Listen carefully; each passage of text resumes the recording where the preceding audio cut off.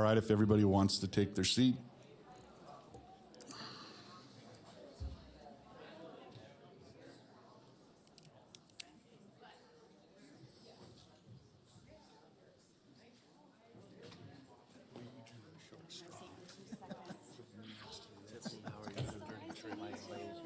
can't wait to work with you and I get look to know forward you. to it. I'm disappointed it's only going to be for 6 months. Well, I'm 6 months. You might be. We'll see.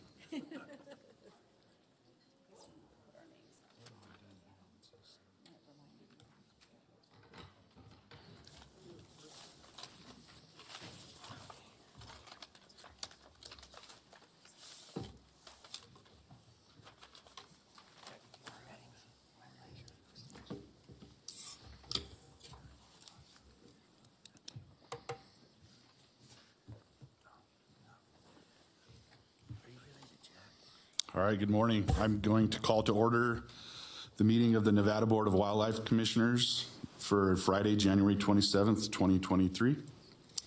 And I'm going to ask Commissioner Barnes to lead us in the pledge.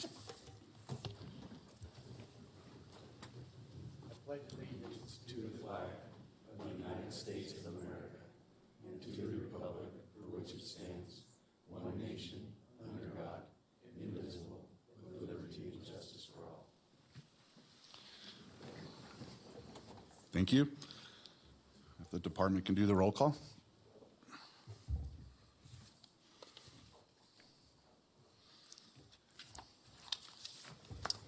Chair Cavilla, Here. Vice Chair Rogers,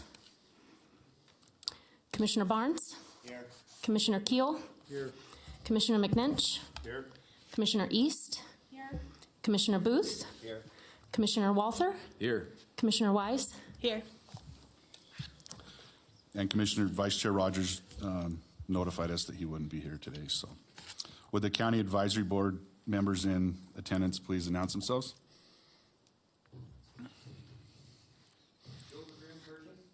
Morris Nelson, Lander. Gene Priest, Hutchins. Jim Penny, Elko. Glenn Bunch, Mineral. And then is there any county advisory boards on Zoom? Paul Dixon Clark.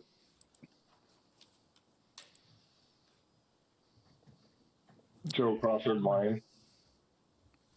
Larry Allen, Humboldt. That's all of them? Okay.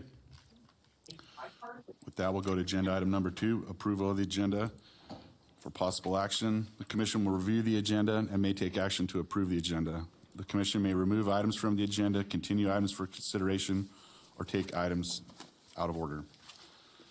Any questions or comments on the agenda? Seeing none from the commission, any cab comment on the agenda? Seeing none, any cab comment on Zoom? Okay, any public comment on the agenda in Reno? Seeing none, any public comment on Zoom regarding the agenda? All right, that'll bring it back to the commission.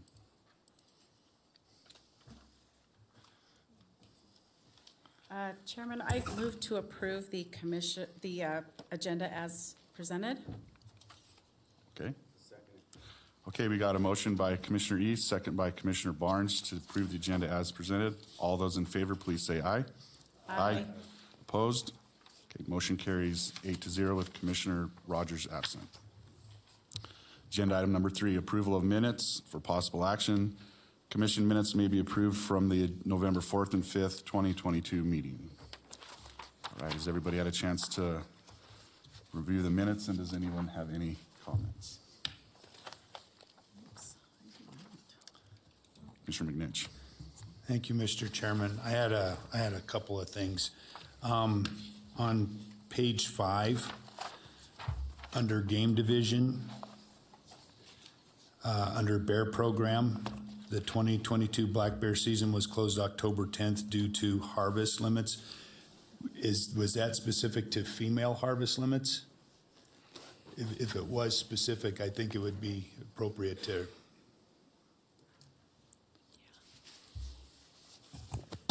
Mike Scott for the record.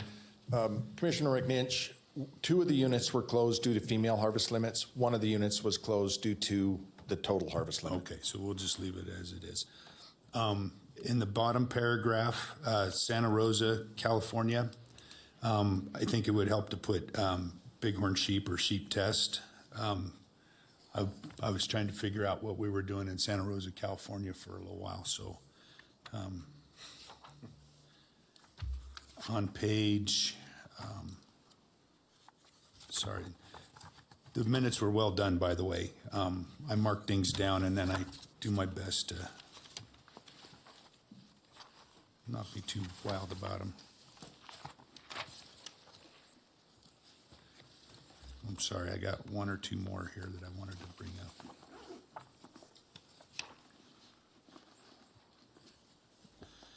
On page 42, on the first full paragraph, Commissioner McNinch stated that he interpreted it as saying it has to be both in order to apply. He suggested if the department wanted more power, it would need to be an or. So that was just kind of jumbled up. I'm not sure what we were trying to. Megan, do you know what you need to do there? What you?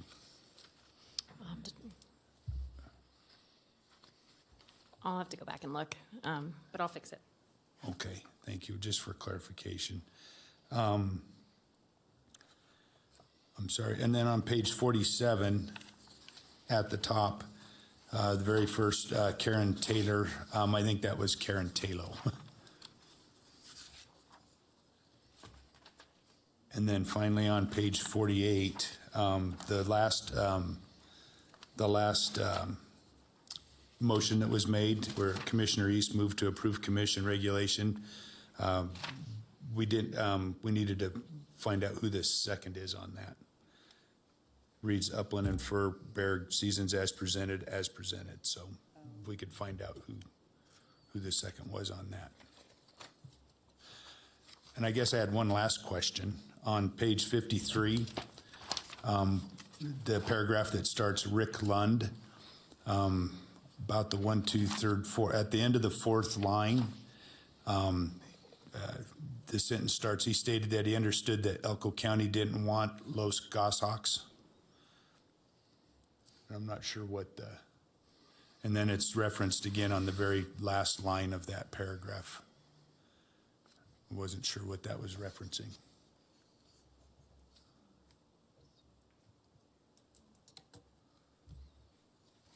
Oh, it's iOS was what was on there.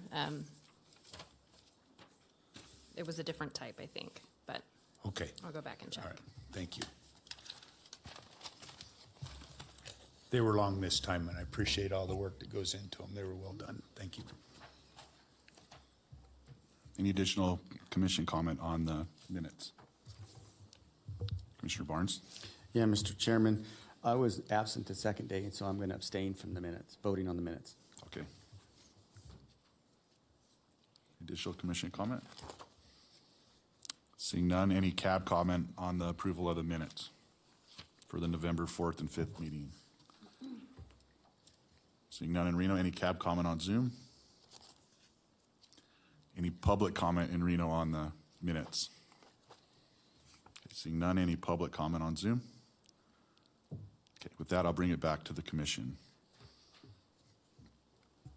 Mr. Chair, thank you, Mr. Chairman. I'll make a motion to approve the minutes with the noted edits, and we'll give Megan editorial leeway to make the changes that she needs to reflect the proper record. Thank you. Okay. Got a motion by Commissioner McNitch, seconded by Commissioner Walter to approval, for the approval of the minutes. All those in favor, please say aye. Aye. Opposed? The motion carries unanimously with Commissioner Barnes abstaining from the vote and Commissioner Rogers absent. Okay, agenda item number 4, member items, announcements, and correspondence, informational. Commissioners may present emergent items. No action may be taken by the commission. Any item requiring commission action may be scheduled on a future commission agenda. The commission will review and may discuss correspondence sent or received by the commission since the last regular meeting and may provide copies for the exhibit file. Commissioners may provide hard copies of their correspondence for the written record. Correspondence sent or received by Secretary Alan Janay may also be discussed. I guess a lot has happened since the last commission meeting, a lot. Commissioner Perini resigned from the commission, and we want to wish him all the best. We want to welcome Commissioner Booth as his replacement to the commission. We want to welcome new Director Janae to his new position. So a lot of commotion going on since November, I guess you could say.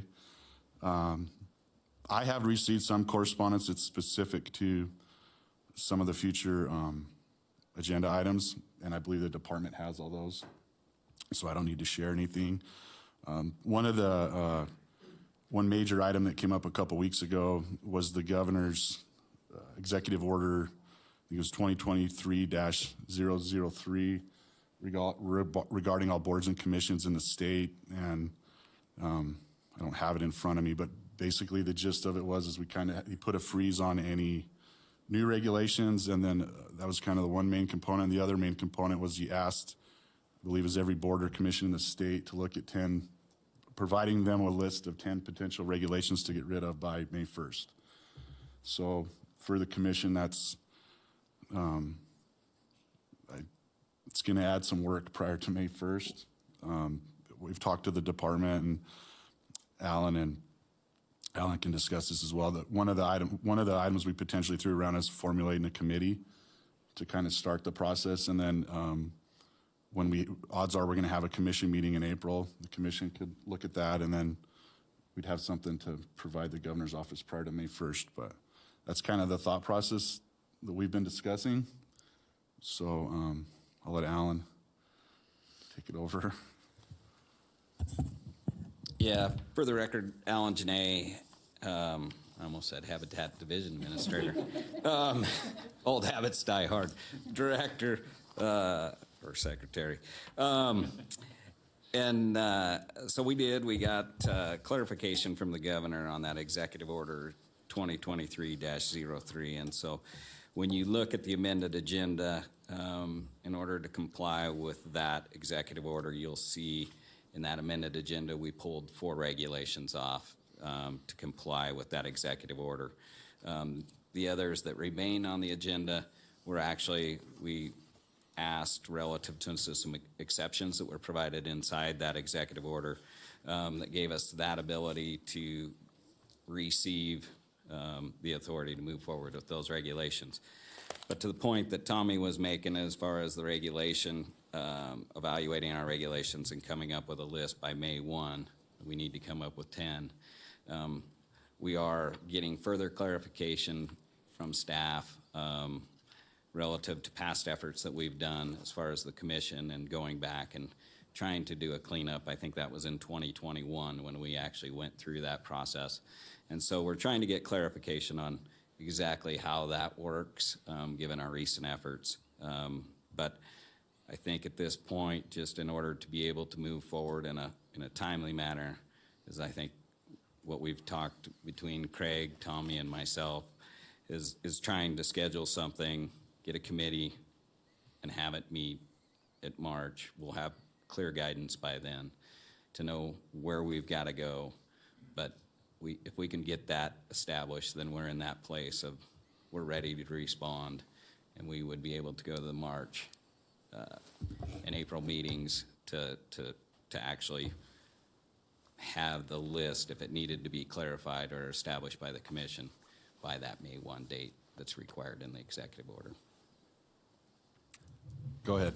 If I could just add to the director's comments, just to give the commission some comfort about this directive. As you can imagine, when the Attorney General's office reviews a directive that completely shuts down all the regulatory structure of the state, there's a lot of work going on at the Attorney General's office. So we've been interacting with our clients on a daily, weekly, monthly basis, trying to seek further clarification from the governor. And as you saw on the 27th, or the 23rd, we got another clarification. The language of that clarification, in my mind, made clear we're going to get further clarification from the governor as to exactly what the intent is of the directive. For example, there's a lot of questions about section 2 that speaks about removal of 10 regulations. Does that include subsections of regulations? Does that include clarification of regulations? Things that make it more efficient for our constituency and our clients. Because that clearly is the intent of the directive. If you look at section 1, they talk about streamlining and things like that. I think clearly the intent of that directive was to make government more efficient, which I think this commission and everybody, including the Attorney General, is going to highly support. So I just wanted to kind of give you guys some comfort that we are working on this, getting more clarification from the governor.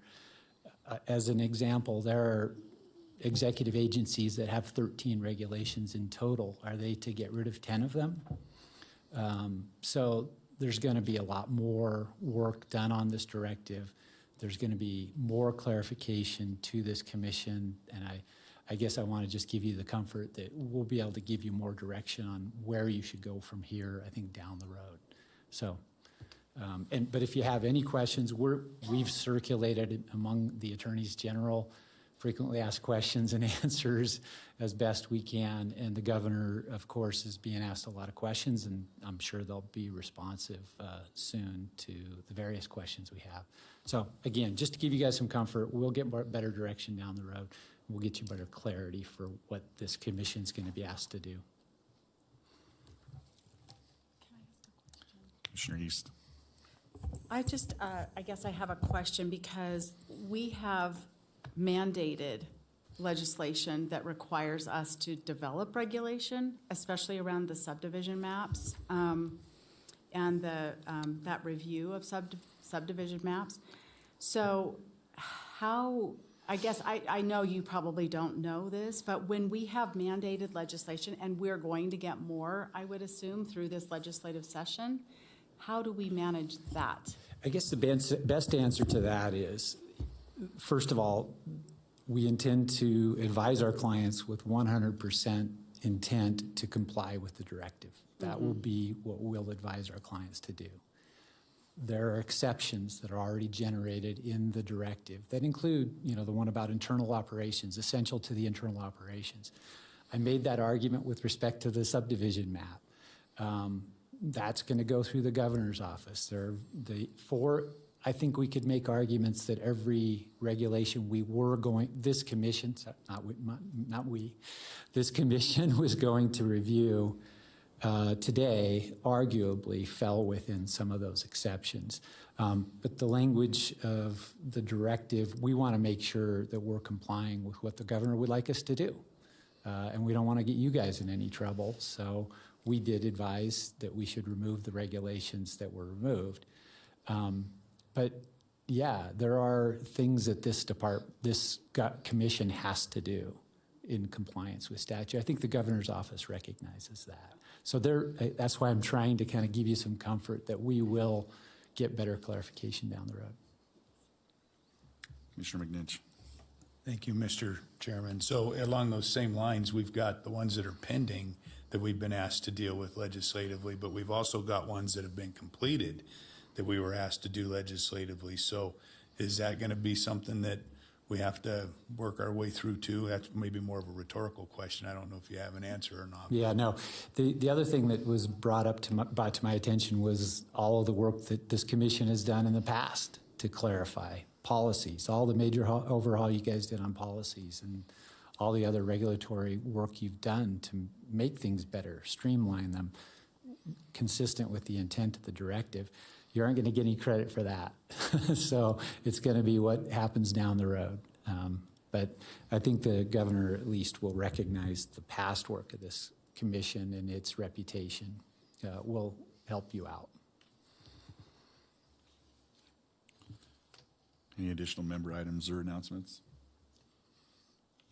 And I guess I just wanted to put it out there that we might, depending on some further clarification, we might need to have that committee, and here in the next couple of months, we might have to, because the executive orders want, they want the public involved in that, and so we obviously have to have the public meetings and post them correctly, and it's going to be, could be a little bit of work with the legislature going at the same time. So All right. Congratulations, Alan. All right, we're going to go to agenda item number 5, county advisory boards to manage wildlife, informational. CAB members may present emergent items. No action may be taken by the commission. Any item requiring commission action will be scheduled on a future commission agenda. Any CAB items in Reno? Okay, seeing none. Any CAB items on Zoom? All right, with that, we're going to go to agenda item number 6A, reports informational. Department activity report, Secretary Alan Janay and Division Administrators. A report will be provided on Nevada Department of Wildlife activities. Thank you. Again, for the record, Alan Janay, Director, Secretary, I'm going to have to figure this out. I should have paid more attention. Today we'll walk you through the standard department activity report, give you an update of where we've been and what we've been doing. In the director's office, as discussed earlier, makeup of the director's office has recently changed with the retirement of Tony Wasley after 10 years and a lifetime of service to the agency. Director Wasley served on several national and statewide boards and councils. He served as the president to AFWA, the American Fish and Wildlife Agencies, and is widely recognized and well-respected leader on national conservation issues. We hope and look forward to working with him in a different capacity on conservation issues for a long time to come. This is a weird thing. It's a third-person thing. Myself, Alan Janay, Habitat Division Administrator, accepted the director position after almost 30 years with the department. Also, changes in the director's office. Everybody's aware of it. Deputy Director Jack Robb was appointed as the director of the Department of Administration. Deputy Director Robb has served Nevada's wildlife in many different roles through his lifetime, including serving on the board of the Nevada Bighorns Unlimited and on the Nevada Board of Wildlife Commissioners. He looks forward to working with NDOW in a new capacity and will continue to enjoy Nevada's natural resources. We here at the Department of Wildlife wish them the best and thank them for their services. The Director's Office also recently welcomed Cameron Toll as the Administrative Assistant 3, right here. Cameron comes from the private industry and is excited to start his service with the state while working to protect Nevada's natural resources. Management Analyst Kaylee Musso is on maternity leave after welcoming a healthy baby boy, and Program Officer Alejandra Medina will be helping with legislative tracking and legislative committee hearings. The Director's Office has been preparing for the upcoming legislative session meeting with legislators, the Legislative Council Bureau, and conservation partners. The department's primary focus has been on preparing for the upcoming session and pre-session budget hearing or budget presentation to the Legislative Commission Budget Subcommittee on February 1st. The Director's Office has been busy responding to multiple requests from the Governor's Office and Governor's Finance Office addressing the state's ongoing vacancy challenges and budgetary items in preparation for the upcoming legislative session. The Director's Office has also been keeping up with multiple public records requests. The following regulation was approved by the Legislative Commission on consent agenda and are effective as of December 27, 2022. Regulation 090-21, CGR 508, antler points, a regulation revising the definitions of antler point, spike elk, and spike only. If there's any questions, Cody McKee, our staff specialist, can help answer those questions. Temporary regulation CGR 510, first come, first serve, prevention of unfair advantage, is now in place. This regulation establishes provisions for the suspension of unfair advantages. This regulation authorizes the department to suspend an account for unfair advantages while using the first come, first serve program. For example, using bots. If there's any questions, Megan Manfredi out of DATS can take those. And if there's any questions, I could answer. If not, we can move on to the Game Division Administrator, Mike Scott. Oh, I lied. Cody Schroeder. Pull the switch on you, Alan. Good morning. For the record, Cody Schroeder, Staff Specialist, Department of Wildlife. I'm going to be providing a briefing on the game division activities, starting with desert bighorn sheep. Captures were conducted on November 11th to the 16th in southern and central Nevada. The primary effort was the ongoing Test and Remove project on Department of Defense's Nevada Test and Training Range, with expansion to the Bear Mountain herd that has connectivity to the NTTR. 23 bighorn were captured and sampled for Mycoplasma ovinimonii. In addition, a total of 18 sheep were captured on the Department of Energy's Nevada National Security Site, the Spectre Range, the South Monitor Range, and the Hot Creek Range, to document connectivity with adjacent herds and potential for pathogen transmission. Game Division staff recently met with wool growers to build a stronger relationship and open line of communication with our respective wild and domestic sheep operations. The meeting provided great dialogue and information sharing and mutual respect to keep wild and domestic sheep separated as best we can. Their trailing routes, shearing sites, private land grazing have the potential to allow interaction with the Granite Range, Virginia Mountains, Lake Range, and Suave Mountain bighorn sheep herds. NDOW staff received a report of 10 domestic sheep in the Egan Range in occupied desert bighorn habitat. NDOW personnel worked with Department of Ag and the subleasee of the permittee to remove all 10 animals from the landscape. For elk, the game staff, wildlife health, and Eastern Region biologists met recently to discuss and summarize findings from investigations related to seasonal elk mortality syndrome occurring primarily in Hunt Unit 067. Department personnel expect to complete a report summarizing preliminary findings in spring 2023. For moose, faculty at Texas A&M University and College Station have begun preliminary analyses of movement and habitat use of Nevada moose. The objectives of this project are to identify important habitat features, estimate habitat, identify potential limiting factors for moose expansion in Nevada. Department personnel plan to capture and deploy up to 5 radio collars on moose in northeastern Nevada. Emphasis will be placed on areas where captures have not occurred to broaden the department's understanding of suitable moose habitat in Nevada. And for mule deer, the Mule Deer Enhancement Program continues to implement programs approved from fiscal year 2022, including various habitat enhancement projects and radio calling efforts to improve knowledge of mule deer ecology, movements, and habitat use. Captures have been completed in northern Washoe County, where 36 mule deer were captured and tagged with various units throughout management areas 1 and 2. Overall, 18 bucks and 17 adult does were captured and collared as part of this ongoing effort to study mule deer ecology in northern Washoe County. Capture work was also completed in Unit 033 and was part of a cooperative effort with U.S. Fish and Wildlife Service to map migration corridors and seasonal habitat use on the Sheldon National Wildlife Refuge and surrounding areas. For pronghorn, postseason surveys are largely completed, although some late season surveys are still being conducted. Well above snow is making access difficult for some ground-based surveys.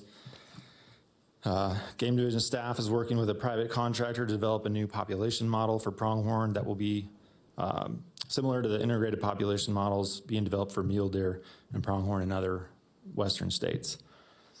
Sage grouse wing analysis was conducted on December of 2022. A total of 656 wings were analyzed, consisting of 307 adults, 349 juveniles. A production ratio of 1.65 chicks per hen were estimated, which is the highest observed value since 2013. Nest success was estimated at 51.5%, which is significantly higher than the long-term average of 44.6%.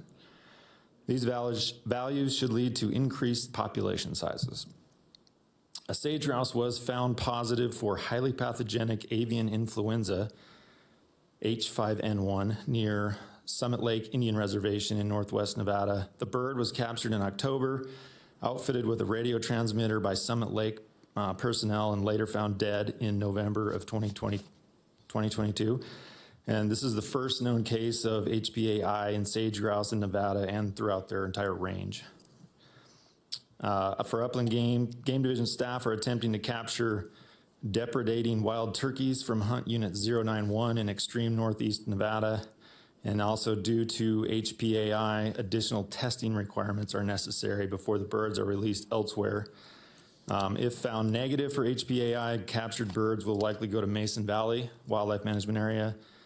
To date, a total of 5 turkeys have been captured with trapping efforts continuing.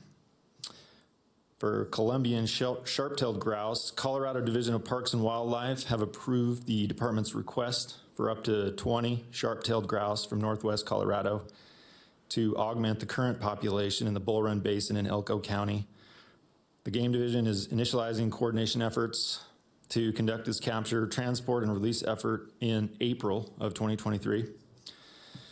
And for migratory birds, for calendar year 2022, a total of 2,112 migratory birds, including 1,696 ducks, 400 mourning doves, and 16 band-tailed pigeons were marked by NDOW Game and Habitat Division personnel on a total of 5 wildlife management areas in compliance with the Pacific Flyway and U.S. Fish and Wildlife Service programs.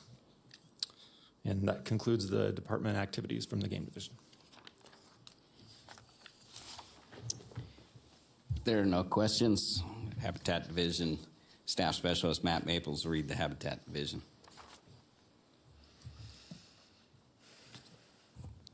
Good morning. For the record, Matt Maples, Habitat Staff Specialist.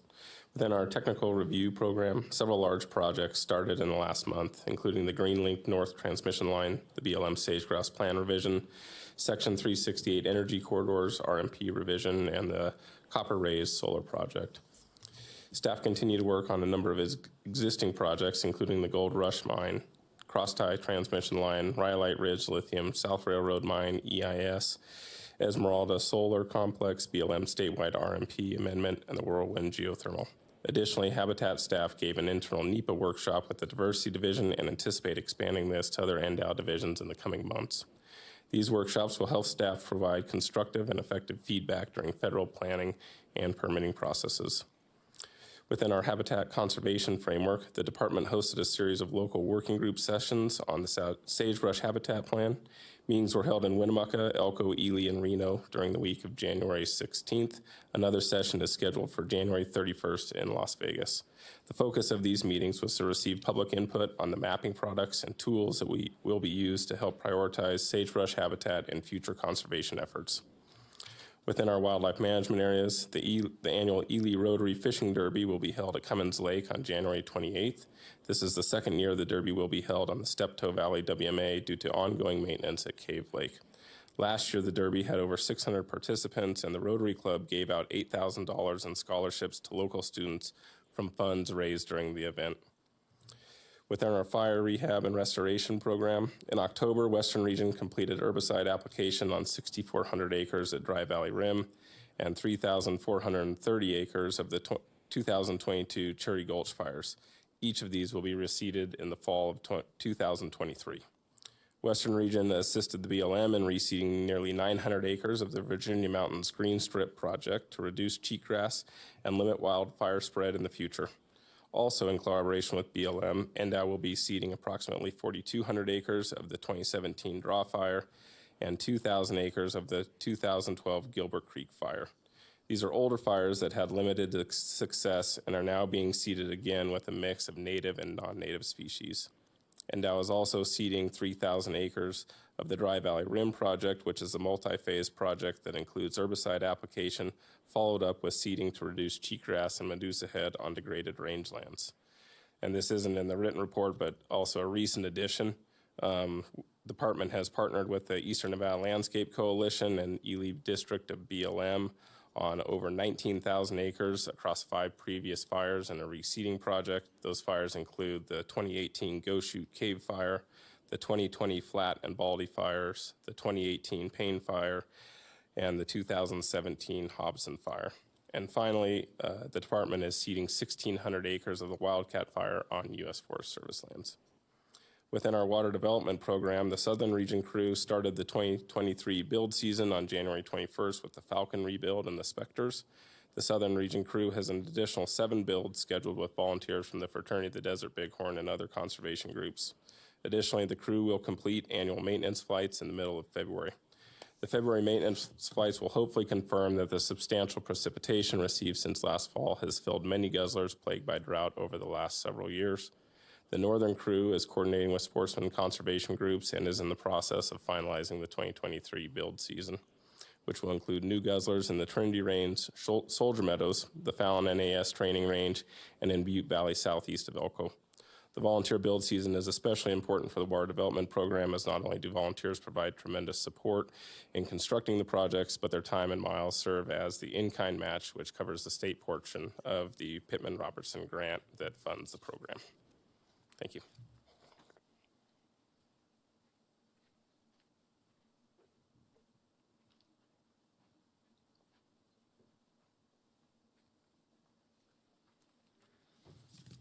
Good morning. I'm Aaron Keller, the statewide outdoor education coordinator, for the record. NDOW staff and conservation educators teamed up to host the 2023 Wild Sheep Foundation's Sheep Show and Youth Wildlife Conservation Experience in Reno. Thursday and Friday of the event, we had 590 students bust in from participating schools in career presentations, education tables, skins and skulls, archery lessons, and much more. On Saturday, the event was open to the public, and we set a new attendance record by registering 1,245 kids, with hundreds more families mistakenly bypassing the registration table. Endo also hosted a booth inside the Sheep Show for visitors to buy licenses, guzzler books, and to learn more about hunting and fishing in Nevada. As always, the event was well attended. Our annual National Archery in the Schools program tournaments are here once again, and we'll be hosting 2 tournaments again this year. One was just held in the Western region at the Wasting Arrows on January 19th and 20th, and the other will be in the Southern region at the South Point Hotel and Casino next week on February 1st. More than 650 competitors are registered to shoot this year, and actually not in the note is we have more female shooters than male shooters this year, which is interesting. Preparations are underway for the NDOW exhibit at the 2023 Clark County Fair and Rodeo. And in 2022, the event saw record attendance estimated at nearly 109,000 people. Educators are currently facilitating Trout in the Classroom, teacher trainings, and scheduling egg pickups as I speak. And after testing it out last year, educators will continue to offer many different options to participate in the program virtually. Teachers can get an in-classroom tank, watch the virtual live stream tank on the Trout in the Classroom website, attend scheduled live webinars with our angler educators throughout the state, and watch recorded webinars on YouTube if they miss our live presentations. Know Your Nevada is in full swing in classrooms. You guys have heard about that in the past. And several regions have recruited more teachers to the program and volunteers trained to facilitate that program. Our volunteer instructor appreciation dinner and award dinners have been taking place throughout the state, honoring our volunteer instructors for all of our programs, including hunter education, angler education, wildlife education, and archery education.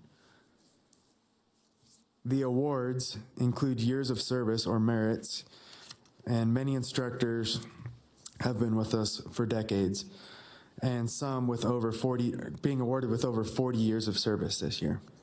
Other awards include going above and beyond as an instructor. In outreach, the Nevada Department of Wildlife sent an email to hunters informing them about the spring turkey application period, and this email had a 60% open rate and led to NDOW receiving more than 660 applications on the first day of the application period, compared to less than 100 last year. Conservation education staff ended 2022 with NDOW's annual 25 Days of Fishmas campaign on social media to promote fishing across the state. This campaign is always popular and generates a lot of engagement on social media, with many followers sending in photos for staff to share on NDOW social media platforms. NDOW conducted a statewide survey of Nevada's adult population to learn more about people's opinion and values as it relates to nature, wildlife, and time spent outdoors and personal health. Since its conclusion, conservation education staff has sought opportunities to share that information with others, and most recently presented some of the findings to the Nevada Recreation Shared Stewardship Group and the Lander County Board of Commissioners. a chronic wasting disease messaging campaign is currently running statewide with specific messages to tag holders and hunters going out of state. Conservation education staff produced a virtual tour of the Lake Mead Hatchery Visitor Center and posted on social media. It's very popular, and there were nearly 12,000 impressions on the Nextdoor app alone. And then we just have a quick media highlight from the November through January. Conservation education staff distributed numerous press releases on a variety of topics, including bear awareness, mountain lion awareness, hunting safety, poaching, and the agency's new leadership. In addition, they coordinated media coverage on NDAR-related stories. And one highlight was an interview with a reporter from Dietz Height, a Berlin, Germany publication. And since November, the department has had a reach of more than 120 million people through our social media channels. Thank you, and I'll now take any questions.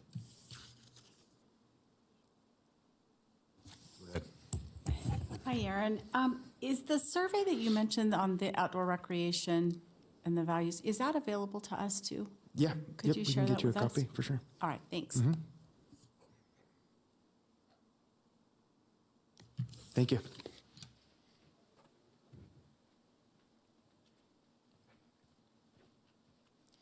Good morning. I'm Jen Newmark. I'm Wildlife Diversity Division Administrator. A couple of staff updates in keeping with the theme of the meeting. Wildlife Diversity has added two new team members. We are pleased to welcome Joey Danielson as our new Ely field biologist. Joey attended Christopher Newport University on the East Coast, but he did the majority of his field work here in Nevada, focusing on bats. You've heard us talk in the past about Rose Guano Cave, and he was the main lead researcher on that project, doing banding and working on surveys of abandoned mines. Most recently, he's been working at the Great Basin National Park on a variety of projects, including reptiles and birds, and he started with us just this early January. We've also filled our wildlife staff specialist position at our headquarters office. Jonathan Young will be starting with the division on February 6th. He currently is the lead wildlife biologist and ecologist at the Presidio National Park in San Francisco. In this role, Jonathan has experience in a variety of wildlife, including designing projects for all kinds of species, working with the public on the urban-wildlife interface, and building programming that's connecting visitors to nature and natural resources. We are super excited to have him join our team, and with both Joey and John joining us, Wildlife Diversity is actually a full division for the first time in years, so I'm super happy. This is just in time as we begin to tackle implementing our newly revised State Wildlife Action Plan. Although the plan has not yet been approved by the U.S. Fish and Wildlife Service, the division is beginning discussions on how we tackle that implementation. And just as a side note on that approval process from the U.S. Fish and Wildlife Service, the plan was submitted back in September, and at that point, the service, as well as one other state reviewer, goes through the plan and ensures that all the 8 required elements were met. And that process can take several months. So it's not unusual that we haven't heard back or received that approval yet, but we're expecting it at any time now. The entire wildlife diversity team held our annual coordination meeting last week in Reno. As part of this meeting, the division developed a timeline of when we will periodically shift species focus and begin and end various projects. This timeline is going to help the division adequately plan specific work over the course of the 10-year lifespan of the Wildlife Action Plan. And it will help us develop management outcomes for several species that we haven't yet been able to work on. We also spent a day working with a facilitator to develop a strategic framework for responding to new developments, as you heard Matt report in the habitat report, and that included developing species priorities for various project types as well as looking at habitat types. For field projects, the winter months are a bit slower for wildlife diversity, but we do have a few projects that are currently happening. In the Lake Tahoe Basin, staff are conducting annual camera tracking of snowshoe hares and Pacific martin. This year in particular has been really productive for snowshoe hares as we had such a great snowpack and cold temperatures in November and December. Also, during the month of January, staff and volunteers are conducting our annual winter raptor survey. We have more than 65 standard routes across the state that are surveyed each year. And pending any weather issues, we expect to have all of our routes covered this year, which is pretty cool. Finally, staff are preparing for our annual bat winter hibernation surveys where we conduct disease surveillance for white nose syndrome and the fungus that causes the disease. We plan to sample at least 10 sites.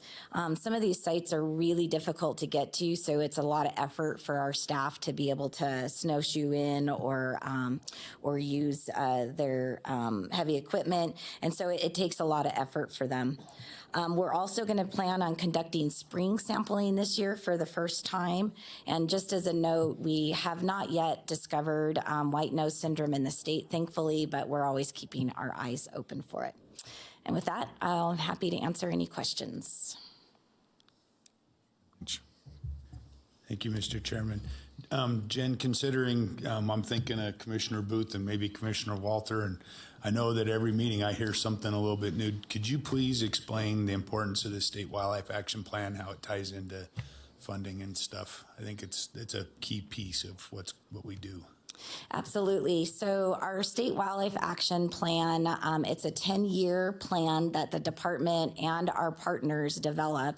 It covers all of the main biological priorities for the state. So while I often in wildlife diversity report on the plan, it is really a department plan. And essentially it makes the state eligible for state wildlife grants, which is the main funding source for wildlife diversity and the native fish program in fisheries division. And it also would make us eligible for Recovering America's Wildlife Act dollars if that act passes. And just for benefit of those who are new, the Recovering America's Wildlife Act was legislation in Congress last year that would provide the states $1.3 billion to implement their state wildlife action plans. Disappointingly, it did not pass at the last Congress, but there is still a lot of momentum behind it, and there are plans to try to reintroduce it to the new Congress. We have, in the State Wildlife Action Plan, we have identified 267 species of greatest conservation need. And again, that's for many game species. It covers wildlife diversity, birds, mammals, and reptiles. It includes our native fishes and mollusks. And new this year, or this cycle, we do have identified 67 invertebrate species, butterflies and bees primarily. And yeah, I could go on forever about the Wildlife Action Plan, but I'll just end it there and ask for any specific questions. Did you mention that it includes game in certain? Yes. Okay. I think I did, but I'll say it again. It does include game species.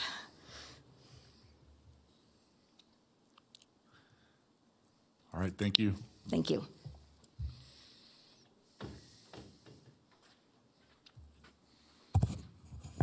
Morning, Chairman Caviglia, Commissioners. Chris Cruikshanks, for the record, Administrator of the Fisheries Division. And I'm here for a Fisheries Division update. With the winter season upon us, many Fisheries Division staff statewide took time off around the holidays to spend needed time with family and friends. Cold weather means most biologists are busy analyzing data from the 2022 field season and writing required field trip reports and job progress reports. Winter is also meeting season for fisheries personnel. Interagency coordination, species recovery, and planning meetings are traditionally held in the winter when biologists are not in the field. Fisheries headquarters staff recently made trips to all 3 regions to discuss emerging fisheries issues, along with work program and planning for the 2023 field season. I wanted to say about that, we were in Las Vegas last week for our southern region to meet with our southern region biologists. We were able to take a trip out to Devil's Hole and the Fish Conservation Facility and Ash Meadows for for those of you that haven't been there, it's pretty spectacular to go see those facilities.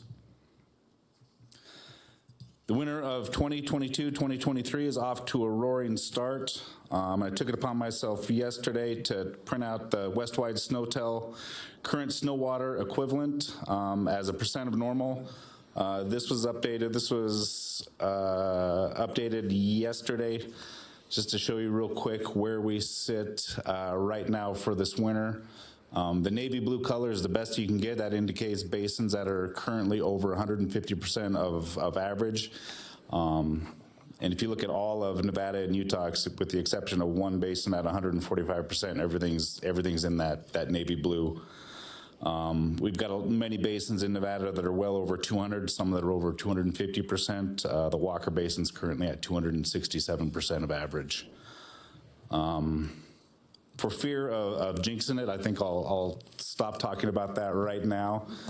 It's kind of like a pitcher with a no-hitter going into the 7th inning. You just don't talk about it. So that's all I'm going to say about that. The Nevada Department of Wildlife has been coordinating with the University of Nevada in the establishment of a cooperative research unit. The unit leader position was recently awarded to Jeff Falke from Fairbanks, Alaska. NDOW personnel are currently identifying and prioritizing research needs and priorities for the CRU. From our fish hatcheries, Gallagher Hatchery has spent most of the past couple months spawning rainbow trout in an effort to reach our needed allotment for the 2024 stocking season. With ongoing hatchery vacancies, Eastern Region biologists have provided a much needed hand to reach our goal of 600,000 eggs. Fish hatchery headquarters staff has been working with the Great Basin National Park personnel to remove or replace a 60-year-old pipeline along Snake Creek, which supplements water flow to our Spring Creek rearing station near Baker, Nevada. From our native aquatics and sport fish programs, Dixie Valley toad was recently emergency listed as an endangered species by the U.S. Fish and Wildlife Service. The listing determination was in large part due to a proposed geothermal plant adjacent to the toad's habitat. In addition, a petition to list the Western Ridge mussel was recently filed with the U.S. Fish and Wildlife Service. Fisheries headquarters staff have been coordinating with federal partners and attending a multitude of meetings and matters relating to both of these petitions. Fisheries headquarters staff spent a considerable effort in assisting the Conservation Education Division with the production and editing of the 2023 Nevada Fishing Regulations booklet. We're extremely proud of the end result, and if you haven't seen it yet, it turned out pretty spectacular. So hats off to our conservation education folks for putting that together.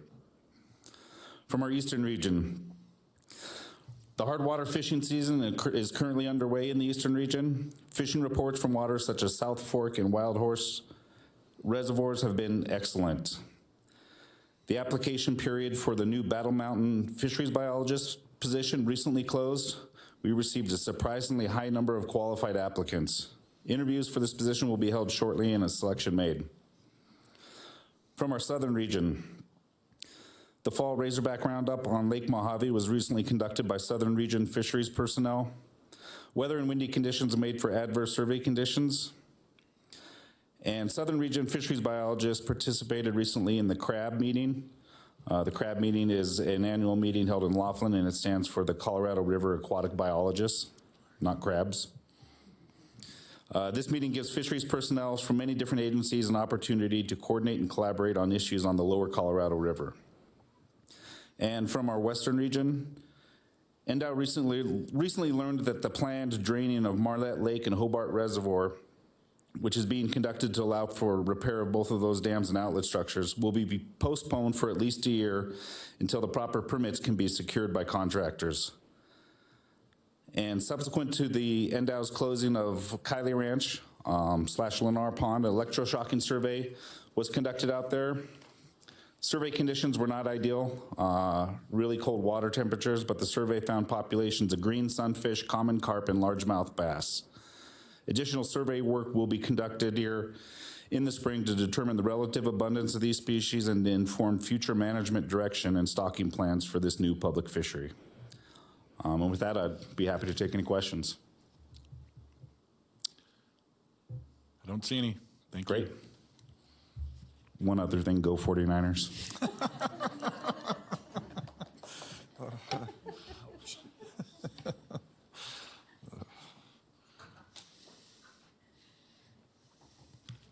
For the record, Chrissy Rose, Program Officer with Data and Technology Services.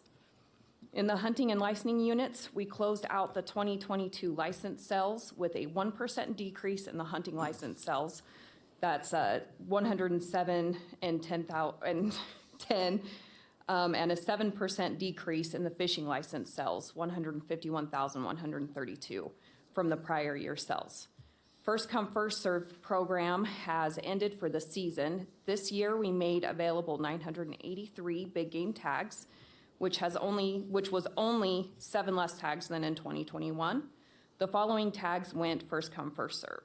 We had 158 antelope horns longer than ears, 15 antelope horns shorter than ears, 7 junior mule deer antlerless tags, 572 antlered mule deer tags, 16 antlerless mule deer tags, 108 antlered bull elk tags, 2 depredation antlered bull elk tags, 74 antlerless elk tags, 10 spike elk tags, 13 desert bighorn sheep ram tags, and 6 desert bighorn sheep ewe tags. On January 1st, our annual vessel auto registration renewal process went smoothly with over 21,000 vessels, or half of the total vessels, have been registered for the 2023 year. We brought in over $700,000, which is our single largest daily income. Per statute, half of all vessel registration fees go to Nevada's education system. CalComey completed the fulfillment of these registrations in just 5 days. Applications for the spring turkey hunt opened on January 16th. And the licensing and hunt staff are preparing for the non-resident guided mule deer hunt that opens on February 6th. The 2022 big game tag holders have until January 31st to submit their harvest return cards, or there is a $50 penalty assigned to their account, and they'll be unable to apply for big game in 2023 until that penalty is paid and the return card is submitted. The licensing unit will be conducting visit sites to all licensing agents statewide in February. This hasn't been done since the system was put into place 5 years ago. In the geographic information system, staff are working on a new trap survey for the game division, updating the Raptor Nest application for the diversity division, and the NASP school web map for the Con Ed division. In the information technology, staff have been deploying new Windows 11 computers, upgrading the operating systems on the server, adding the game division tablets to our mobile device management system, and implementing Windows Update servers for HQ and regional offices. Lastly, CalComey has announced that they will be selling the Agency Management System, or AMS, to Gordon Darby, Texas's licensing vendor. The department is currently in the process of assigning the CalComey contract to Gordon Darby through the Nevada Board of Examiners. Once this acquisition is finalized, the department will start the process of extending the contract with Gordon Darby. Gordon Darby plans on keeping the existing licensing system and making enhancements to what we have, which means no changes for our customers. Any questions?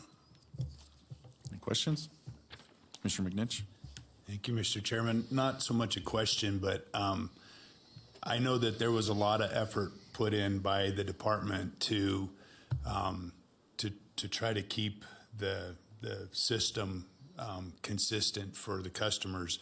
We had just gone through a big change, found out that we're facing another one, and so I just want to let the department know how much I appreciate the effort that went in behind the scenes to make that happen. To ask a company that's taking over the whole system to, put it into their, a round peg into their square hole is really asking a lot. And there was a lot of work that went into that. So I just wanted to recognize the efforts of the agency, the department, and staff for making that happen. That's a big deal, and it probably saved millions of dollars in the long run. So thank you.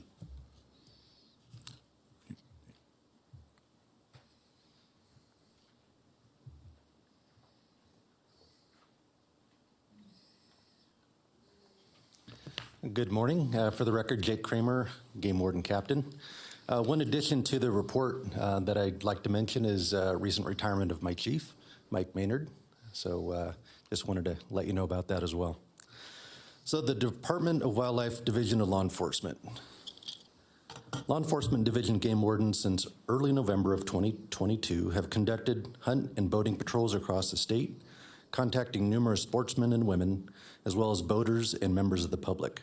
Since our last commission meeting, wardens have contacted 35 boaters, 935 hunters and anglers, 49 members of the public for public safety concerns, 3 off-highway vehicle operators, 8 persons in the community relations settings, and 157 non-consumptive users. These contacts result in an issuance of 23 criminal citations and 30 warnings. Within wildlife law enforcement, wardens in the eastern region have responded to and dealt with multiple calls for injured or deceased deer where no foul play was suspected.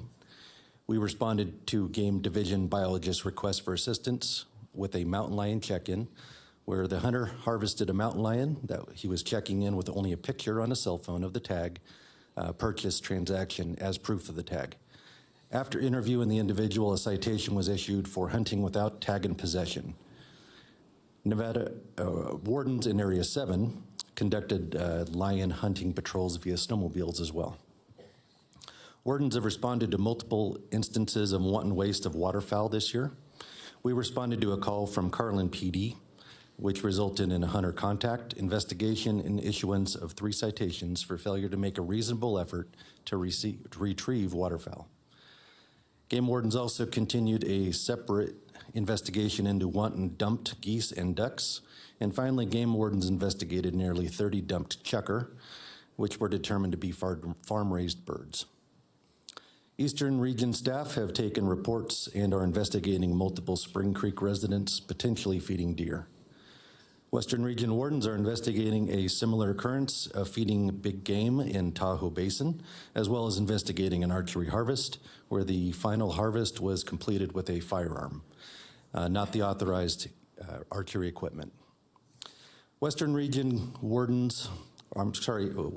Eastern region wardens collaborated on a case in the Western region of multiple mountain lion suspected of being harvested while in leg hold traps. The Southern region wardens have responded to urban wildlife calls involving mountain lions and bobcats, and numerous of those. Game wardens in the Southern region responded to and rescued 3 individuals who could not get back to their vehicle while hunting in Area 267. A game warden in the Southern region is coordinating interviews on behalf of Indiana Conservation for a suspect located in Las Vegas. And finally, wardens in the Western region investigated a zoo that is having issues with their animal inventory, and citations are forthcoming. For the boating law enforcement side, boating activity is its lowest level in the winter months overall, with the lion's share of activity taking place in Laughlin, which accounts for almost all the contacts in the state during the winter month periods. Also of note is that we're entering into a program with the National Association of State Boating Law Administrators, or NASBLA, to seek accreditation for our Marine officers training program and bring it up to a national standard. This effort, when completed, will allow law enforcement division to become self-sufficient trainers for our boating officers in every discipline they need, which will eventually save the state and department significant funds while simultaneously increasing the level of training and the capacity of our recreational boating safety program. For headquarters and administration, we have gone live this month with the new body-worn cameras and deployment for all the officers in the division. Thanks to the tireless work of Game Warden Captain Brady Phillips, we're able to augment dedicated state dollars with federal grant money in order to fully outfit each game warden with a body-worn camera, bringing our division in line with modern law enforcement equipment. We foresee a great benefit to our citizens, our department, and our officers by utilizing body-worn cameras. Law Enforcement Division has just put the finishing touches on a peer support program that will allow specialty trained staff to serve our wardens as peer support personnel following critical incidents, as well as situations in non-critical nature that nonetheless may pose challenges to our wardens. Peer support staff will be able to assist our wardens in both their professional and personal lives because we know that these two spheres often overlap. take questions if you have any. Don't see any. Thank you. All right, thank you.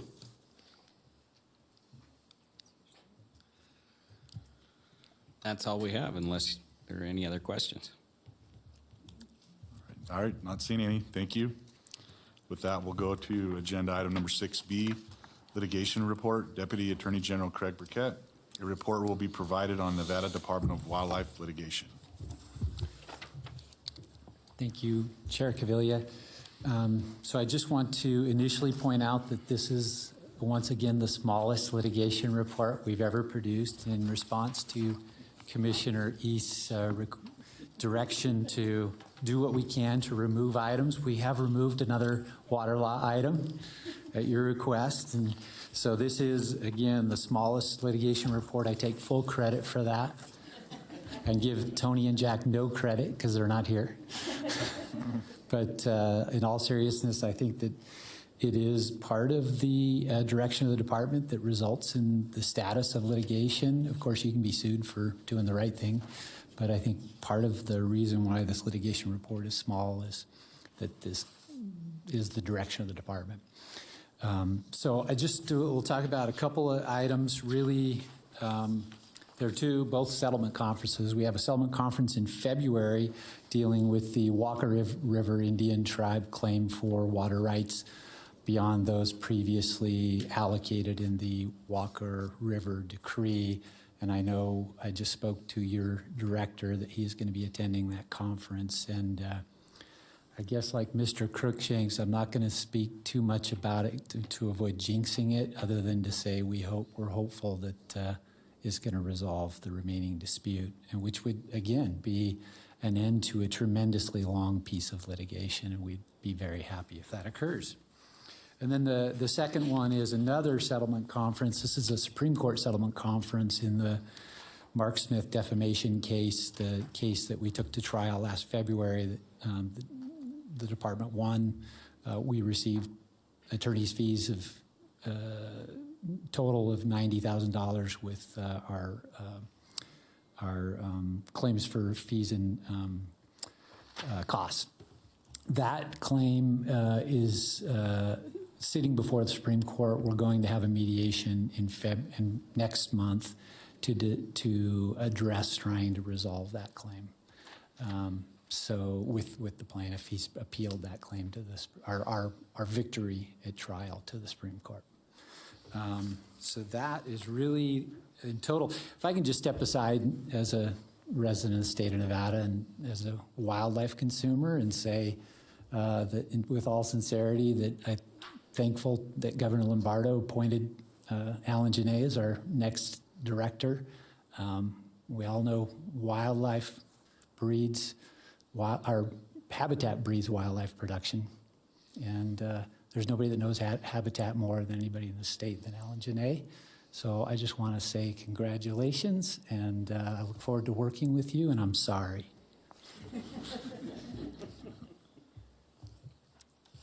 Any questions? Yeah, if there's, sorry.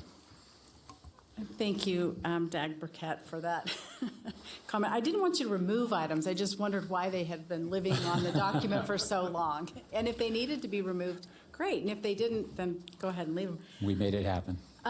So the petition, number 4 on your agenda item, the petition from Mr. Collard, that's not scheduled until September. I kind of looked through these documents that you sent over to me because I'm named on the front of it.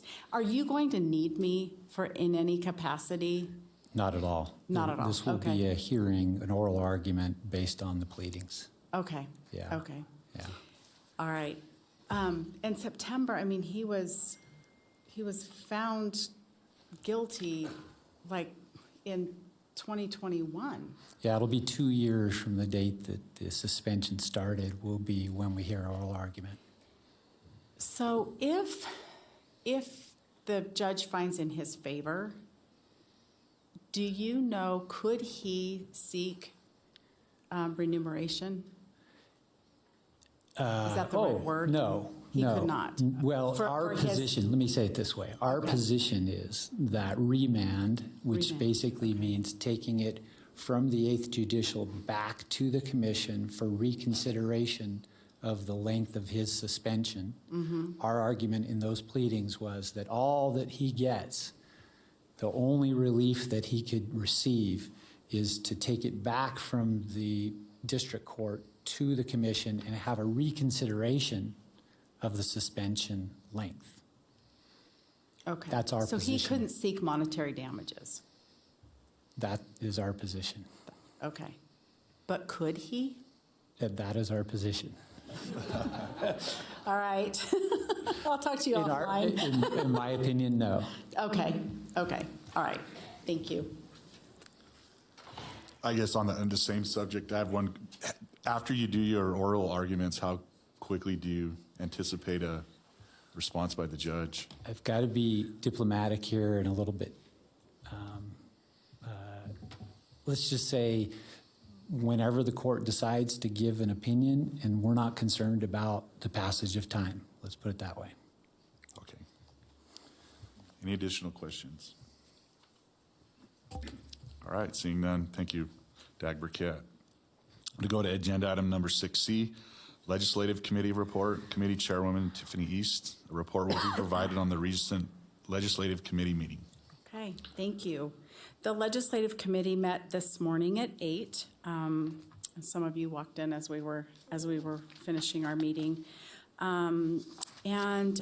With respect to the legislative process and the schedule, the 120-day calendar is out, and a couple of notes on that calendar. February 17th is Wildlife Day at the legislature, and so we will plan on being there, a couple of us, to help support.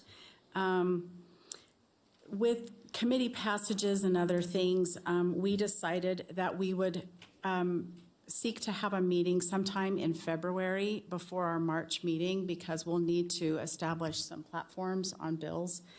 And we're hopeful that we'll have some language on those bills before that meeting.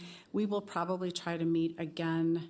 We'll meet again in March and potentially have another meeting scheduled before our commission meeting in May. I think we will plan to have a commission meeting surrounding this legislative stuff and maybe the other that you mentioned this morning in April. So we'll just continue to keep our eye on the calendar to determine when those meetings should be, and also when the legislation starts kind of popping up. We have natural resources. The Senate Natural Resources Committee meets on Tuesdays and Thursdays this session and has a couple of new faces, Senator Pazina and Senator Flores. And Assembly meets on Mondays and Wednesdays at 4 p.m.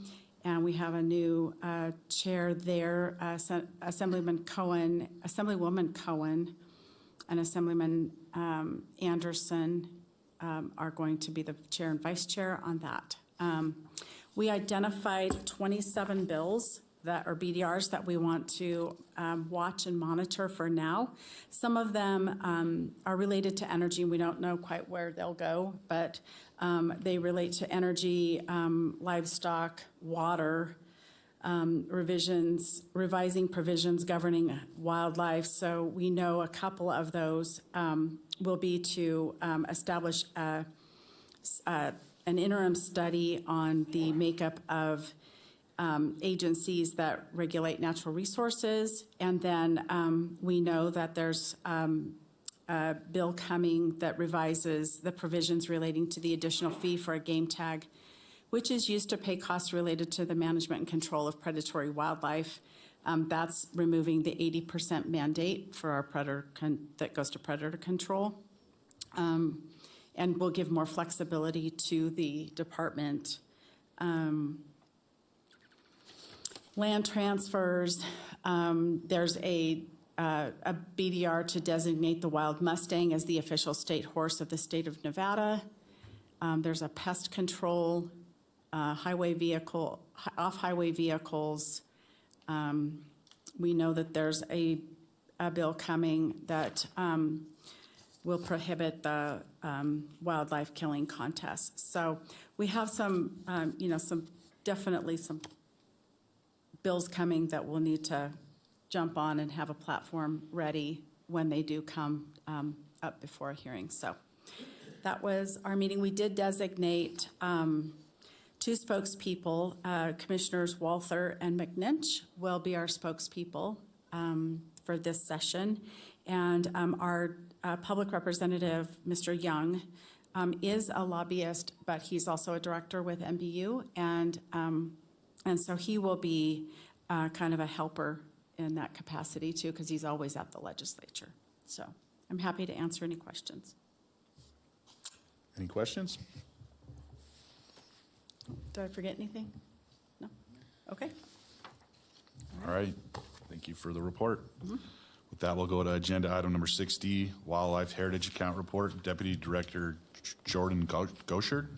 A report will be provided on the funds available, interest and principal for expenditure from the Heritage account in the upcoming year, and an update on available principal balance. So, for the record, Alan Janae, Secretary. Jordan is back at the office. We are rather lean in the director's office right now, so Jordan is back there taking care of some other issues, so I will be covering the update on the Heritage account. If you look at the support material for this item 6D, and you look at that top table, you can see that in fiscal year 2022, we began with a cash balance of $12,092,675. That was an annual growth year to year of 12.1%.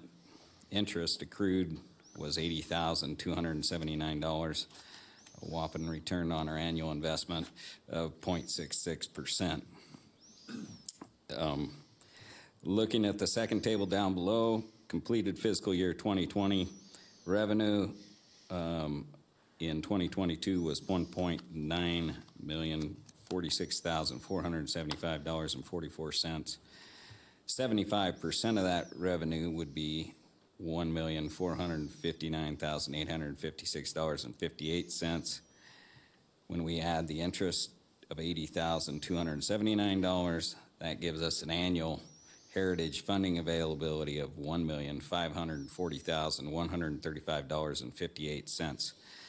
And so that is what will be available for the funding of Heritage projects this year for fiscal year 2024. Any questions? Any questions for Mr. Janae? Thank you. All right, seeing none. Seeing none, prior to get going on 6E, we'll take a quick bathroom break. We'll get back at 10:30.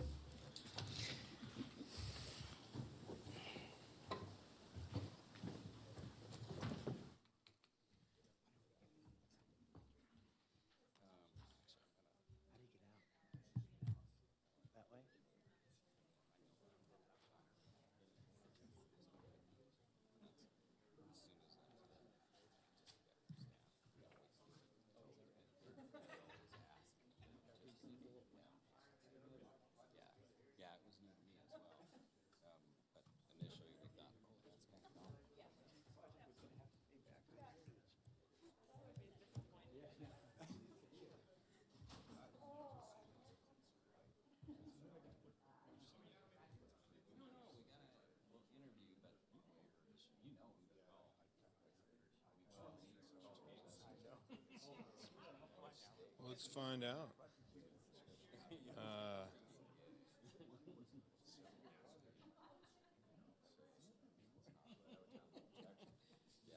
That's pretty cool. That's record-setting funding. Amazing. That's nice.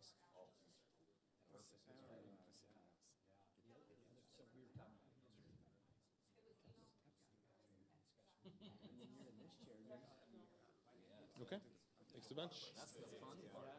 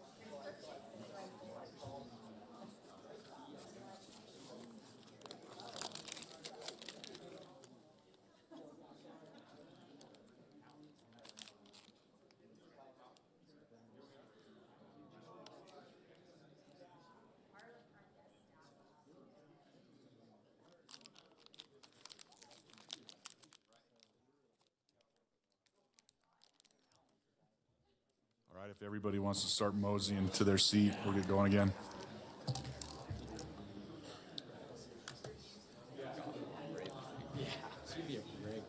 You've got these donuts on your face, so you'll eat them. I see that. I'm gonna hide them.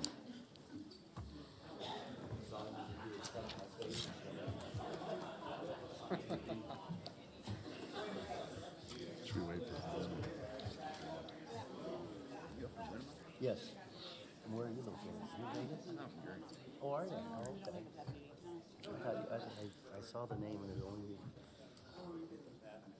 when I was in high school. Or maybe it was in college. Didn't you have All right, I see Alan coming back in, so. Yeah. All right, we're gonna get going again. So agenda item number 6E, draft fiscal year 2024 predation management plan. Wildlife Staff Specialist Pat Jackson for possible action. The draft fiscal year 2024 predator predation management plan will be presented to the commission for initial review.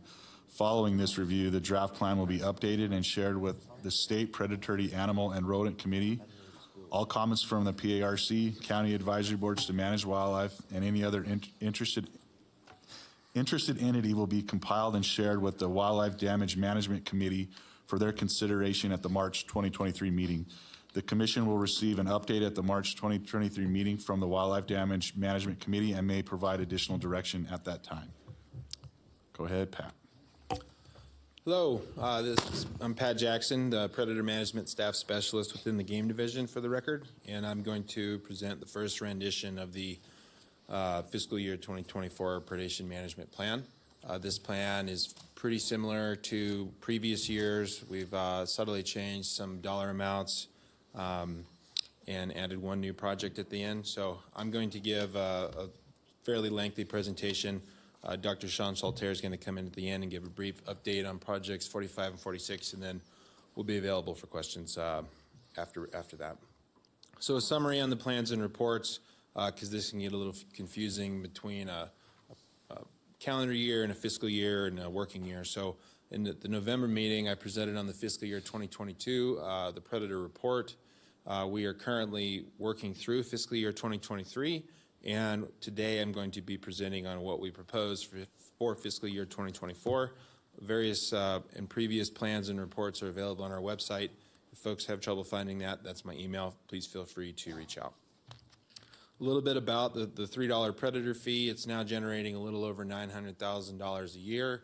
Of that, 14 is diverted to the Department of Agriculture for administrative support.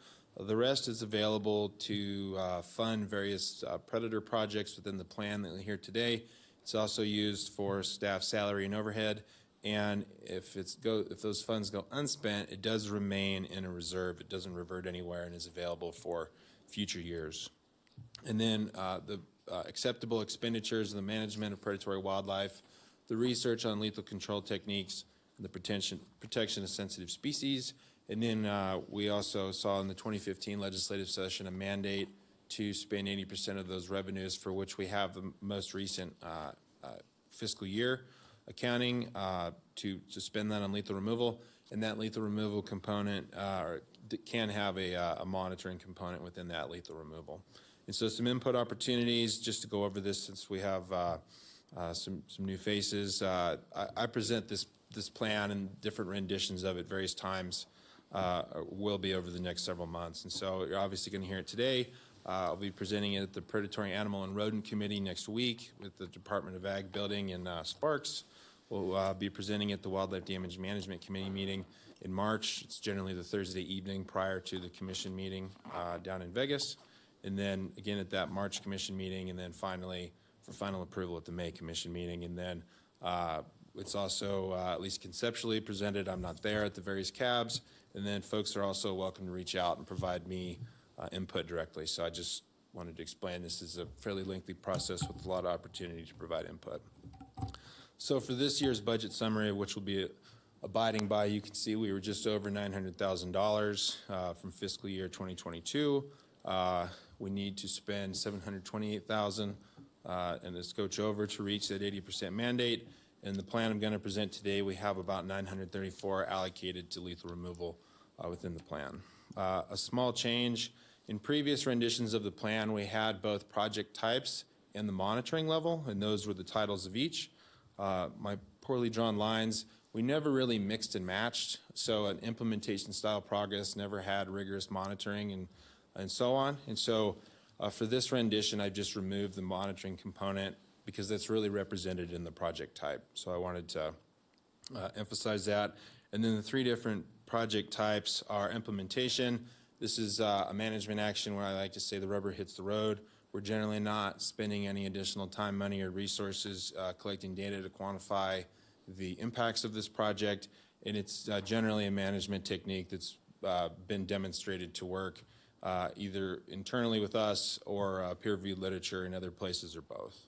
Experimental management, and this is where we're going out and managing predators generally lethally, but then also quantifying that impact. And then experimental management is where we are looking to increase our understanding of predator or predator-prey dynamics, and this may or may not have a treatment. So sometimes they have a rigorous monitoring component, and sometimes it's really just monitoring. Looking back to the November meeting with our previous director, Tony Wasley, he had some comments at the end of the predator report, which I just recently watched because I appreciated his insight, to question preconceived notions and to kind of try and think outside the box. And so over the last couple months, I'm constantly trying to do that myself. And so I want to make the point that in wildlife management, it's my viewpoint that when we stack assumptions where we assume we know one thing and then we assume another, the taller that stack gets, often the less satisfied we are with the outcome. And so I'm also trying something a little different. That's an active QR code. This PowerPoint presentation will be available on our website, or you can scan that with your phone now. But this is a piece on mule deer population dynamics published by the department, written by Tony Wasley in 2004. So I would recommend checking that out. It does a great job of laying out all different sorts of aspects of mule deer population dynamics. And so, so there's three questions that I've been asking myself as far as questioning my own preconceived notions is, when did I come to this conclusion? What did I base that conclusion off of?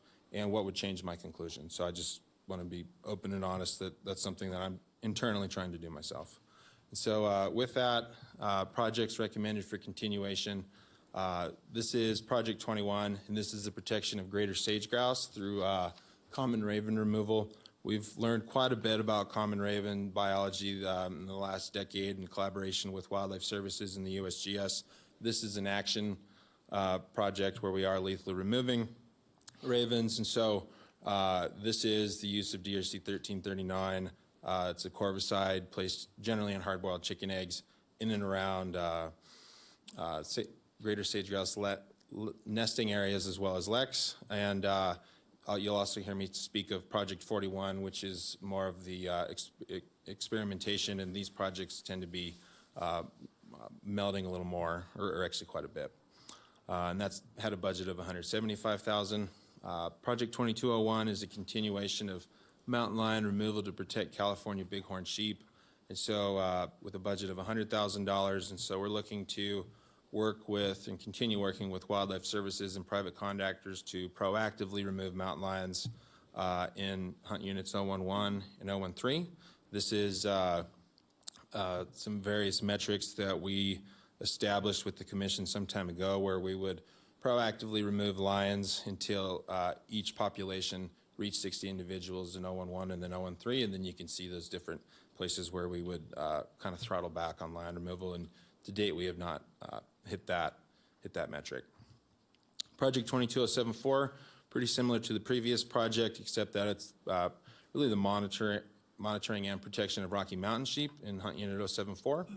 Has a small budget of $20,000, and we're predominantly purchasing, deploying, and maintaining GPS collars on that small sheep population, and monitoring for bighorn sheep. And so, I'm sorry, for mountain lion mortality on bighorn sheep, and we've only had one mountain lion-related mortality in quite some time. Project 37, Big game protection through mountain lions. This is an implementation project.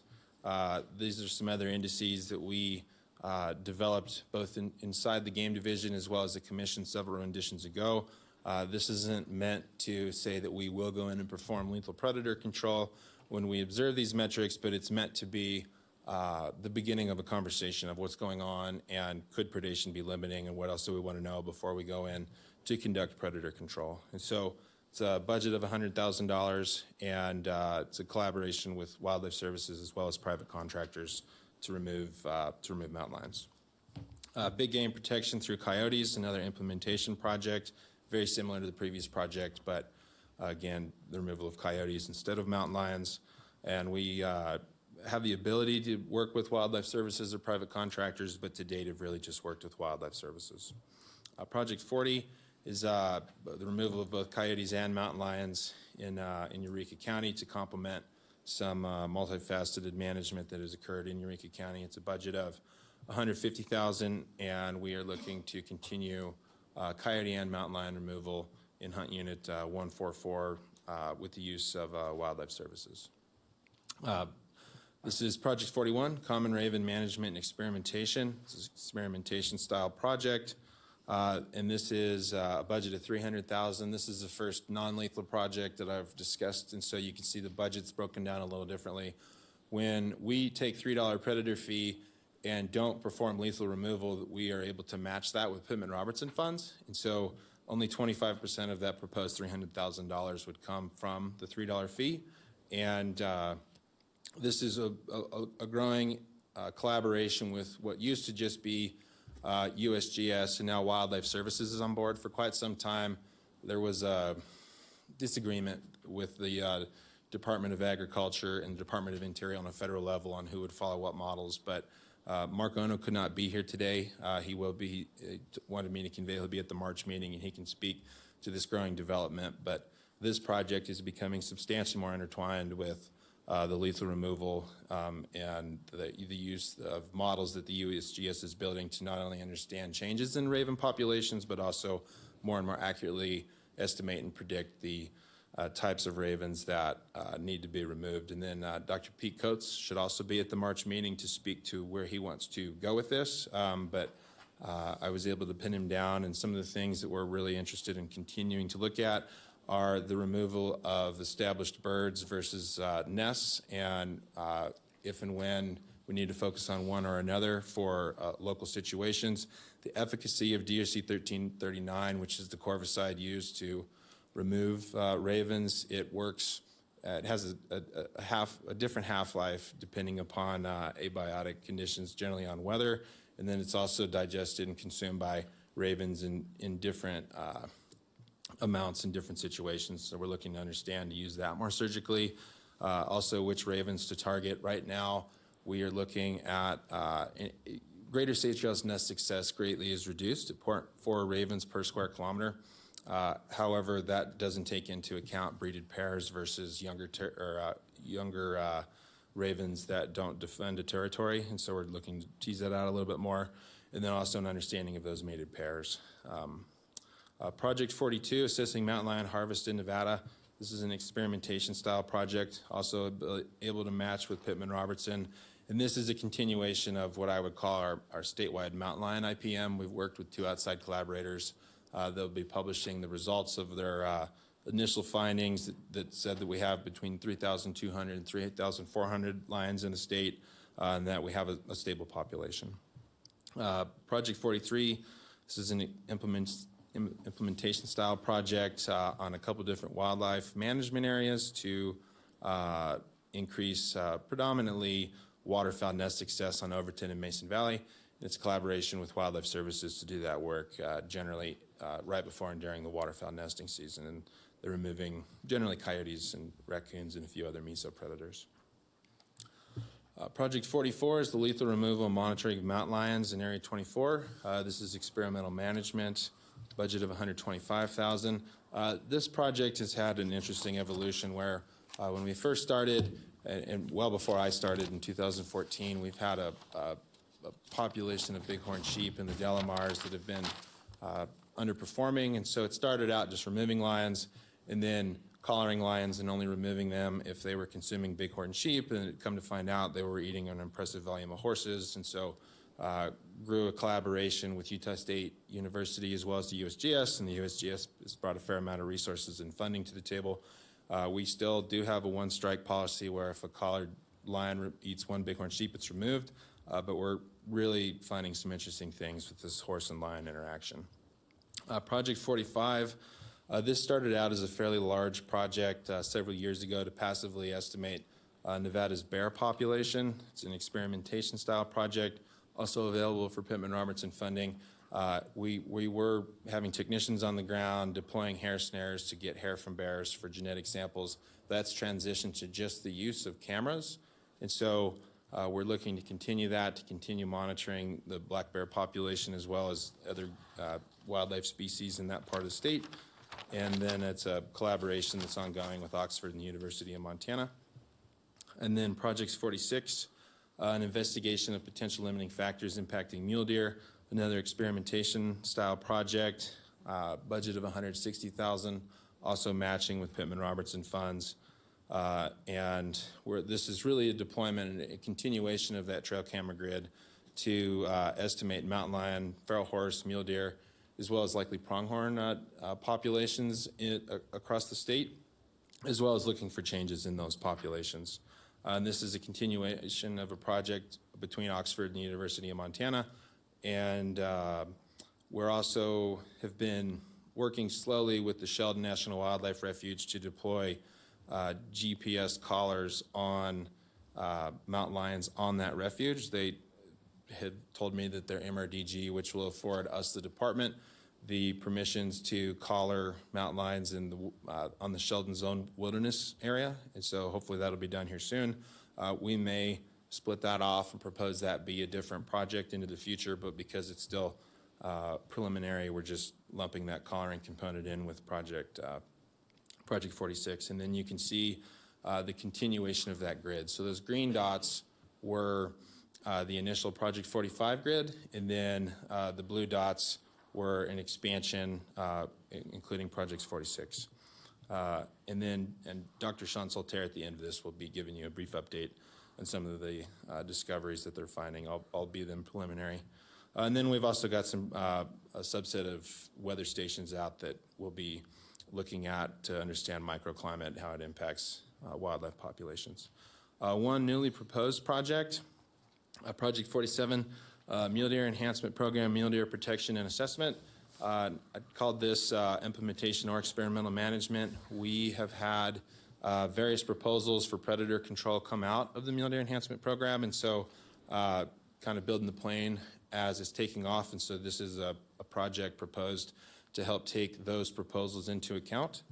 And so as of now, it has a budget of $100,000. It would be statewide, and in that implementation or experimental management, if predation is limiting factor for mule deer identified through the Oversight Committee and other resources outlined in the plan, we could go in, use these funds or projects 37 and 38 to remove predators, or we could also use this to build a model to direct predator control both temporally and spatially so that the department's getting its best bang for its buck for predator control with mule deer. And so from there, I'm going to switch over to Dr. Saltaire's presentation and let him give his piece.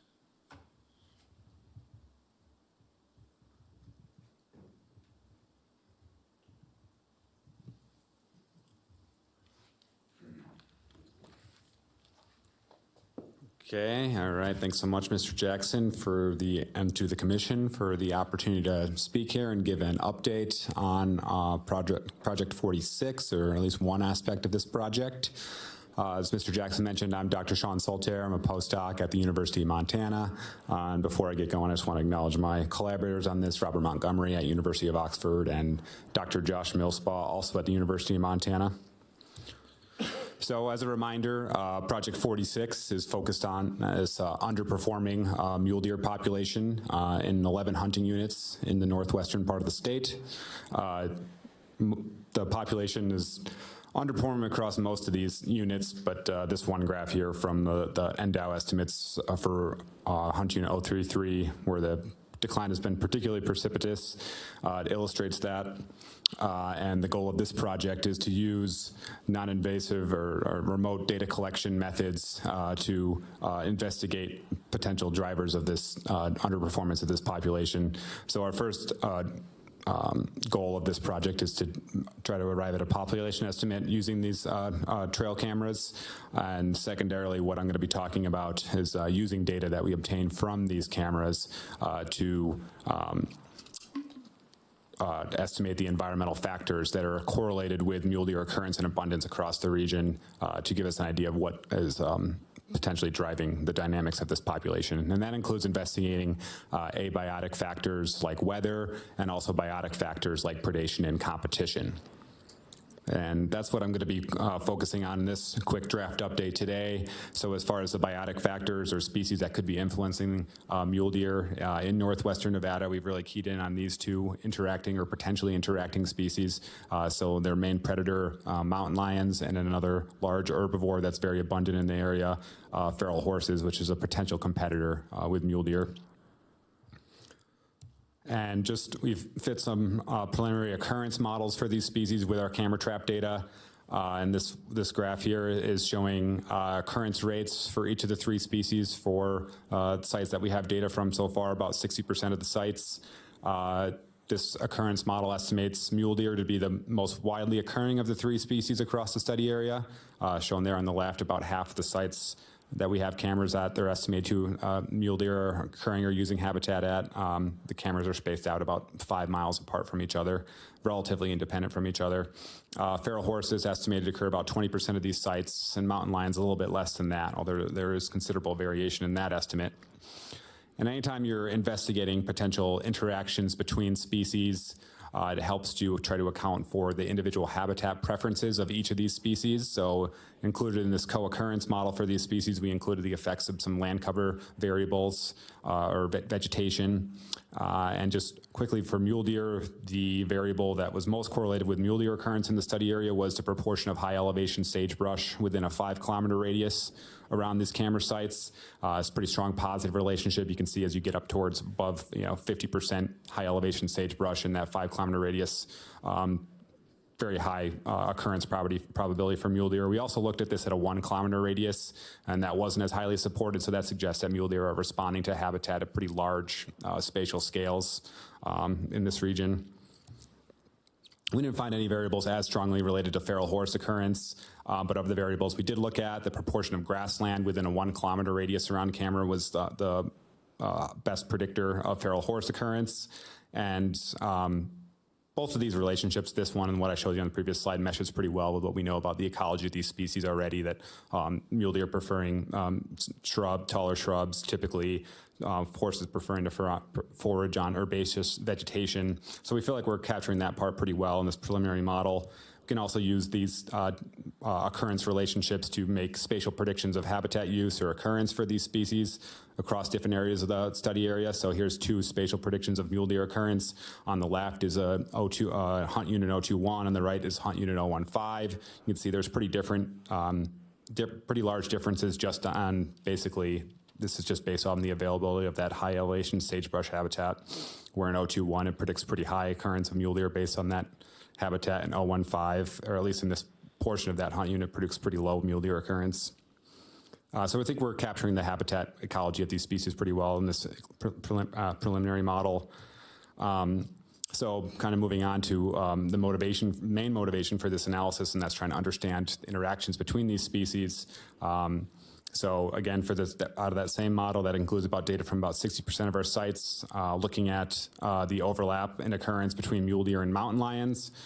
We see that the model estimated a positive relationship between these two species, where if you have mountain lions, or if mountain lions were detected on camera, it's also more likely that you're going to have mule deer there, and vice versa.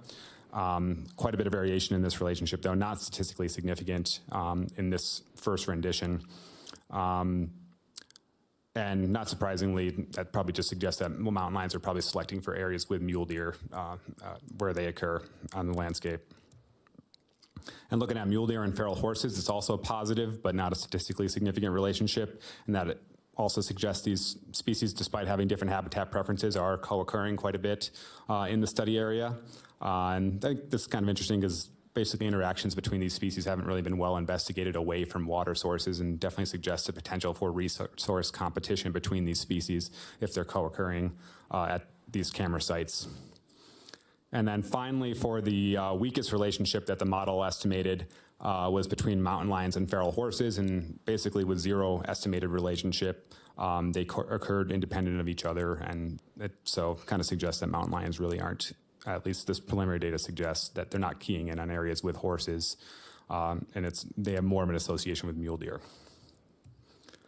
So again, as I mentioned, this is kind of our first rendition of this analysis. We're going to be building on that. We've got more sites to add data to. About 60% of the sites contributed data to this analysis, and probably most importantly, this analysis I just showed is based on presence absence. So just whether or not a species was ever detected at a given camera location. We're going to be building on that by including the count data, so the number of times each of these species is visiting these camera sites. There's a lot more information in that, and also just the temporal aspect of it is when these species are at these sites relative to one another, and that's going to provide us a lot more information than what this model is currently telling us, and then also adding additional years worth of data. All right, and then with that, I think Pat and I are available for questions on any of this that he's talked about or I've talked about. Any questions? On this presentation, yeah. I don't see any. Thank you. Any questions for Pat? The Predator Plan. Commissioner Keel. Yeah, thank you, Chairman. So thanks, Pat, for addressing, I think it was Project 47, and in support of the Mule Deer Enhancement Program. I think that's really going to be valuable to get some funding out to those projects that are coming from that. One thing that is a bit concerning when you look at the revenues and the beginning balance with this $3 predator fee, you know, over the last 4 years from the fiscal year 2021 to what we're projecting in 2024, that remaining balance is like 30% less than what we have on hand. And any thoughts around how long we're going to be able to sustain that with this program, or additional sources of funding coming on that revenue side? This is Pat Jackson, staff specialist for the record. That's a great question. And I don't have any concerns or trepidations at the moment. I would say that because it takes, basically 2 years to get all of the revenues in to see where we're at. Every year since I've started here, that $3 fee has increased. And so, as we heard this year, we saw a small reduction in license sales. And so I would expect we're going to start seeing $3 fee revenues probably taper off somewhere between $900,000 and $1 million a year, unless we create some other big game tag where people start paying an additional $3 fee. However, our eyes are on this enough that what we're proposing, and then if we have to pivot, I think that the game division and the department has enough ability to pivot. And if you can recall, within Policy 23, we can even come back to the commission and say, hey, we need to do something different. So but I would say that as we get closer and closer to real time, the projections within the Predator Plan fiscally are a little more and more loosey-goosey, just because we don't have the data, but we can pivot need be. Gotcha. Thank you. More questions for Pat? Commissioner McNitch. Thank you, Mr. Chairman. Pat, I'm kind of, Project 44 kind of triggered a question. I've asked it before, but I'll ask it again. I think I've asked you. So we're doing this lethal removal to protect bighorn sheep, but there's indications that we might have, or at least it's stated that the habitat conditions may be contributing. So there's a nexus there. So how do you hand off, doing the lethal removal instead of just doing that ad infinitum, just continuously? how's that being handled on the habitat side? Is there a handoff for that so that maybe there's a, that we improve the habitat conditions and maybe it backs off on the need for predator management? You know what I'm saying, I think. Yeah, Pat Jackson, staff specialist for the record. So, let me make sure I understand your question. Your curiosity is could we, the department, attempt to use the habitat knob, so to speak, and then not even have a need for predator control? Is that?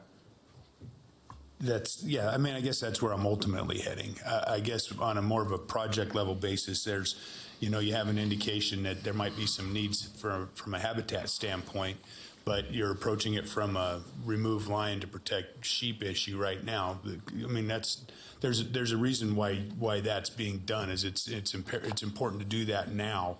Can't wait for major habitat improvements, but where's that connection on the habitat side? Do you hand that off? Is it part of the department process that you're seeing a habitat need? So are there projects, are there things in the works to improve habitat that might help alleviate the need for the predator project that's currently going on?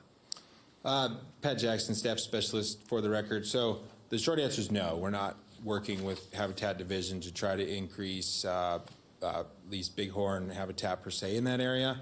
The habitat language within the predator plan is meant to more capture the fact that the Great Basin is in a mega drought and a lot of things in a lot of places are dry and decadent. Now that doesn't mean that we couldn't, and with some internal discussions, predation may be part of the challenge with increasing bighorn sheep and the Dalamars in particular.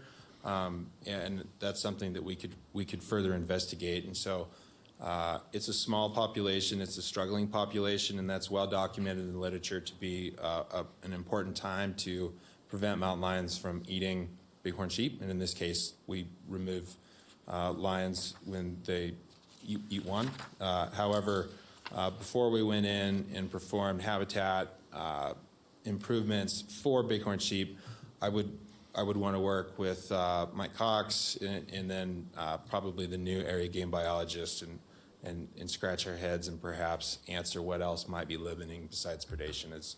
I'm the predator biologist and I'm addressing that, and so that would need to be a larger internal collaboration.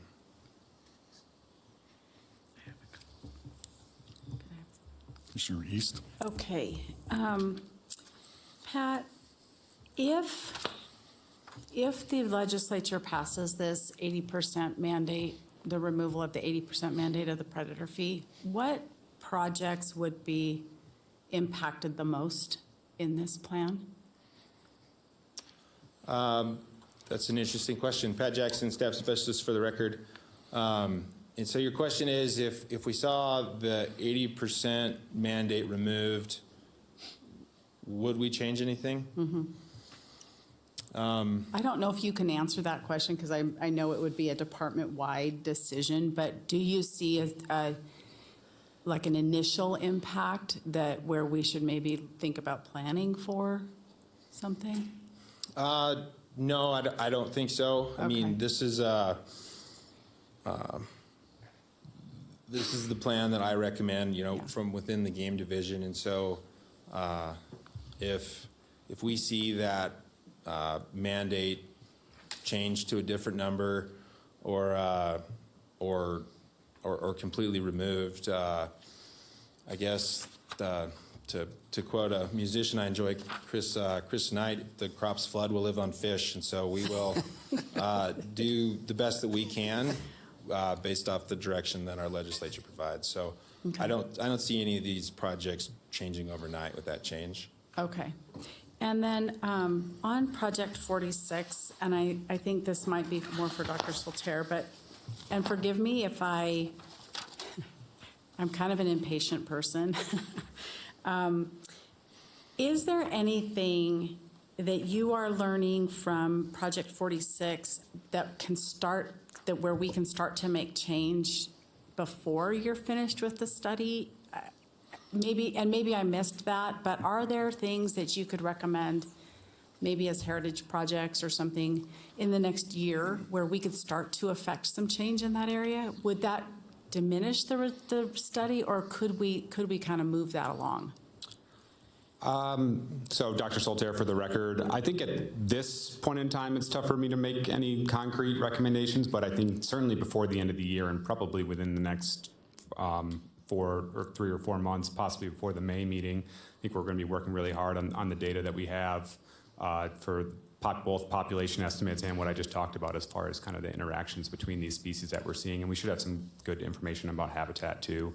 So I think right at this time it'll be tough, but I think certainly well before the end of the project and probably in the coming months here, we should have some good information about, particularly with respect to the deliverables of the project. So, Okay. yeah.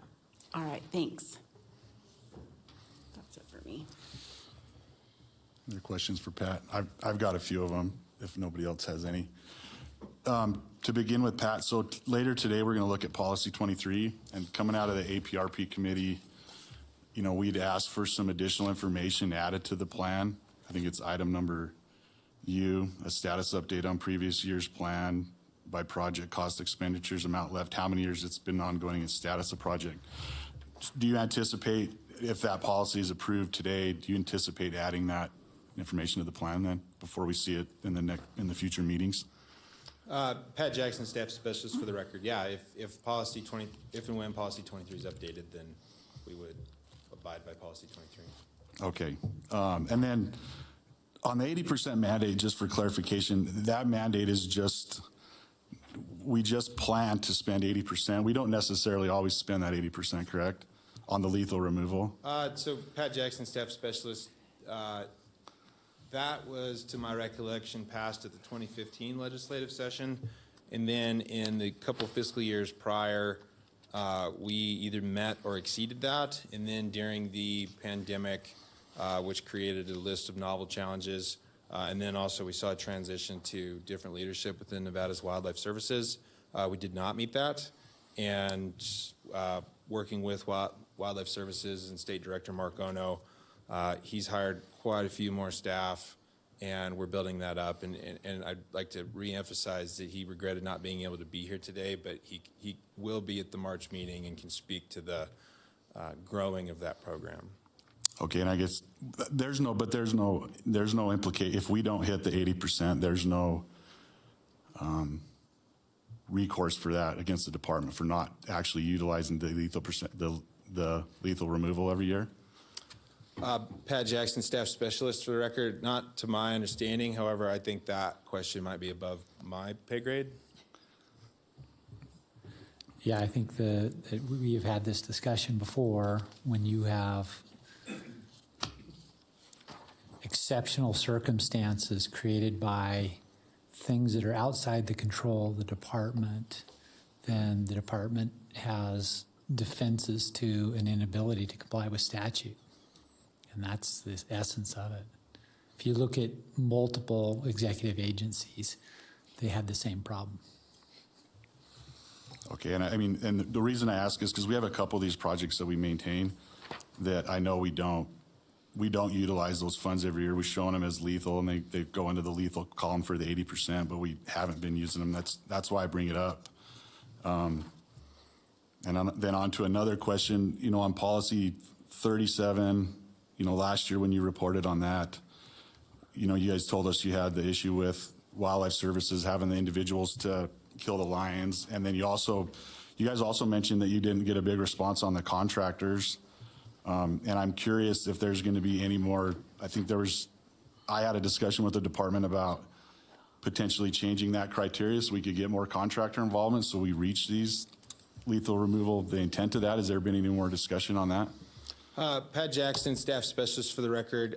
No, I have not had any additional conversations about the private contractor component. However, Mark Ono has hired, let's just say 2.5 additional staff to perform mountain lion work across the state. I think maybe one was before the November meeting and then 2 after.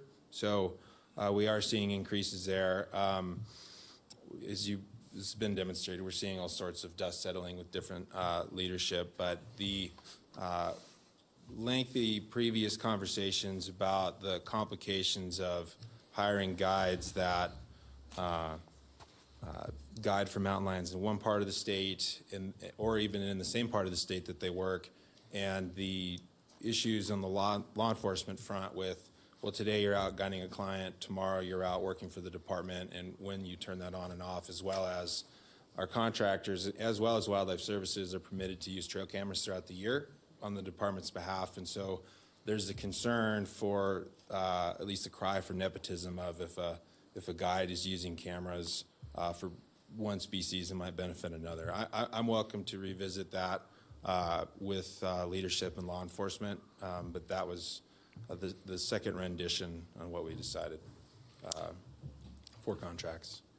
Yeah, and I just think if we're not getting a response, it might be a worthwhile something to look at. You know, if we do need the contractors and we're not getting a response, you might need to adjust something internally to try to get some additional assistance on that end.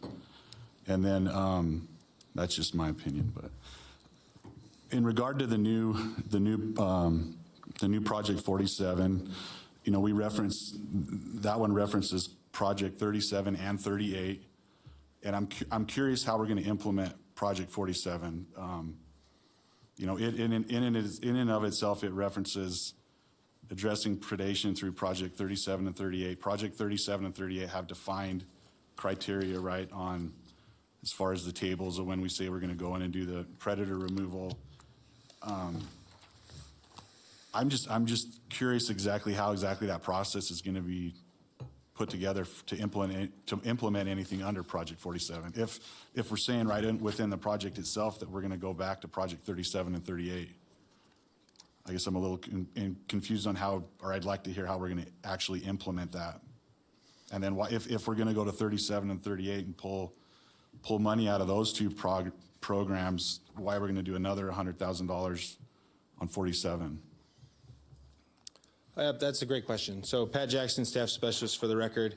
I think I mentioned today it's been a little bit of a build the plane as it takes off. Monies could be increased in both projects 37 and 38 for lethal control. Monies could be increased in projects 47. And so we have a statewide mule deer enhancement program, and obviously those are tied to counties. We see different types of projects coming from different counties. And I would say that the relationships between mule deer and predators are substantially more confounding and complicated than a lot of other species, both the prey species that we protect and the predator species that we remove. And so, and again, that's why I provided some of those initial slides on questioning preconceived notions. I would say that the terms such as predation may be limiting and whatnot that come from various local MDP plans is nebulous. And as far as documenting that predation is actually limiting, I would seek advice from the Wildlife Damage Management Committee, the Predatory Animal and Rodent Committee, and the Commission as to when you do and don't want to see predator control performed for the protection of mule deer. So I guess then with this proposed policies, are we going to have to define when this Project 47 will go into effect? Is that or do we need to put a little more definition there? Pat Jackson, for the record, I don't think that would need to go into policy since there aren't any other particular projects represented in a policy. I think that in this additional 4 public meeting rendition, that language could go into Project 47.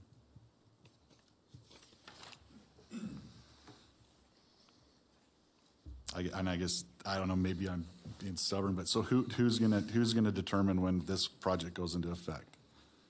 Because the mule deer enhancement committees, we know a bunch of them want to go kill predators. They'd love to just go right off the bat and start using this program. But who's going to make the final decision on implementing this project? Pat Jackson, Staff Specialist for the record. I believe in there I said the combination of the Mule Deer Oversight Committee, external collaborators, as well as the department. I would say that this is a pretty tough place for me to be. You know, I'm pretty well immersed in the literature as far as previous attempts at increasing mule deer populations, fawn survival and whatnot. I've reached out to several statewide statewide colleagues. Mark Hurley comes to mind. He's a researcher in Idaho, but has done quite a bit of predator-prey dynamics and whatnot. And it's a tough target to hit, and it's a high bar to reach. And I know that a lot of these teams have an appetite for it. And just to be candid, I find it hard to defend a lot of what they're asking, but I also don't want them to feel unheard. So I don't know exactly how to answer your question at this time. Yeah, and I guess to kind of wrap up my comments, it's, we're gonna do another project for $100,000 that could potentially not get utilized. It's just gonna sit there. That's my biggest concern. So I will go ahead, Alan. Yeah, thank you, Secretary Alan Janae. I think relative to this is the spirit of this is to try to look at these places where mule deer enhancement teams are, coming forward and saying, yeah, we see an issue, and actually trying to take the time, pull in the right professionals, take a look at the situation, take a look at what's going on that particular piece, on that particular proposal, to try to contemplate, is this a good project? Is this the right place? Does it meet, the necessary standard to implement actions and then take advantage of those other two projects to actually go after the predators in that scenario? It's an attempt. We hear it across a bunch of different teams, and right now it's trying to get to that point of, okay, let's dive into it.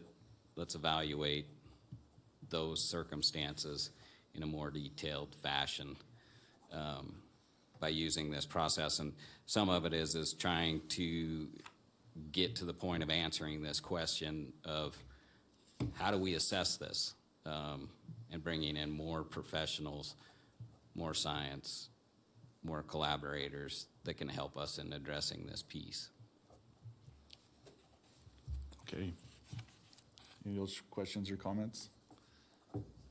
Commissioner McNinch. Thank you, Mr. Chairman. So when I read the proposal, I took it as the department recognizing the efforts of the Mule Deer Enhancement Program, the folks that are trying to, so we have these two general, 37 and 38, to kind of catch all, if we have a project that we need to throw out there. But the way I understood it, and I understand your questions and your concerns, that the Mule Deer Enhancement Program would have its own designated money for dealing with more specific issues that are being developed or do come along. So it kind of caught my eye too, but that's how I worked through it in my mind. I think on the bigger issue, we've asked the agency, and the agency's been tasked statutorily to maintain a scientific foundation to everything that they do. And I think what we're talking about and what we're hearing, we're talking about this 80% and considering the legislature's likely going to consider whether to do away with it. And I think this is a good example of why that's on the table. We have folks that perceive that a lot of predator control needs to be done. The department is saying, hey, the department's in a horrible position here. Horrible. We gotta recognize that and understand that. They're saying, we're not sure we can spend 80% of that money on killing predators. We're not sure that that needs to be done. They're telling us that right now. They're saying, hey, we're doing the best we can to manage predators, but $1 million a year killing things is a lot of money, and it's not easy to do. So I feel for the agency. I see Pat up here trying to answer this question, and he's trying to be respectful of us. He's trying to be respectful of the statutory requirement. He's trying to be respectful of the folks that are concerned about wildlife, whether that be, more predator removal or less predator removal. He's in a tough spot up there. And so I appreciate how you've handled yourself in answering the questions. It's hard. And I think that maybe the legislative proposal that's going to be on the table, maybe that's going to force us to have a much broader conversation about that 80%, what it means. I mean, it's not going to take away our ability to spend money on predator removal, but to have that edict is tough, and I think that's playing out right in front of us right now. Money being left on the table, et cetera, yeah. If I may, Pat Jackson, Staff Specialist for the record, thank you for that. I'll give a brief summary of a conversation that I recently had with Mark Hurley, and this isn't a recommendation as to what we should do precisely. It's more of a conceptual framework for something that we could build upon. And so, and again, Mark Hurley works for Idaho, wrote the 2011 monograph where they had a very large study removing coyotes and mountain lions for the sake of mule deer, and pulling his ear on when can we potentially make this work instead of when is this the most defensible, the lethal removal of coyotes and mountain lions for the protection of mule deer. And at least in Idaho, and this was on the Nevada border, so it's not within the state, but it's pretty darn close. He said that about 1 in 5 years, you might have an impact. It's more often than not going to be statistically significant. And again, this is just an example. This isn't what I'm necessarily advocating for. In his observations, when you have a robust spring, where you had a good fawn crop, a good enough summer to where you didn't see abiotic-related mortalities, and then as you went into winter, if there wasn't a lot of alternate prey for coyotes, rodents, and other lagomorphs, and you had a mild enough winter, that between December and June, Mark liked to see between 55 and 60% survival of those fawns to be recruited to the population. And in those situations, good spring, mild enough summer, not enough other food for coyotes to eat, that is a place where you may have a benefit, lethal removal of coyotes, to increase that fawn overwinter survival so that more animals could be recruited into the population. That's not easy to ascertain. It's obviously, I can't predict the future weather as far as any other people can as well, but I want the commission and the public to know that I don't take this challenge lightly.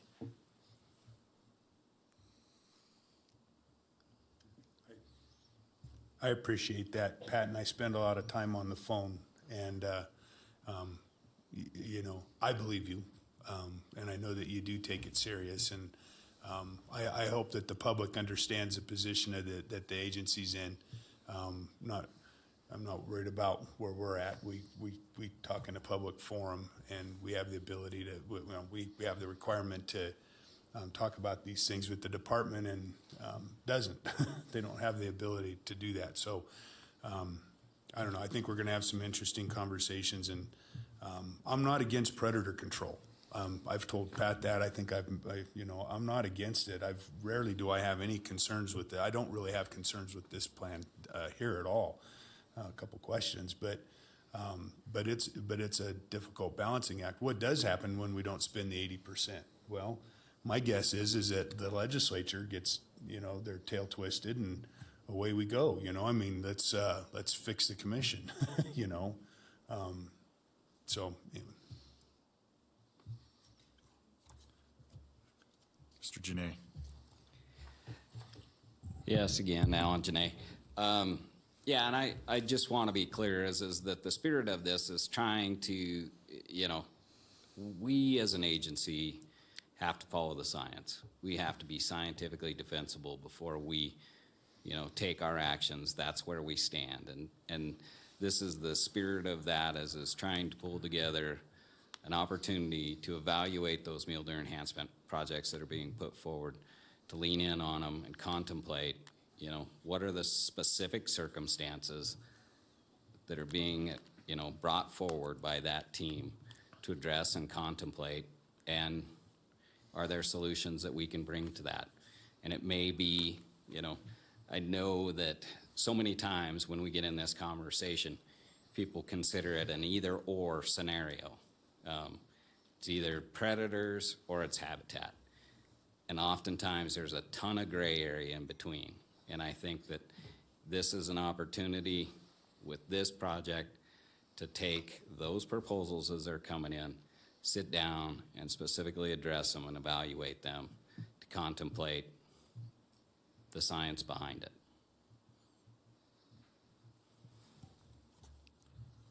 All right, any additional commission questions? All right, so this one is an action item, so I will take it out for comment. Any cab comment in Reno? Seeing none, any cab comment on Zoom? Okay. Any public comment in, Hey, Paul Dixon, for the record, Clark County Cab. What I wanted to point out is I thought personally, Pat, when he started doing the Predator plan to where we are today, has really improved the content and the reasons for doing what we're doing. And I thought this current plan, as well as the entire Clark County Cab, felt it was a very solid plan. And everybody seems to have an issue with the 80%. And I agree that if you read what we look at in our Predator plan and what our drivers are, we should be more balanced. So I support something that maybe is not 80%, but I do support the plan that Pat put together. It's well thought out and well prepared.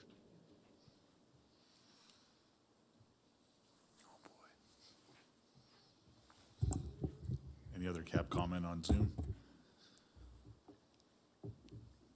No, okay. Public comment in Reno.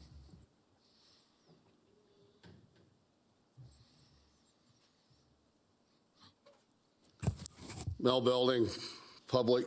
I'd like to point out a couple of things. The 80% gets thrown around that we're spending 80% of $1 million to kill predator. I'd like to make strong emphasis that we are attempting to do that.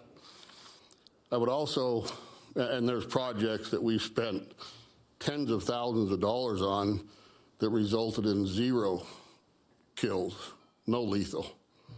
I'd also like to point out, I had a conversation with the senator, the state senator that proposed this 80%, and I asked him how much of that 80% lethal can also be used for monitoring. And he couldn't give me that answer. He didn't know what it was at the time.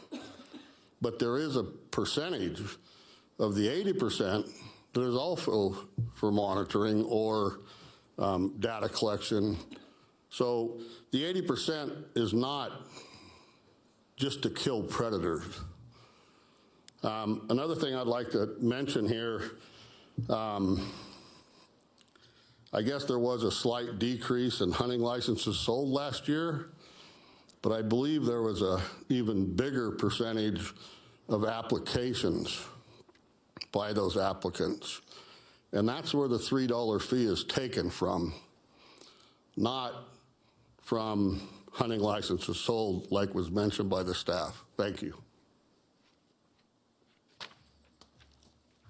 Any additional public comment in Reno? I don't see any public comment on Zoom.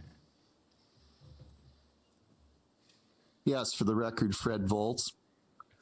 There's something missing from this predator plan that would seem to be a very obvious thing to include, and I'm specifically targeting the removal projects.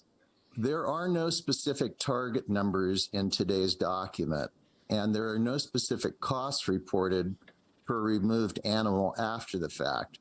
So the question becomes, how can efficiency and effectiveness of these projects be measured without specific numeric goals measured against the specific numeric outcomes? And I would hope that that could be included as this plan goes through the draft to the final approval process. Thank you. Any additional public comment on Zoom? All right, with that, I will bring it back to the commission. Any additional questions or comments?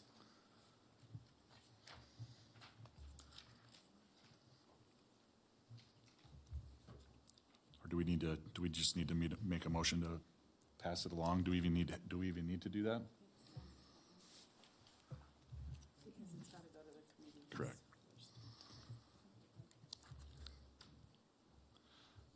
All right, I'm hearing we're good, so gonna move on. Or do we need to make a motion on this at all, Pat, to pass it along? Pat Jackson, Staff Specialist for the record. I think you could make a motion to ask that I go to the park and and the Wildlife Damage Management Committee, and then come back for incorporate their comments. I'd like to make an additional statement on the record about that $3 predator fee. So I do check in with all my Western colleagues, and Nevada is really novel in the sense that we have a fee for predator management. And I say that both for lethal, but also non-lethal in research. Our second closest state, or the state closest to us, would be Utah. They enacted something, I believe, in 2012, and that was just a $5 increase to their big game tags overall. But they have some pretty tall sideboards in that they give about half to Wildlife Services and then have a coyote bounty program for the other half.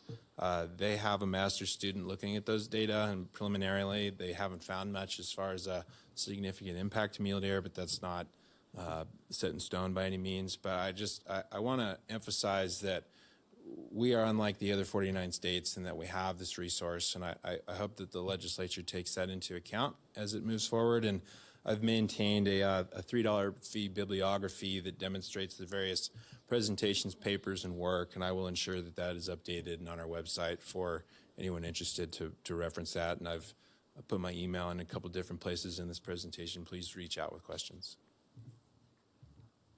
All right, thank you, Pat. So bring it back to the commission. Commissioner Barnes.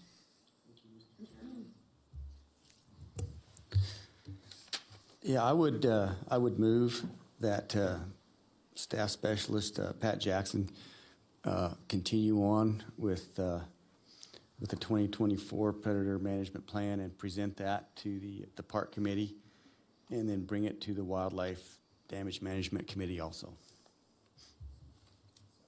Okay. Got a motion by Commissioner Barnes, second by Commissioner Keel. I'm losing my mind now. All those in favor, please say aye. Aye. Opposed? Okay, motion carries 8-0 with Commissioner Rogers absent. With that, we'll go to agenda item number 6F. Western Association of Fish and Wildlife Agencies Midwinter Conference. Secretary Alan Janay and Commissioner Dave McNinch. A report will be provided summarizing the events and important news from the conference. You bet. Tee us up. You bet. I'll tee us up. Secretary Alan Janay. So we went to the Midwinter WAFWA meeting in Santa Ana Pueblo, New Mexico. This was the winter business meeting of the Western Association of Fish and Wildlife Agencies. It was a great meeting to attend. We have had some changes in the leadership of WAFWA. A new executive director, I think that's been there for approximately a year and a half now, Zach Lowe, taking the job much more seriously, and it's kind of changed the nature of the director discussions. I can say that because I sat in on those, but I was literally sitting in. But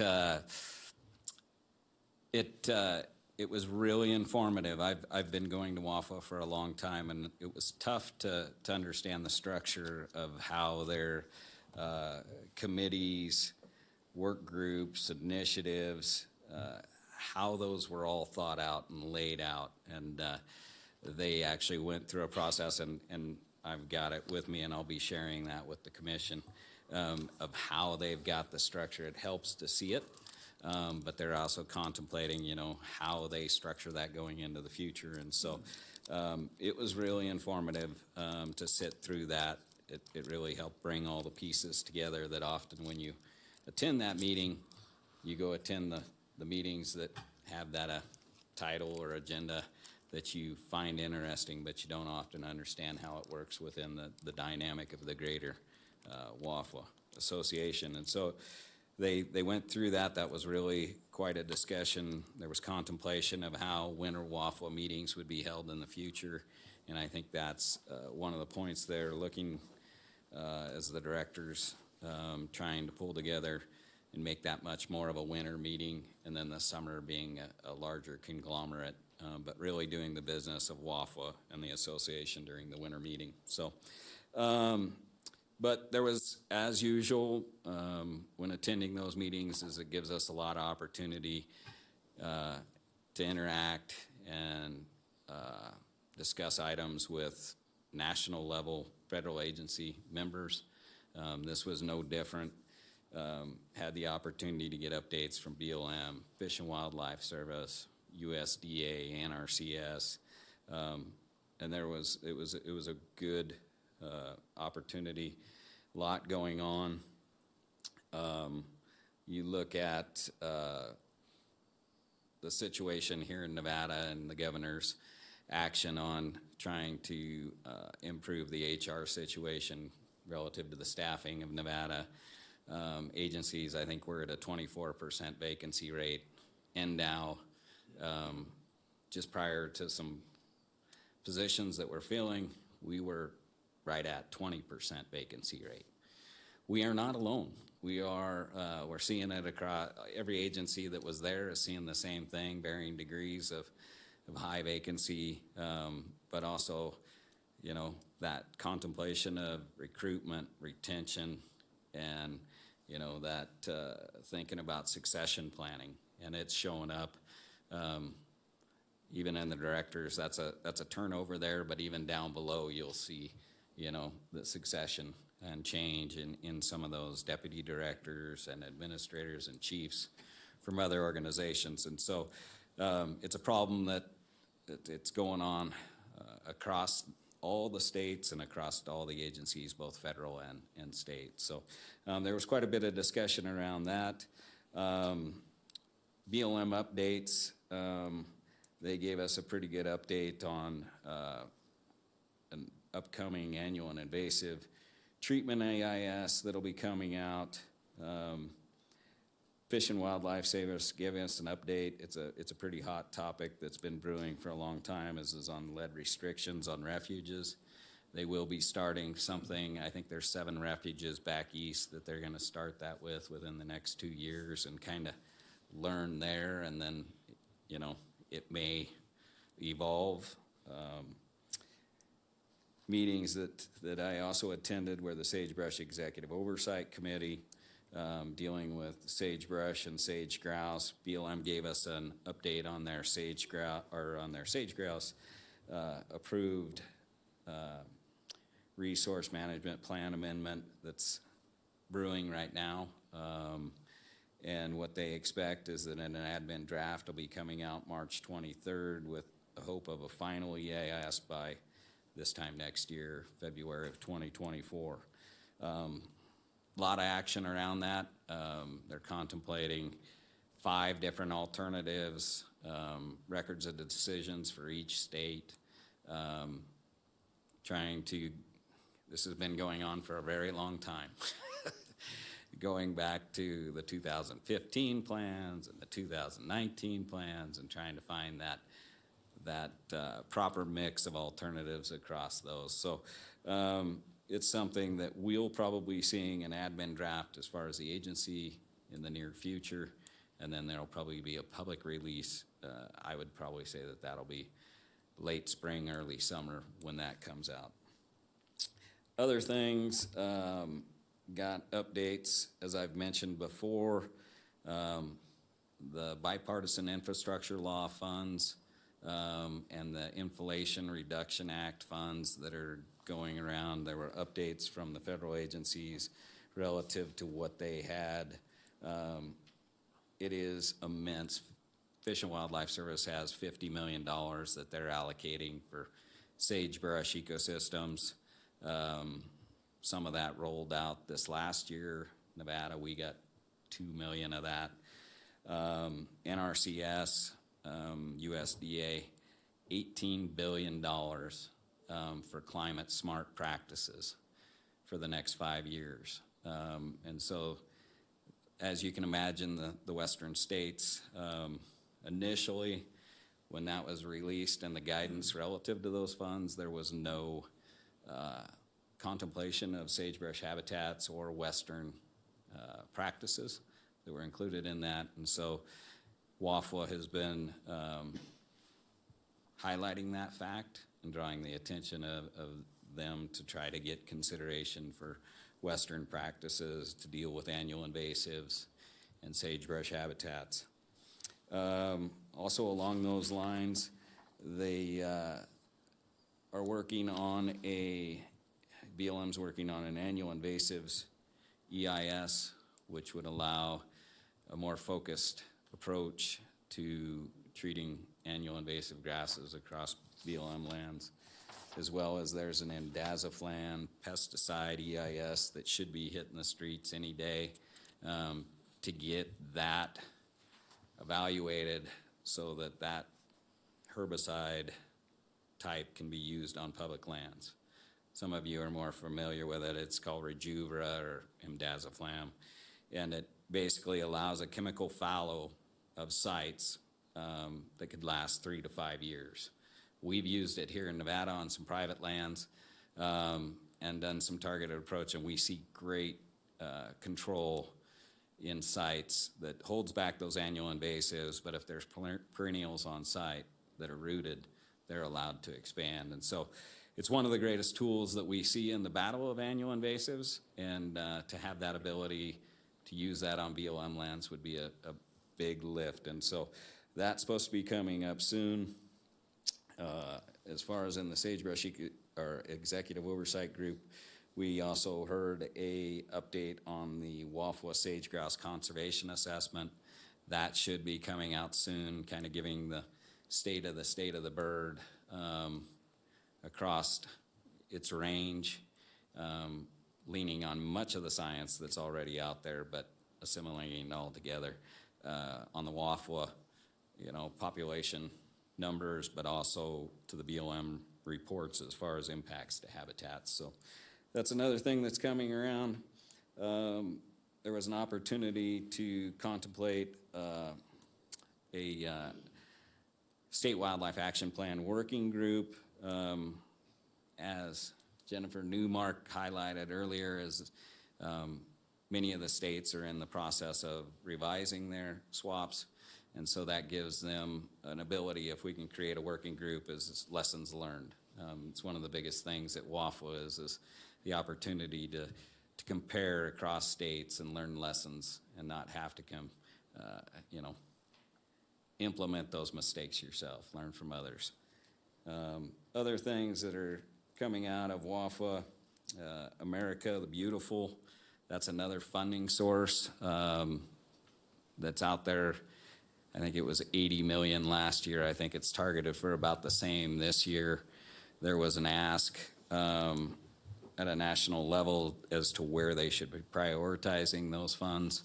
And so WAFWA and the directors had the opportunity to draft a letter and comment towards that. And so as you can imagine, in the West is sagebrush and water is probably pretty darn important. And so that was kind of some of the points that were made.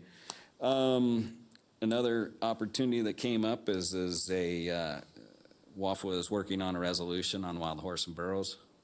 And so that'll be coming in the near future as well. Other things that were announced at that meeting were the Western Elk Symposium, February 21st through 23rd in Missoula, Montana, as well as a deer and elk meeting in May 15th to 18th in Flagstaff. And again, these are great opportunities for our technical experts to go intermingle, learn lessons, contemplate big issues with other states. And so that's a very succinct overview of that meeting.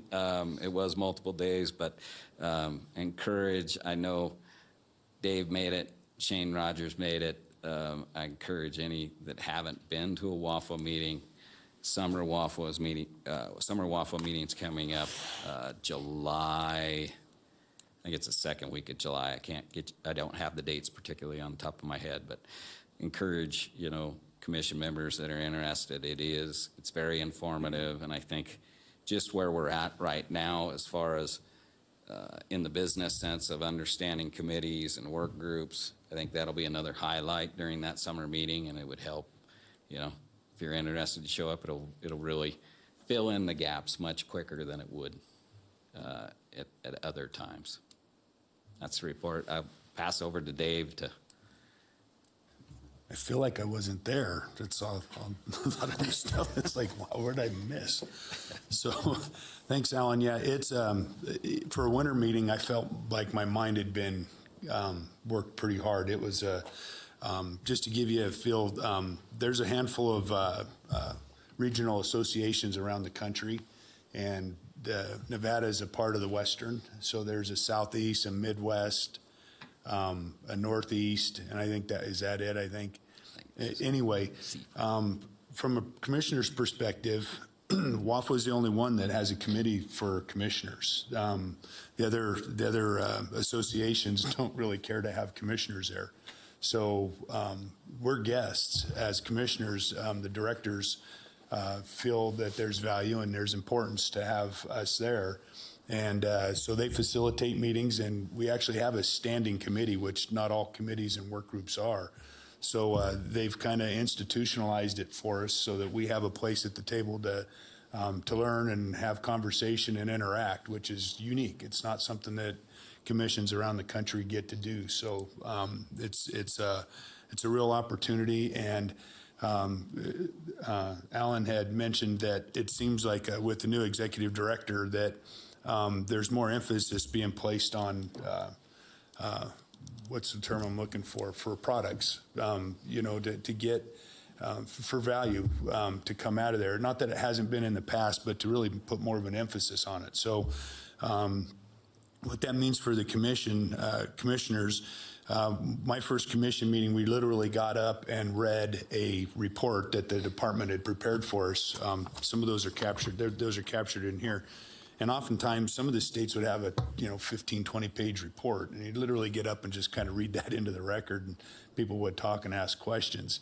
It kind of evolved into, hey, it's more than that for us. We'd like to understand things more. So commissioners would start asking for maybe some white papers and having people come in and explain stuff to us, like what's the dynamics of wild horse and burro management in the country? So Alan has given presentations to the commissioners where he had to come in and provide a presentation and to kind of broaden our minds and our understanding of specific issues. Well, now it's progressing into a different area. The last couple of meetings, we've had actually a facilitator that WAFA has on retainer, I guess, and they've actually come in and they're facilitating conversations amongst the commissioners and in some cases the directors. And what it's doing is it's really challenging us to think about how we operate, how our commissions operate, how we interact with our publics, with our various public interests. So it's really evolving into more of a how do you become a better system, really. And so some of my things are going to be based on that, some of the things I bring up. I'll start with a few little tidbits from states. I always like to throw a couple of things out that I thought were kind of caught my eye during the state report. So I'll start there. I mentioned it before, but Arizona has a fair chase committee. I know we have some of those issues we might pass through our TAC committee, but I think it's something to consider. I really do. I think this fair chase, they have pre-established questions that they run these big issues through. So we're talking about trail cameras and scopes on muzzle loaders, all those things, and they run those things through a kind of like a I don't know, algorithm. Is that the wrong right thing? I don't know. They run it through a process where they have these predetermined questions, and it kind of comes out on the other end. It kind of gives them an indication of where they might be on that with regard to their platform for ethics and fair chase. It seems to be effective for them. They stay proactive on it. So things that are on the horizon, law enforcement brings a lot of things together because they get to see things, first. So I don't know, it seems to be it's a very proactive approach, and I think it's something that's certainly is of interest for me. So I throw that out to the chairman for his thought and consideration. The other couple of items, common themes, Alan mentioned capacity issues. Every agency out there struggles with capacity, tons of vacancies, a lot of turnover in some cases. We're not the only agency that's going through a director change. There's 3 or 4 others, at least in the West alone.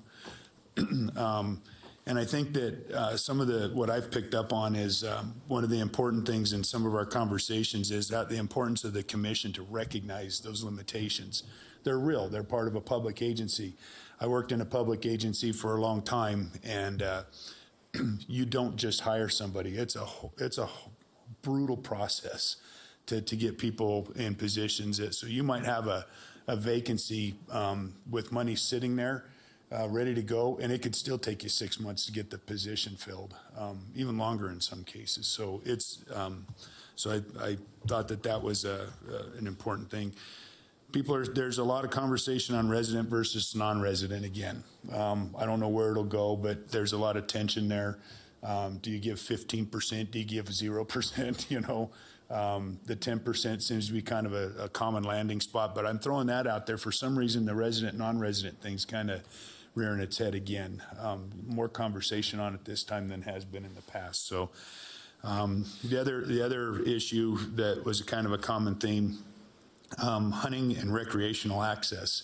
So the things that we enjoy doing, development, military, private lands, it's getting harder to do the things that we like to do because we just lack access. So I think that's becoming, we'll hear more about the military stuff here in Nevada, but we're living it. We understand it. So I think that's pretty a common theme.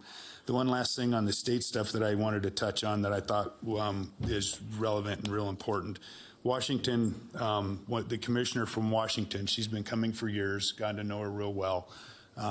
She's very, very engaging and very supportive of a variety of interests. But she's definitely,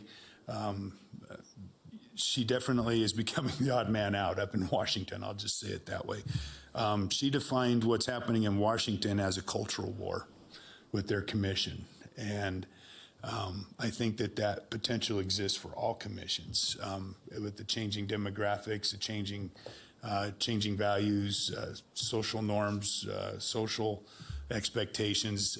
They're changing. And what they're seeing in Washington is that they've got a handful of folks that identify as anti-hunting that have made it onto the commission.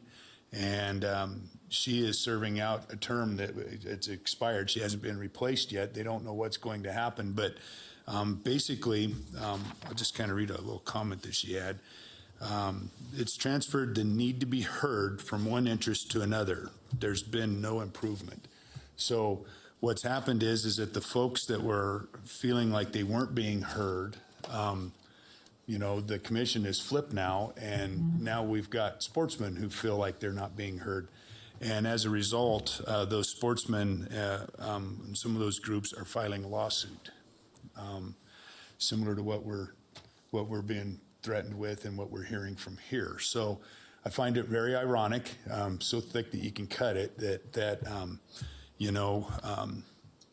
I think it's a real difficult area, and we got to be real careful about how we flip out a commission, and I think it's more incumbent upon us to really be cognizant of the public that we're representing up here, and we've got to really find a way to listen to everybody, and it's hard. And I know we do that, but maybe our policies and our things that we do don't necessarily always reflect that, I think. And so this is kind of a future look into what's happening in Washington. They weren't any different than a lot of places for a long time, but things are sure changing up there. So I throw that on the table. Let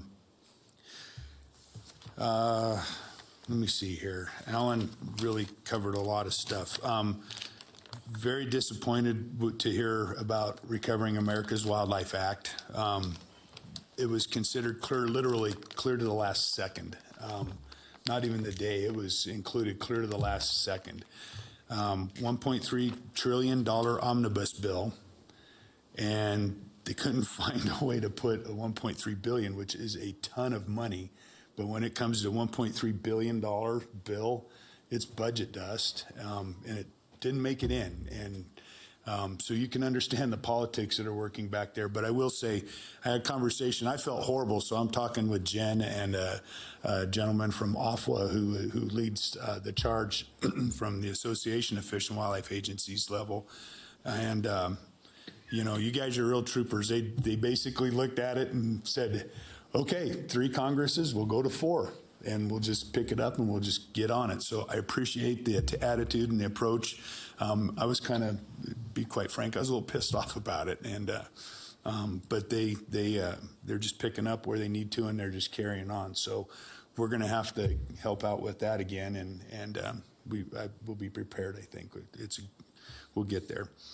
Now on one of the days we had a facilitated conversation.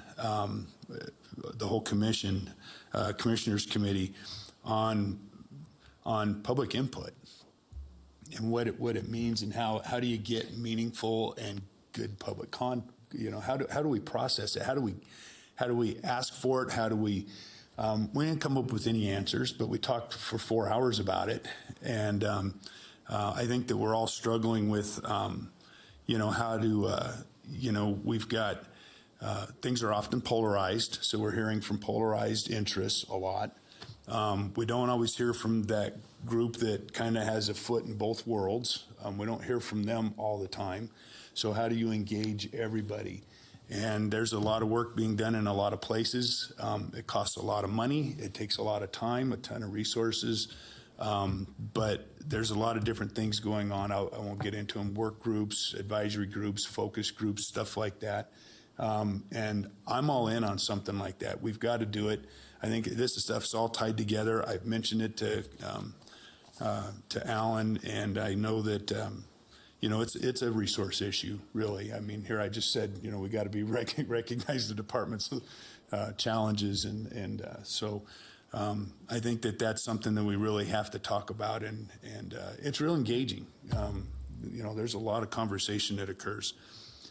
And on a final note, you guys remember when we were talking about taking the DNA samples in the water to check for turtles? Okay, they're doing that with air samples now to see if it was a bird study. Yep. And they were taking air samples to see if a bird had been through in a specific area, a game bird. And I mean, what's this world coming to? It was cool. It's a cool thing. I mean, so you talk about I'm sitting there with all these other things floating around in my mind, and I sitting in the business meeting, and they have a little presentation, and my mind's just like sampling the air for DNA, and it's effective. They can determine clear down to individual birds. So I mean, it's crazy stuff. So anyway, if anybody has any questions, I think there's a lot more to talk about, but that's enough as it is. Oh, there was a question. Directors and commissioners are interested in hearing what you want from them. This is a question that the Commissioners Committee asked the directors. What do you guys want from us? And they had 7 responses, but 4 or 5 major points. And one of the major ones was the board could do a better job explaining why they made the decision they did. I mean, I think that's an easy one for us to start with. So maybe it's not directed at our commission specifically, but I'm going to keep that in the back of my mind when I try to explain myself a little bit. And it seems to that, and to understand the agency's limitations and their capacity issues was another. We kind of talked about those things. So if you guys are interested, I can share the other 4 or 5 items that were on there, but we'll eat those one bite at a time. So thank you. Thank you, Commissioner McNitch and Mr. Janae. Any questions for either of them? All right, not seeing any. I think we'll break for lunch, and then we'll come back let's come back at 1:15.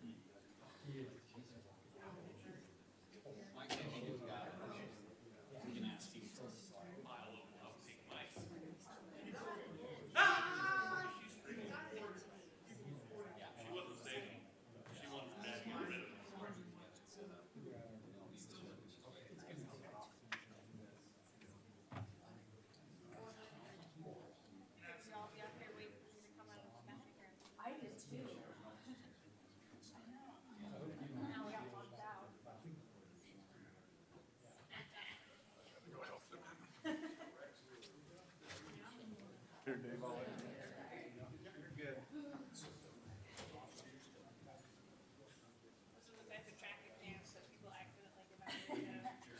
Yeah. Donuts, everybody. Nobody has eaten. You gotta lay off. Our Thursday judge brings donuts every day. You're like, God dang. Can't do it. Recording in progress.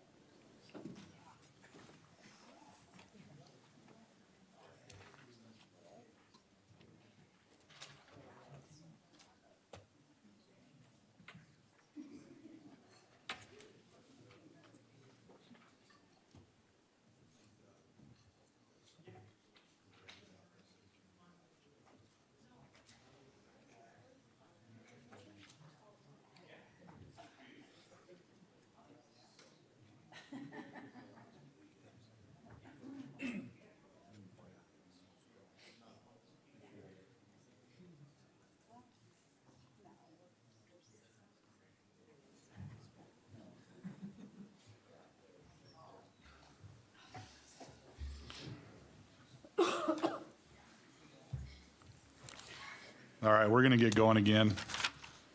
So, agenda item number 6G, Habitat Conservation Framework Presentation, Wildlife Staff Specialist Mark Fries. An update will be provided on the status of the Habitat Conservation Framework and associated sagebrush habitat and wildlife connectivity plans. Good afternoon. Mark Fries, Habitat Staff Specialist for the record. So I'm here to talk about the Habitat Conservation Framework and more specifically Nevada's Sagebrush Habitat Plan. Before we get going, just a little background, we're just starting that process right now. So we've been out to request public comment on this. This is a presentation we've been going around the state to give and invite your participation as well. One of the things, since it is the beginning, we've done intentionally is we haven't developed a product or necessarily defined the process real well yet. We want to hear that feedback from the public, from our constituents or stakeholders before we really get into the weeds. Because as soon as you define what the product is, somebody's going to tell you or complain about what it's not. So bear in mind, we will get there, but I just want you guys to keep that in mind as we move through this. And I'll be happy to take questions after the presentation. So just a quick roadmap. Want to just kind of go over why. Why are we developing a habitat conservation framework and a sagebrush habitat plan? We'll go over the background of the executive order, which specifically describes the sagebrush habitat plan as well as a wildlife connectivity plan. I'm not going to spend much time on the wildlife connectivity plan. We're a couple steps behind on that process, but we'll be bringing that forward to you guys once we have a few more details.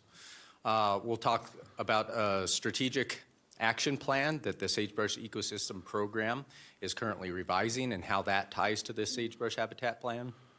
We'll go over a sagebrush conservation design, an overview of some recent mapping products, update on efforts to date, and kind of next steps. So why? Why are we developing the sagebrush habitat plan? Well, across the West, we have less than 55% of intact sagebrush habitat today. In the last 20 years, the sagebrush conservation design is estimated we're losing 1.3 million acres annually. And no greater rate loss than here in Nevada is happening. So it's a real problem. The loss of sagebrush habitat affects all Nevadans. You guys well know it affects our wildlife populations, but it affects ranching, affects recreationists, affects tribes, affects everybody. And so we're inviting participation from all Nevadans into this process. The loss is unsustainable despite our best efforts. You heard Mr. Maples describe how much seeding, how much work's going on. There's tremendous coordination, tremendous efforts, but we're still losing ground. Over the last 30 years, Lee Davis, I'll just back up, Lee Davis in our GS shop put some mapping modeling tools to use. And this is a product, I'll go into more details later. But this product, it breaks down time slices every 5 years from 1986 to present. And if I could draw your attention to the dark green and the light green bars, those are the good habitat and the intermediate habitat. We've cut that in half. 70% from 1986 to present day, we're down to 35% good and intermediate condition rangelands. And you'll see the red and the yellow are poor conditions, and that's grown significantly. So in that short 30 years, we've had some significant losses that we're trying to address. So the question is, given the habitat loss, conversion, degradation, how can we collectively as Nevadans address this issue? And that's really what Executive Order 2021-18 sets out to do. And what we're seeing across the West is there's a management shift, a paradigm shift to focus on core areas, intact areas, if you will, to defend those and to grow out from those areas to try and stave off the loss and protect our best habitats. And that's kind of what Executive Order is directing us to do. So just some background on the Executive Order. The concept really began with a lot of partners. They came to the table and said, hey, we're losing mule deer migration corridors, big game migration areas. What can we do to protect those? And the conversation went into, well, we could protect the corridors, but if they have no winter range to go to, important sagebrush habitat, what good does it do? So it broadened to sagebrush communities. And ultimately, at the end of the day, the executive order says all habitats. So the sagebrush habitat plan's our initial effort. We could see going down a path in future years, putting together plans for other habitats to help address issues there. The executive order states NDOW shall collaboratively establish a habitat conservation framework to provide for habitat conservation, restoration, rehabilitation, and protection in a coordinated and inclusive manner across land ownerships and in partnership with federal land management agencies and other relevant state and local agencies, stakeholders, and local entities. Because it calls out, but we also believe that we want to get that input from all stakeholders.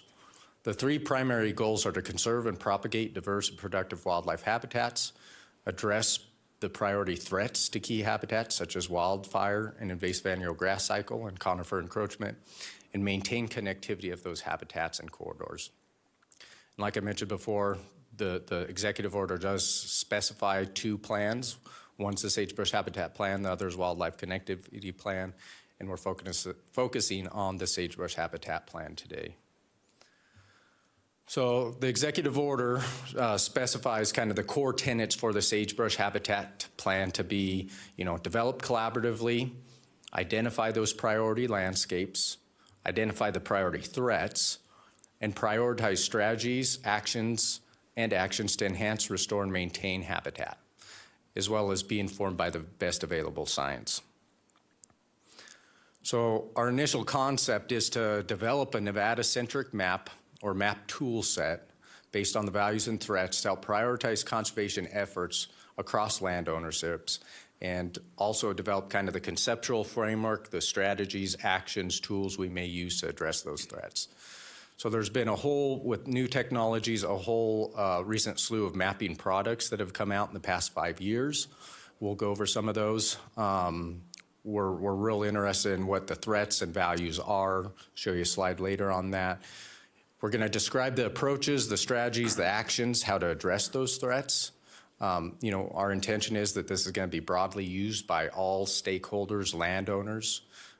We want it to be collaboratively developed, and we want it to be used as a good communication tool. What we don't necessarily want it to be is a scientific literature synthesis, a large planning document. We don't want it to be an NDOW Sagebrush Ecosystem Program plan only. It's not supposed to replace any other plans, partnerships, or agreements, and it's not mandatory participation. This is all voluntary. So I'm going to just step aside and talk about the Sagebrush Ecosystem Program for a minute. They do have a strategic action plan review period. They're looking at updating their plan. They do this on 5-year intervals. They want the sagebrush habitat plan to really dovetail with their plan and help guide and inform where collaboration, where mitigation can be directed, where we could get the biggest bang for our buck. Okay, so sagebrush conservation design. A diverse group of scientists, managers got together and published this in the fall. It's also a mapping product where they quantified and mapped the sagebrush ecological integrity based upon shrub cover, grass cover, invasive annual grass cover, tree cover, and then they also rolled in developed a human modification index to kind of categorize all the threats. And they've also used some independent sagebrush obligate species data to validate this information.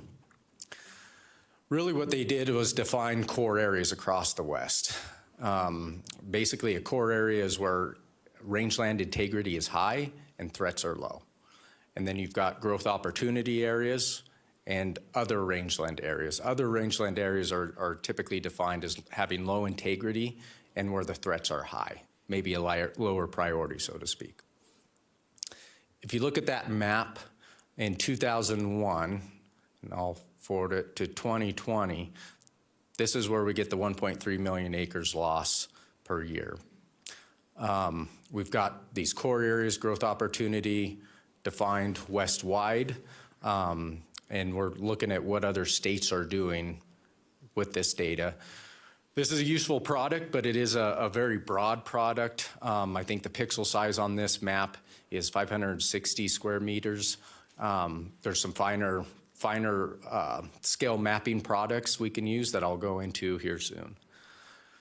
So an example of what other states are doing is the Idaho Cheatgrass Challenge. This is a couple years old now, but the same concept has been used to identify core areas, identify areas where there's issues, to strategize where they're sticking their resources.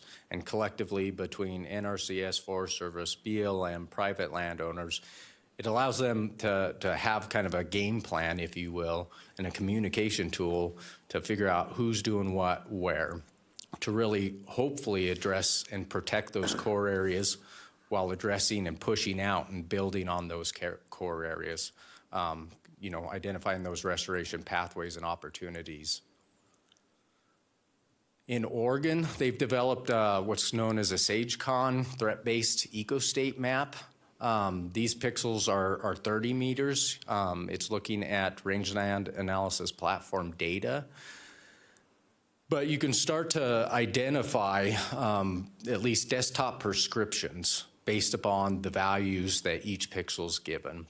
These pixels are, or those ecostates are basically generalized state and transition models, so there's a lot of science to back up the ecostates and the restoration pathways on these. So you can imagine taking a map like this and zooming in on a certain area. So if you look at that bottom right picture, all those dark greens is really the core habitat, the really important stuff, right? What can we do to protect those areas? The red and the pink are areas that are compromised, have a lot of invasive annuals in the understory. So you can imagine you would want to draw a line around that and prescribe, herbicide treatments, follow-up seeding. Maybe between the two transition areas, between good and bad, maybe you look at fuel breaks, right? And so Lee Davis and the GIS folks, they did this for Nevada using the same modeling methodology. And it's really nice to see both spatially, but through time as well, what's happened over the past 30 years. And those bar charts I showed early in the presentation, this is the map representation of those. So you could really target and see what problems are occurring where across the landscape. So the Sagebrush Plan timelines, we hosted a kickoff meeting July 20th, and that was on Zoom as well. We've had a couple core agency meetings, a lot of folks in Reno just getting together, brainstorming what are the threats, values. Last week we held local area meetings in Winnemucca, Elko, Ely, and Reno, and next week we're going to Las Vegas. From some of those core agency kind of brainstorming sessions, here's a list of the values and the threats we've kind of largely agreed on to date. It's not a final product, mind you. We're asking for input on these. If anybody has a better fire map, but most of these should be able to be represented spatially. That's our intent. And so we can have, the core areas, we can have our Nevada product, and then start overlaying these values and these threats on top to really highlight which areas are warranting some restoration work, some conservation work, help as a communication map, and ultimately we hope to get some of the migration modeling information on this map as well. At the local area meetings so far, just some of the themes we've heard. Our process hasn't been as clean as we had hoped. Our email notification went to people's spam. Not everybody was notified. So we're working on that, posting presentations online, getting information and word out to folks. There's various bottlenecks. No matter how we map or what we do there, everybody brings up NEPA, National Environmental Policy Act. I'm sure many of you are familiar with that. We are, it is a bottleneck in some places. It's not everywhere. Funding's been presented as a bottleneck, capacity. But I think this tool can help us through each one of those, identify where there are opportunities and maybe where NEPA's lacking to help inform those processes and get projects, conservation projects moving forward. Some of the ecological considerations we've heard is regarding, precipitation, how can that be built in the model? Resistance, resilience concepts, which is already built in those core and eco-state models. Mountain versus Wyoming sagebrush. What do we do there? What do we do with native, non-native seed debate? What do we do with decadent sagebrush communities? These are all considerations we're gonna go back to the drawing board and figure out how we can address.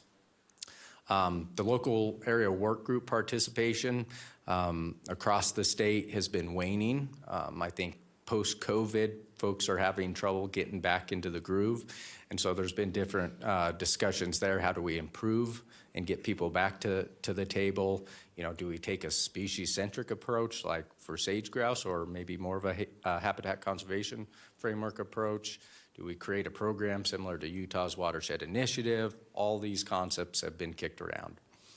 And then some topics we've heard on mapping is, we need more local area input. How do you feed local area input into the mapping product and make necessary adjustments? We should probably learn from some of the previous mapping efforts as far as sage grouse, et cetera. This was a slide that we presented to the local area work groups. I think there's going to be a lot of opportunities to participate, gain feedback. If you notice, we've got an email address set up there to take that feedback. So if folks have ideas, please send us an email. We'll be posting stuff, put you on a mailing list and keep you updated that way. So looking forward, once we wrap up these local area meetings next week, we're gonna sit down, identify the themes, and start projecting, kind of putting together a game plan. Some things we probably need to work on is that communication plan. How do we make sure word gets out there? Everybody's notified. We're gonna be adding stuff to our website. Additional local area work group meetings, we'll probably target some of those when we have a product. We may be putting out surveys. There's a lot of things for us to consider after next week's meeting. Then the big picture, we're hoping we develop a draft of products and maybe narrative or conceptual framework this fall, get that public comment on that process, and hopefully have somewhat of a final product by this December, knowing that that final product can move and be adjusted into the future. So in summary, our desired outcomes are really improved communication amongst all the landowners, stakeholders, agencies, really to develop that common vision and priorities and really help us more strategically put conservation work on the ground. And hopefully, it ends up in improved rangeland wildlife habitat health. With that, I'm happy to take any questions. All right, does anybody have any questions? Well, thank you for the presentation, Mr. Freeze. I was wondering, could you help provide, a little more clarity on what some of the identified bottlenecks are? Like we're just saying NEPA funding, et cetera. Is the NEPA issue one and the same with funding, like where the source is coming from? Is it staffing issues? What is that bottleneck? And can you help us understand that in a little more detail? Yeah, I think the NEPA bottleneck's probably more capacity related. Not to say there's certain instances where funding may be the issue. Federal agencies like state agencies are having retention issues. And so that's problematic. There's a lot more litigation these days, so it just makes NEPA a little more difficult. I think, probably need to have that discussion with some of our federal partners and some of this funding through infrastructure bill. Maybe there's an opportunity to help provide some of that funding, look for new, NEPA pathways, if you will, third-party methods to get that NEPA pushed through. I'd say it depends which district, which agency you're dealing with. Some agencies and some districts have NEPA, probably more NEPA cleared, projects cleared that we can, start plugging some of these holes. Other ones don't. And a lot of it gets back to that capacity Where it is cleared, we have a few key individuals that seem to know how to push that stuff through, get funding for it. The Cody Coombses, those are very helpful folks in those agencies, but not everybody has that Cody Coombs. Does that help? Yeah, I'll probably circle back with you on that at some point, but it does help expand that issue for me. Thank you. Commissioner McNinch. Thank you, Mr. Chairman. Is there a possibility we're going to see a seed bank out of this? It's a good question. I don't think it's.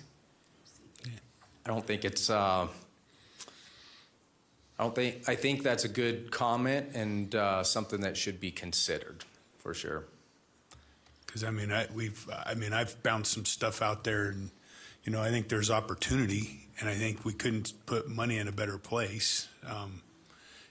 So I think there's opportunities there, and I don't know. We might even get help from the legislature at some point on something like that, but because it's got such broad interest, and you got a comment, Alan? I'll step aside. Hopefully they'll say, "Hey, I've got this really cool thing going." Alan Janae, for the record. We do have access to a seed warehouse currently with BLM. We're in an agreement with them and Ely. That comes with, I can't remember exactly the numbers of pounds of storage in there, but it has both common protected storage, but also cold storage. And so we do have that capability right now, but to that point of, getting to a seed bank, there's contemplation of the native seed strategy within the state and trying to get to better seed sources, those that are locally adapted. Some of that is we're still in development, and we need to figure out ways to put those funds to get better seeds for Nevada. But we've got the storage capacity, but we need to ramp up the production and also get to the native seed sources. But just to fill in a little bit of that background. I would love to see us head that way. I think it's a major step forward, a major thing for us. And if there's something that we can do as a commission, I think that it's hard to keep track of where all these planning efforts are and stuff. So I would hope that you'd come forward and let us know if there's something we can do or need to do. And we can at least bring it here and talk about it, because this is a big deal here. This is landscape conservation. This is good. Any additional questions? Seeing none. Thank you, Mr. Freese, for the presentation. All right, we're going to go to agenda item 6H, and I'm sure I'm going to butcher this. Avi Kwahami, National Monument Report, Wildlife Staff Specialist Jasmine Kleber. An update will be provided on the Spirit Mountain National Monument near Laughlin. All right, thank you, everybody. Jasmine Kleiber, Wildlife Staff Specialist in the Habitat Division, for the record. I'm going to give an overview today of the proposed Avikwame National Monument there in southern Nevada. So, as I mentioned, Avikwame, it's located in southern Nevada. It's approximately, right now as proposed, around 450,000 acres.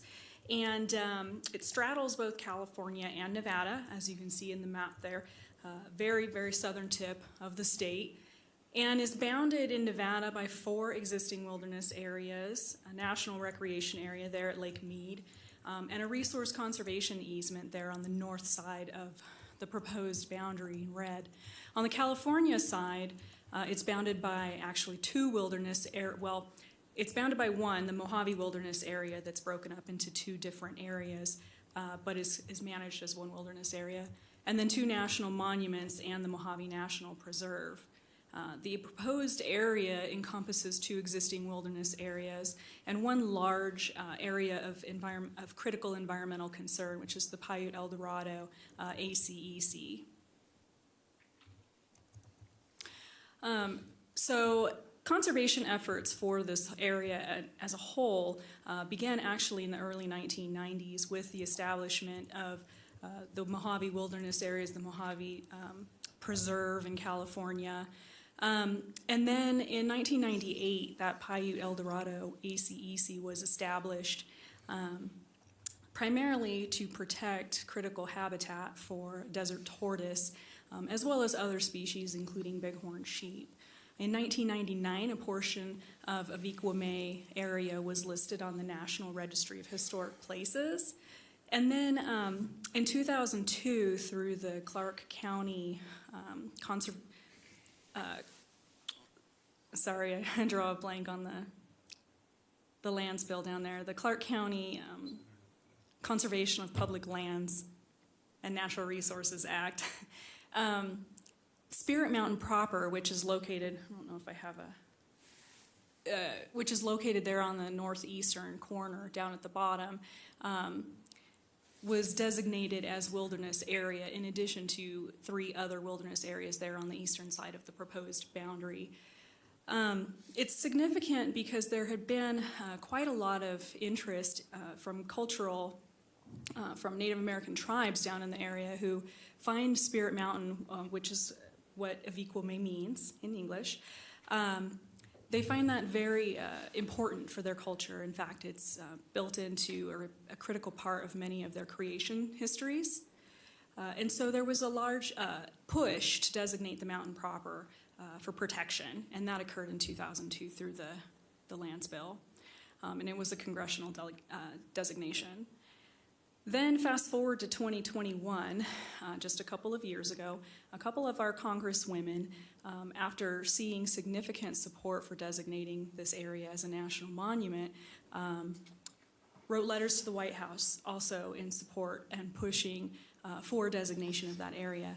That was primarily after a large effort to petition that area for designation. Over 90,000 signatures were gained in support of doing so. And then last November, President Biden announced his pledge to designate this area formally, and that would be done through presidential proclamation through authorities that are granted under the Antiquities Act. That would not require congressional designation or authorization of any sort, but he does have the authority to do so. So there's been quite a lot of support and a lot of activity over the last couple of decades to protect this area. And the primary premise behind this is that that area is what they're considering a missing link between areas that are already protected under existing designations, both in California, where the preserve is located, as well as wilderness areas, and then the existing wilderness areas and ACEC on the Nevada side. This area is really important in numerous different resources down south, and there are hundreds of plant and animal species located within the proposed area. The area is, as I mentioned, critical intact habitat for the listed desert tortoise. It's also heavy and very populated with different herds of bighorn sheep, which have been documented even prehistorically in petroglyphs and in that area. Due to the proximity to the Colorado River and the Lake Mead, this area is also a major stopover area in the Pacific Flyway, so we see an abundance and a tremendous variation in different avian species as well, like gilded flickers and Harris's hawks and whatnot.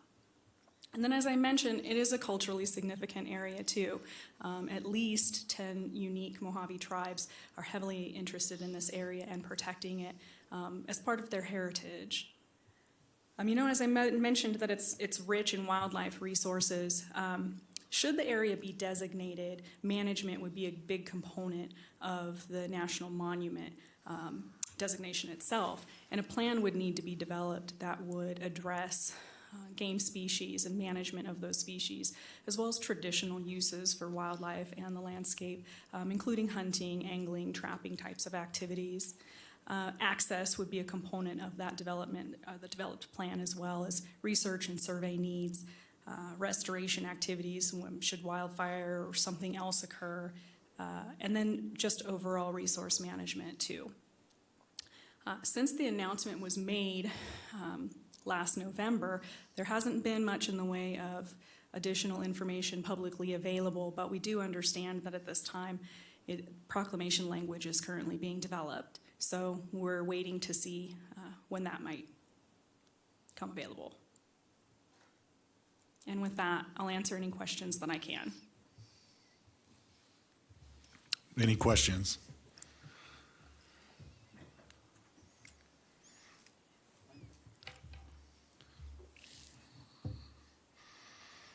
I think I have one, but I don't know how to formulate it. So, give me a minute, or I'll come see you afterwards. Well, I guess I have a Maybe you couple could help. questions. So I'm just curious, I believe the department has been in discussion with them on, I don't know if you'd call it the management plan or whatnot, because we have guzzlers down there. I've spent a lot of time down there. Just what the access is going to look like, if all the existing roads are going to be maintained, if they're going to close down access, have those discussions been had? Jasmine Kleiber for the record. Yes, some discussions have been had with different parties, including the Council on Environmental Quality, who are charged with actually developing the proclamation language, as well as our federal partners, BLM, who would be administering this national monument, and our conservation partners as well.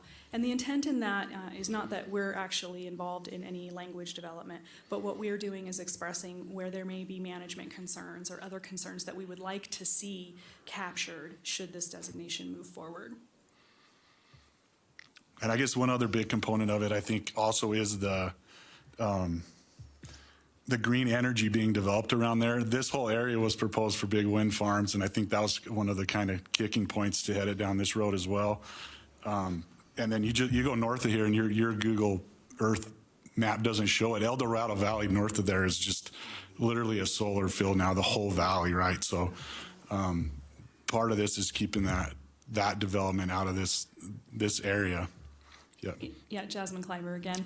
And that was a major sticking point in the history of this as well that I didn't include on the slide. But there was a big lawsuit in 2013 where an actual homeowner, a landowner, sued the BLM because of their decision to authorize a large industrial wind farm. And that has factored into some of the discussions amongst conservation groups and tribes as well, in terms of what they hope to gain out of a designation now and what type of protective measures would be in place should that happen that may limit future development. Any additional questions? I don't see any. Thank you. All right. With that, we'll go to agenda item number 6I, Naval Air Station Fallon Range Training Complex Wildlife Staff Specialist Matt Maples. An update will be provided on the passage of legislation expanding the NAS Fallon Range Training Complex. Thank you, Chairman, members of the Commission. Matt Maples for the record.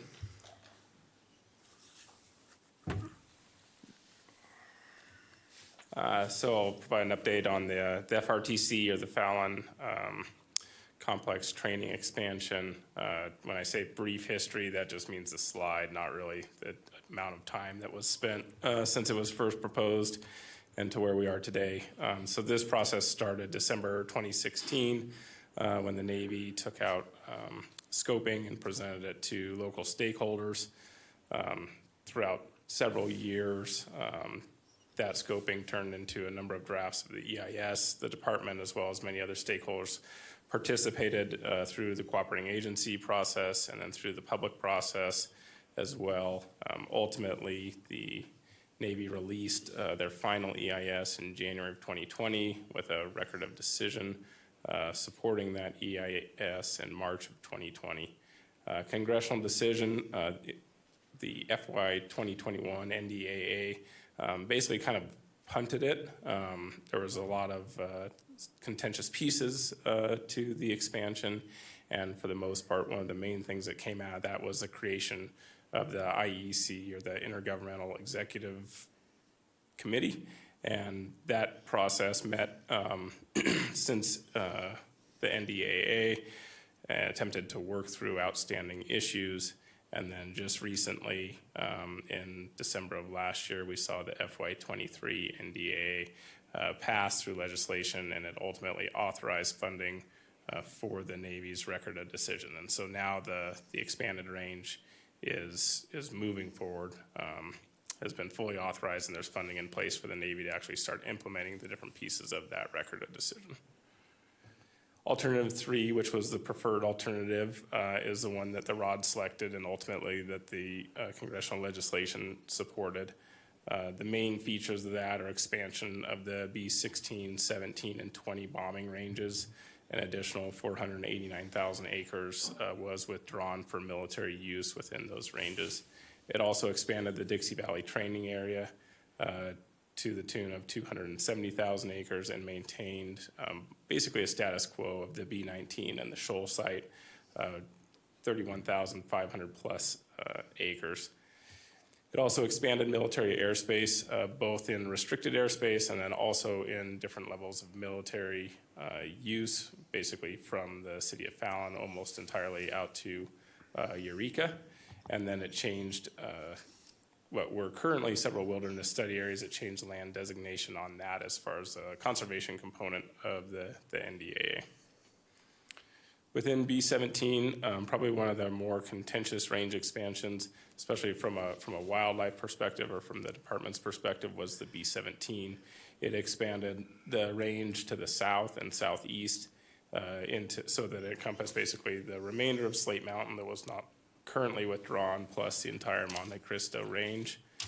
There is no change to State Route 839, which goes just to the east of the Sand Spring Range, but it will reroute 361, which goes from Highway 50 down to the town of Gabbs. It included a managed access program for sportsmen so that we can continue our traditional bighorn sheep hunt within that hunt unit.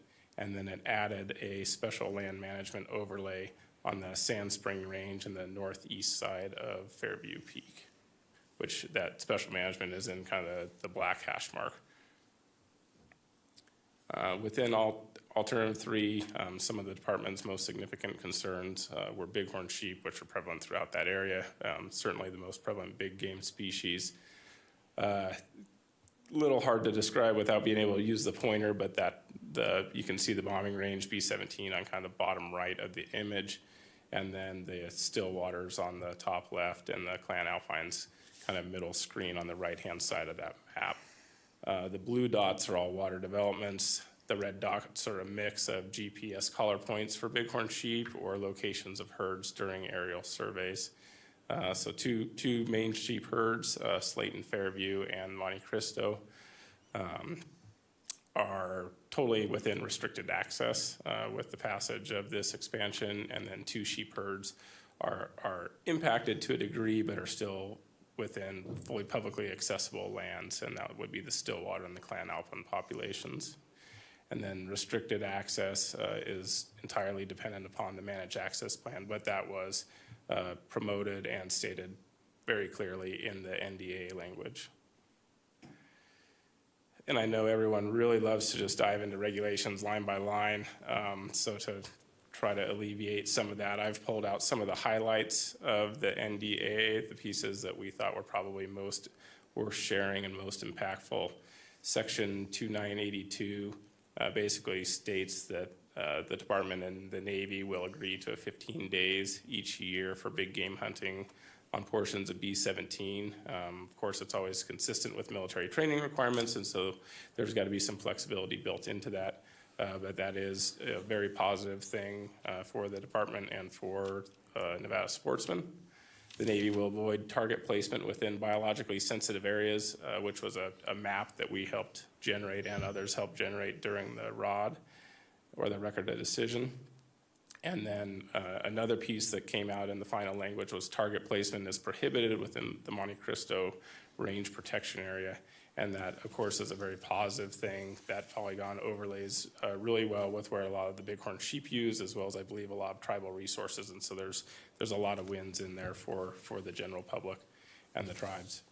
In section 2983, this is also a very positive thing, as any tracked ordnance landing outside of target areas must be removed within 180 days.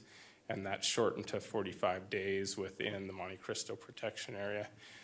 One, it ensures that cleanup occurs, so as the range becomes more and more well used over time, the kind of ordnance that's out there that was not exploded or is outside of the target areas is cleaned up. That's a good thing both for wildlife and for the future of sportsman access.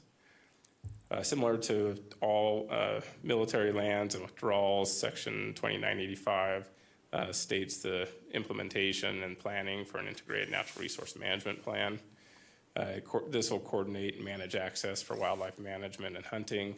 It also states that the Navy will prevent, suppress, manage, and rehabilitate wildfire, including lands outside the withdrawal when caused by military activities. This is also a good thing. There's been instances of wildfires being ignited through Navy training, use of flares outside of their range, and so this will hopefully ensure that we're all at the same table when it comes to suppressing and rehabilitating wildfires. The Navy may obligate appropriated funds for fire management agreements and reimbursements to the Secretary of Interior for fire-related costs. I would unprofessionally, but also interpret that to mean suppression and restoration, which is also a positive thing. We've seen instances where the BLM would be tasked with suppressing the fire, and then that, of course, comes out of their budget. And so this will open the door for the Navy to help offset some of those costs. Section 2999, or 2991, excuse me, ensures certain major road access points are going to be available to the public and maintained throughout the withdrawal. Simpson Road, East County Road, Earthquake Fault Road, and Fairview Peak Road, all important access points for a variety of reasons. And then several minor road access points and routes will also be maintained throughout the withdrawal. This is very important for managed access, both for the ability for the department or our partners to access existing guzzlers, spring sites, do habitat management, and then also for sportsmen to still have access to essential pieces of the range for the bighorn sheep hunt. The department's currently working with the Navy and USGS on a sage-grouse noise study looking at assessing potential impacts to military overflights on sage-grouse, particularly at LEC sites. And so the NDA included that and instructed the Navy to continue forward with that study. Section 2995 had some impact reduction and mitigations for the FRTC. It permits NDOW access for spring and water development, monitoring and maintenance, which is very critical because there are a lot of water developments within the withdrawn areas. Development and implementation of a wildland fire management plan to include prevention, suppression, and restoration as appropriate, also a positive thing. And then avoiding target placement in biologically sensitive areas. And a lot of the land status changes are all documented in what's called the Churchill County Proposed Map from November of last year and the Lander County Wilderness Area Proposal Map from April of 2021. And so that'll show a lot of the smaller pieces that I haven't covered today. There's been other conveyances from the county to DOI and vice versa. And that map does a pretty good job of showing stakeholders where land status will be changing. So some of the land status designation changes that are appropriate to discuss here, the Sand Springs Range, there'll be a little over 217,000 acres within that special management area that I previously referenced. 160,000 acres of the still waters will also turn into National Conservation Area. That was previously a wilderness study area, and now will be an NCA. This Pistone Black Mountains, there's roughly 3,400 acres that was previously a BLM archaeological area that's now a National Conservation Area as well. And then the Clan Alpines, the Desatoyas, and the Cane Mountains all saw new wilderness designations. Previously WSA, now formally designated wilderness. In all cases, there was a fair amount of WSA that was released. And so these acreages, while pretty significant, don't represent the entirety of each WSA. And so there was some compromise on those changes as well. The wilderness language includes many of the more common wildlife considerations that we see in wilderness language, pretty standard stuff for wildlife management, including the use of aircraft for wildlife monitoring and management, and then maintenance monitoring of wildlife water developments or guzzlers. Military lands in Nevada, just to kind of put some of this into perspective, Nevada just over 70 million acres. Current DOD and DOE is about 4.2 million acres. I have proposed additions here, although FRTC is finalized, but FRTC about 790,000 acres. And then the NTTR, which is still kind of in process in southern Nevada at just under 300,000 acres. And I apologize for the typo here. It says if proposed withdrawals are finalized, FRTC is finalized, NTTR is not. But if NTTR went forward as it was proposed a few years ago, DOD and DOE would control roughly 7.4% of Nevada, making them the third largest land manager in the state, behind BLM and U.S. Forest Service. Our next steps, and the Navy and BLM's next step, there's a variety of them, and so there are many, many deadlines that kind of get started now, even though it feels like the NDAA was going to be kind of the end of it. It's actually really just the start of it. We need to finalize the managed access plan, not only for the bighorn sheep hunt, but also for accessing and maintaining water developments. We need to finalize the wildland fire management plan, working on both of those with the Navy. And then we'll continue to maintain our partnership with the Navy for wildlife management and access, and continue to seek funding from the Navy, when it's appropriate, so that we can continue to implement projects, or perhaps implement even more projects on their lands, stuff like water developments and then wildfire prevention and rehabilitation. With the BLM, we will certainly be engaging and providing input on management plans for the special management areas and the national conservation areas, as each of those will have their own unique management plan that needs to be done within 2 years of the signing of the NDAA. And then in addition to that, some of the road reconstruction and some of the other construction of various installations will also require additional NEPA, so relocating the Gabbs Highway, relocating pole line road. Some of those will be major undertakings with benefits and challenges regardless of who you are or what position you're representing. And so we'll be engaged on those NEPA processes as well to try to promote protections for wildlife. With that, I'm happy to answer any questions. Any questions? Commissioner Barnes. Yeah, thanks. In relation to the wildfire management, has there been any talk about the Navy maintaining their own aircraft to big tankers and stuff to when they do spark something, just call and get one of their own planes to come and douse it? Yeah, I don't know that there's, I don't recall seeing that in the plan, that they're going to have their own fire crews. I think they are looking at it, or do maintain some sort of a cooperative agreement with the BLM, and then potentially even with the county. I don't know that for certain, but it seems as though they're trying to maintain partnerships with firefighting agencies so that maybe we can have a little bit faster response if something does ignite on the range. Yeah, it just seems that the quicker they can get aircraft on it, the quicker they can get those fires out and with burn less. And so I thought, they got their planes, they got the pilots. Yeah,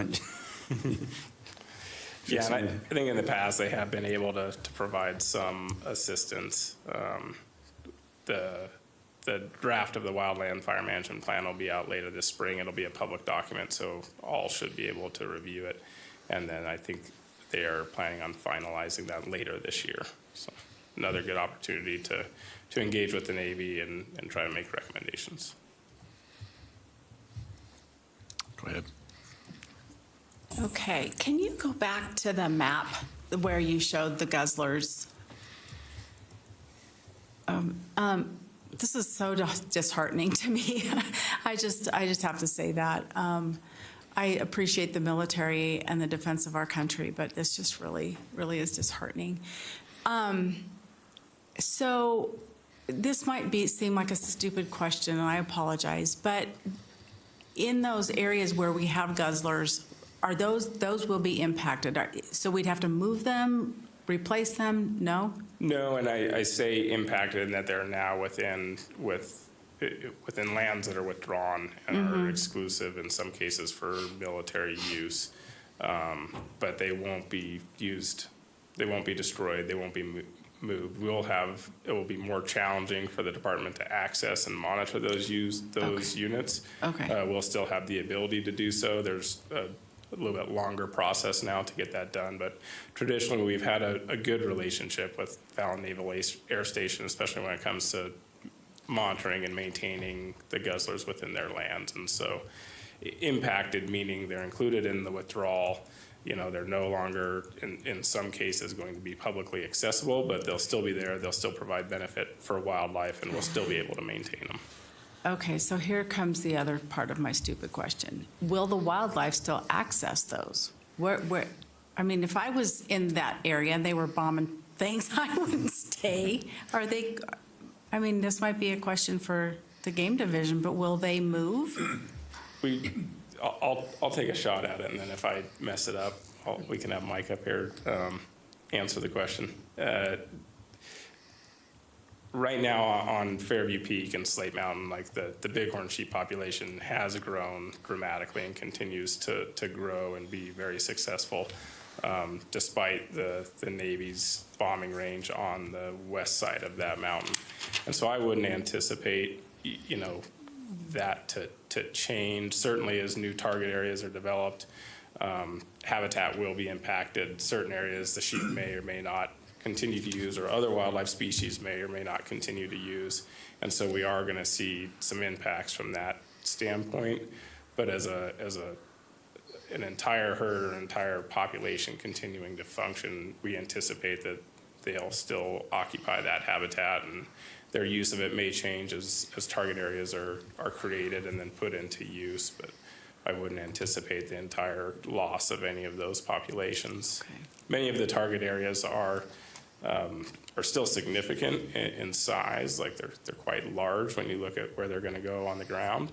But the entirety of these withdrawals are so large because that's what's called the weapon danger zone, and so that's where there's some chance, however small, that if something goes wrong when a pilot is doing some sort of a training exercise, that someone on the ground has less than an infinitesimal chance of getting hurt by part of that mistake, whether it's pilot error or a malfunction with the missile or the bomb or whatever it is. And so those weapon danger zones are really a public safety piece, and the target areas are, relatively speaking, a much smaller piece of ground that will be directly impacted by munitions. Okay. And none of those areas are on top of any of the guzzlers. Okay. I'll add that just as a clarification. All right, thanks. Commissioner McNinch. Thank you, Mr. Chairman. I mean, we had a presentation from the Navy. I believe we were in Hawthorne. And I mean, yeah, anytime you comment on something like this, you're taking your chances of being unpatriotic, but, our concerns are wildlife related. So maybe they included some things, but, while the sportsmen are going to come out a little bit whole, the rest of the public won't.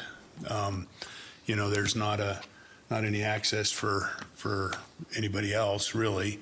And, this is rhetorical, Matt. I don't expect you to even try to answer it, but the question was asked, what next? I mean, when's the next expansion?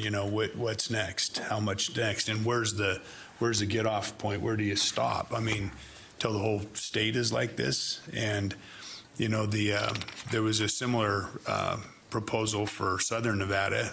I don't think any of that went through, though, did it? It was not passed as part of the NDA. It's still out there, and we would anticipate it. Yeah, so I suspect that that's going to come through here one of these days sooner than later. And so we're going to see a similar bump up, I imagine. I mean, that's, and by the time that gets done, they'll be talking about this one again. And, it's like, where does it stop? Where is Nevada's done their part, So I don't know. I throw that out there. It is disheartening to me too, and maybe it's a necessary evil in a lot of ways. I'm sorry that we're in a position to where we have to be prepared like that. It's reality, and I support our military for sure. But when it comes to the resources, they definitely take a back seat to this stuff for sure. So. Commissioner Keel. Yeah, thank you, Chairman. So with this expansion, when do we anticipate the physical barriers to actually change? And I'm thinking in my mind like a Slate Canyon down there south of Bell Canyon, there's a physical barrier, and then obviously all the check-in points down on the TTR. But do you have a sense of the timeline around when those are going to change? That's a great question, Matt Maples again for the record. There's some language in the NDAA, and this is as close as I can come to answering your question. I don't know if I'll really get all the way there or not. That all of the commitments that the Navy agreed to as part of the Record of Decision, or that Congress instructed them to do within the NDAA, have to be completed. And then DOI and Secretary of the Navy have to write a letter to Congress stating all of those commitments have been fulfilled. And some of them are far easier to accomplish than others. Ones that are going to delay the process are going to be rerouting Highway 361, rerouting Pole Line Road on the south and north side of the West Humboldts.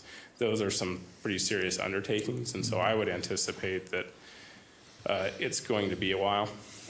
It's unclear at this point whether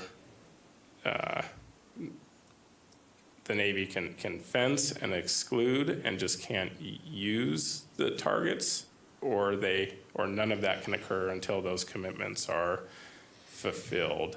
I would make a guess that the assumption is that all of those commitments have to be filled before they can start fencing off ground and excluding those areas from public access. And so that's where I would anticipate several years worth of not only NEPA work, but also construction to occur. That language was, our perspective, provides additional time, right? Not only to use those public grounds, but have the public use them before they get withdrawn. So I can't offer a firm timeline because I don't know how quickly those processes will occur, but that piece in the language that says the Navy can't, put these ranges or these new expanded ranges to full use until the commitments are fulfilled, I would interpret that as like, well, it will be a little bit of time. Oh, that's fair. Thank you. Additional questions or? I just have a comment. I've been fortunate to hunt on the NTTR a lot, and I see the comment about picking up the ordinance, and it kind of makes me giggle because when you go out there, you see a lot of really old ordinance, but you see a lot of really new ordinance that's all over the place, So I'm curious how they're going to maintain doing that, when it falls off an airplane out in the middle of the desert, or central Nevada. But there's no additional questions or comments. Thank you, Matt. Thank you. All right, with that, we're going to go to agenda item number 7, Administrative Procedures, Regulations, and Policy Committee. Committee Chairman David McNitch for possible action. The APRP Committee has concluded with committee meetings and will focus on the last 4 policies through the commission. And then I guess we'll just go right to agenda item A. Yeah. Okay, so agenda item A, Commission Policy 11, Heritage Grants, second reading, APRP Committee Chairman Dave McNitch and Wildlife Staff Specialist Mark Fries. For possible action, the committee will review Commission Policy 11 and may make any necessary changes and may decide to repeal, revise, or adopt the policy. Okay, thank you, Mr. Chairman. So we're winding down our policy review. So these are the last 4 that we have on our list. These are all back for, we can finalize all these today. And they've all had previous hearings or 2. And starting with Commission Policy number 11. And Mark and I haven't coordinated anything, so we're flying by the seat of our pants a little bit today. But in reviewing, and I hate to air this out in the middle of our commission meeting, but you'll notice that there's the policy, but there's also the Heritage Manual. The commission just referred to as the Nevada Board of Wildlife Commissioners Wildlife Heritage Program Grant Manual. So there's been some proposed changes to that manual.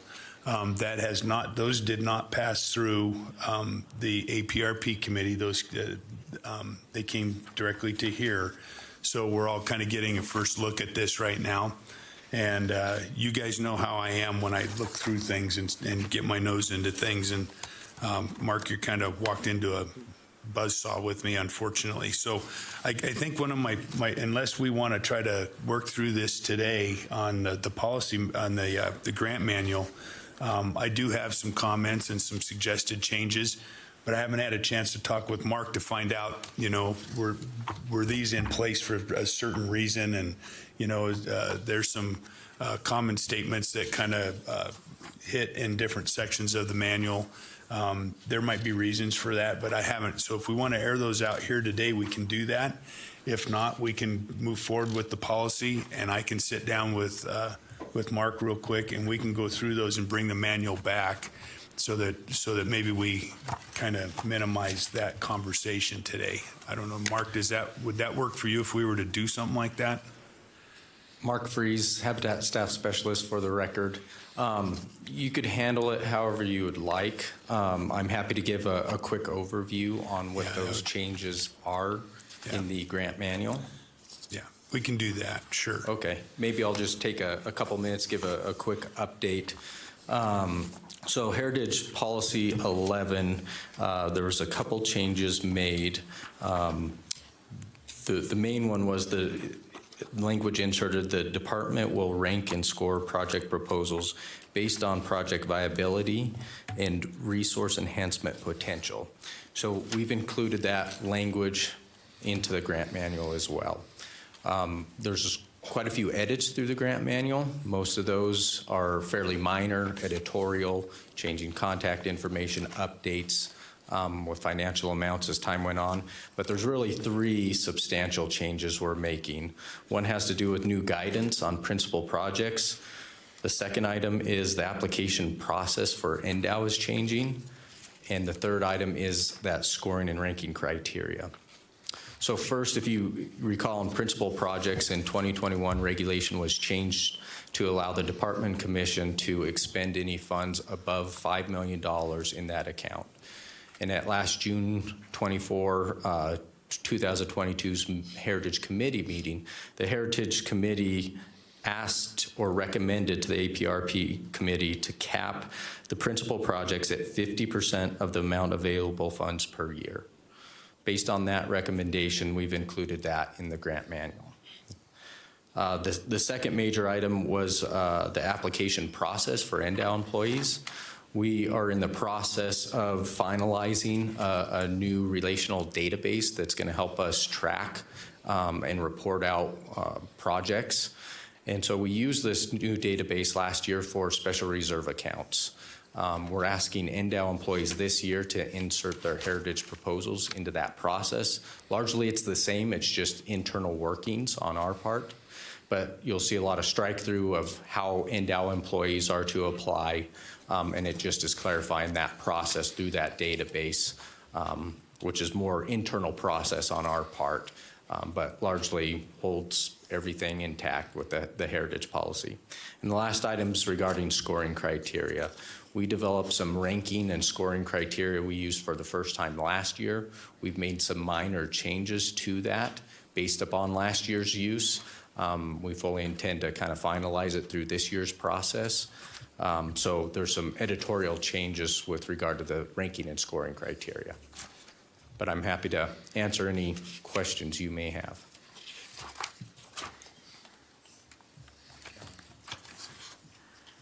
Go ahead, Alan. Yeah, for the record, Alan Tanay. And so we mentioned this at the last meeting, is this is that crosswalk between the APRP committee and the Heritage Committee. Is literally Policy 11 only points at the Heritage Manual. So the policy in and of itself really doesn't say much other than the Heritage Manual will guide the heritage process.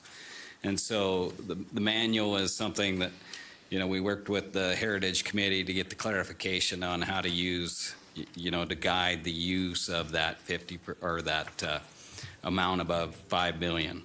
And so what we're trying to do, and we mentioned this last one, is it's not a clean process because you're bringing 2 committees together and trying to bring the product of both to this meeting, so the commission is fully aware of what's going on and can see it very clearly and understand what the changes are. But as far as the policy is just 11, it's that very brief piece. But as Mark explained, is the changes to the manual were only in the functionality of trying to incorporate those changes that he just described. And the scoring criteria, I will put Commissioner Barnes on the hook, but we did do that last year. We did take and run those projects through a scoring criteria. It was following the same suite of guidance that was in the previous manual. Basically what we did is just spelled out a scoring criteria for it that assisted, it gave a rationale as to why NDOW was ranking projects the way we were. In the past, it was often, those were the things in the back of our mind, but there wasn't a matrix that actually drove that decision. So we wanted to be clear and transparent and like, this is the scoring criteria, this is how it was done, ran through the scoring criteria, and then ranked accordingly. And so that's how that was created, and that's what these edits are all about. Tommy? Sorry, Chair. I just want to make clear, is the grant manual an internal document to NDOW, or is this something the commission passes on? Or, Mark, can you? Well, that was a question I was going to ask until I read on the top, it said Nevada Board of Wildlife Commissioners, Wildlife Heritage Program Grant Manual. So I did jump to that conclusion that it was kind of our document in a sense, because I was going to say, hey, if this is their manual, then I'll make some suggestions. But otherwise, if it's a commission manual, and mine aren't substantive, like changing what you're talking about. Mine are more like clarification type stuff, ands or versus ors, shall versus must, kind of tying in a few spots. There's I perceived a couple of open ends, that needed to be tied together type of stuff, and that's what I mostly pulled out of there. For example, it talks about the total available funding for heritage projects during the upcoming state fiscal year is calculated and made public during the February Wildlife Commission meeting. So we usually meet in January, so not a big deal, but it's, there's a few little housekeeping things like that. So those are the types of things that I was talking about. A few of them are a little bit bigger than that, but nothing to debate the this ranking system, that process, and things like that. It wasn't that kind of stuff that I had. So, yeah. Hold on, Alan. I'm sorry. My reluctance, I don't usually get involved in this, but my reluctance is that the Heritage Grant Manual is not agendized. So this commission can't pass on the manual. You can pass on the policy unless I'm missing something. Yes. Again, for the record, Alan Janae. And I knew this would happen being my first commission. And so, what we have here is when you look at policy 11, is if you look at the under policy, it says, furthermore, all awards shall be made in the form of grant awards as described by the department's Heritage Program Grant Manual.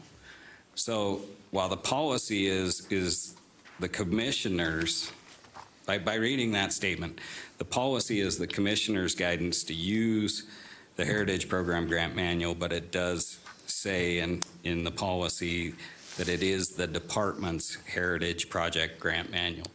So clarifying whose it is, it would be a good first step. Yep. So it's that kind of stuff, and I just perceived a little bit of that. So we could start there, of course, and yeah, we could either make suggestions or requested changes, one or the other. So absolutely, and I think this is really easy to handle.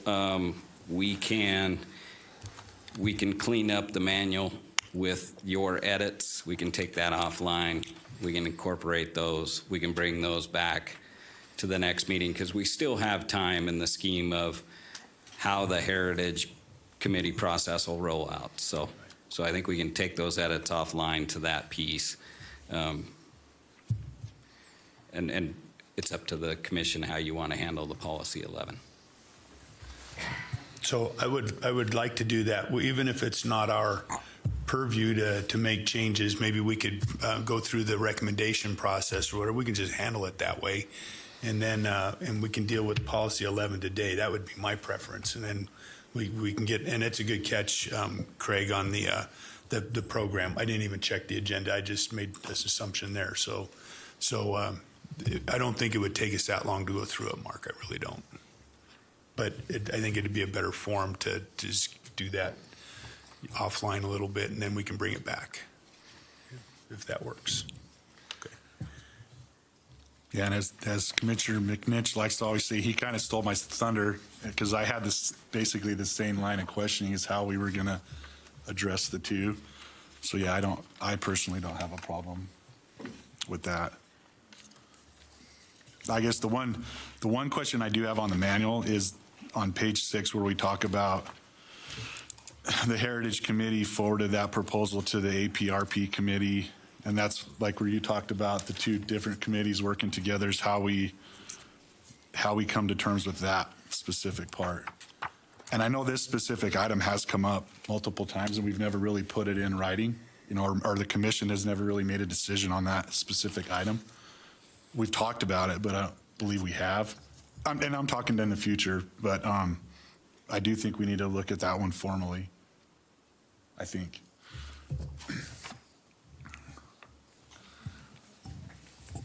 Again, Alan, Janae, I will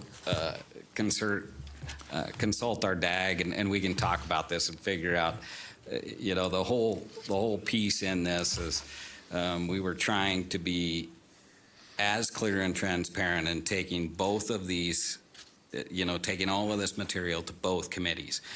And I guess the way we contemplated it at the time was that both committees could see it, have the opportunity for comment, and then the Board of Wildlife Commissioners could make the decision to accept or reject.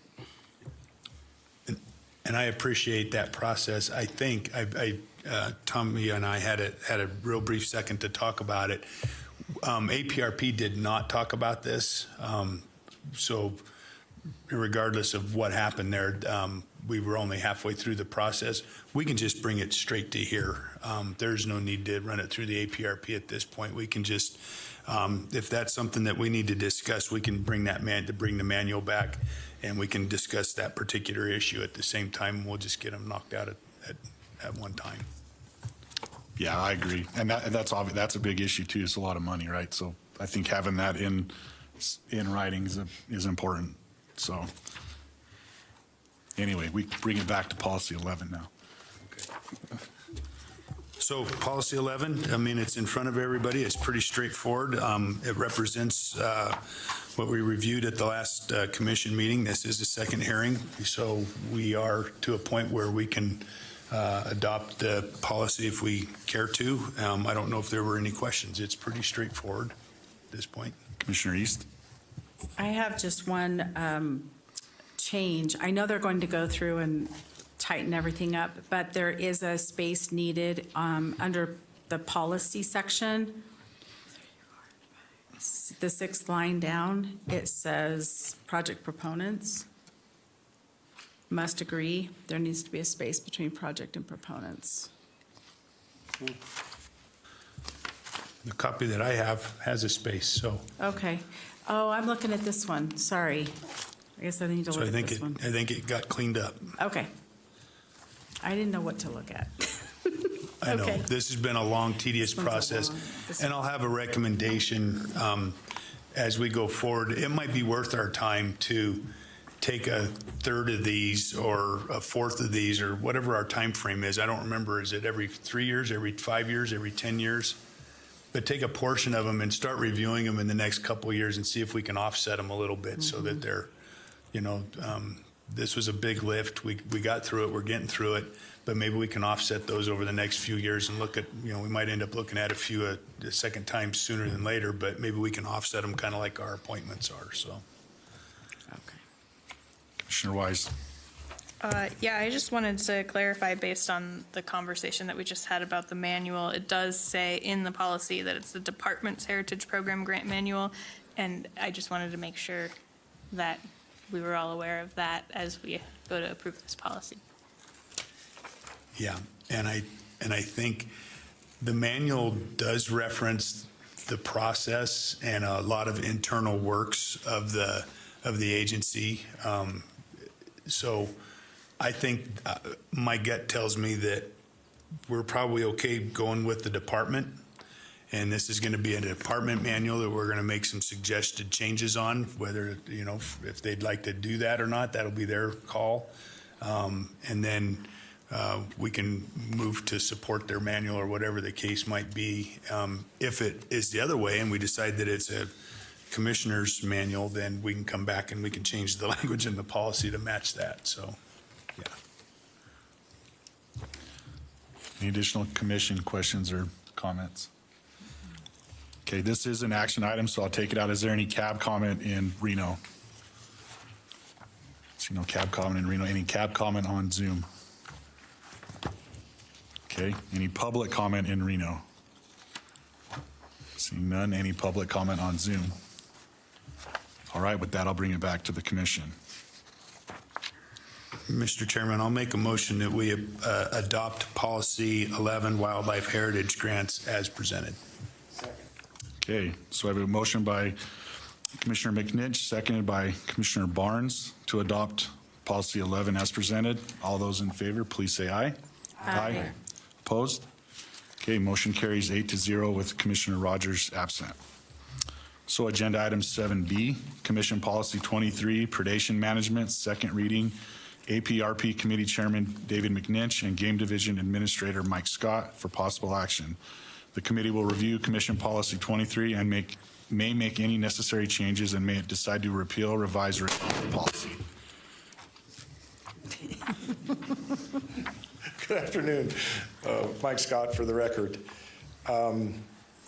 Commissioner McNinch, do you want to address this? I actually have a couple of changes that Staff Specialist Pat Jackson pointed out need to be removed. Okay, let me make a real quick comment on it. So policy 23 and 25, Mike, is that the other one, the sister one? I'm sorry, yes, 25. So, which we've already adopted. There was a lot of crossover, a lot of ambiguity, a lot of common statements in the two. So we've cleaned that up, and pretty much everything's, we've kind of got a little better split with everything now, so they're kind of stand on their own type of a thing. Policy 23, there was it was really reworked, and I appreciate all the time and effort that the department put into it. And from my perspective, it's definitely cleaner and easier to read, and there's a lot less ambiguity.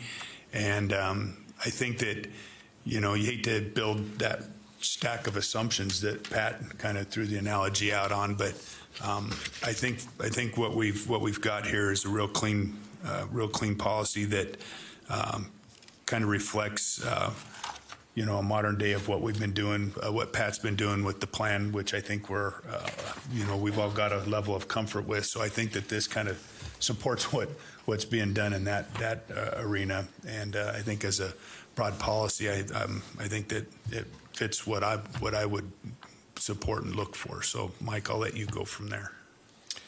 Thank you, Commissioner McNinch. Mike Scott for the record. So Staff Specialist Pat Jackson just pointed out that there are 4 projects that can be used in Policy 23. There's predation management policies. There are,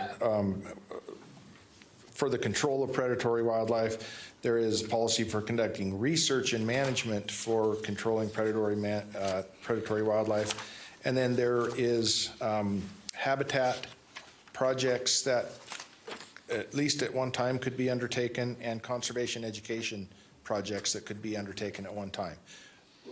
Currently, we do not, or in my recollection, we have not used habitat projects or conservation education projects in this category or through the predation management plan. And I can ask Pat, he indicated that in the 2015 or 2016 session, the habitat and conservation education portions of this were removed.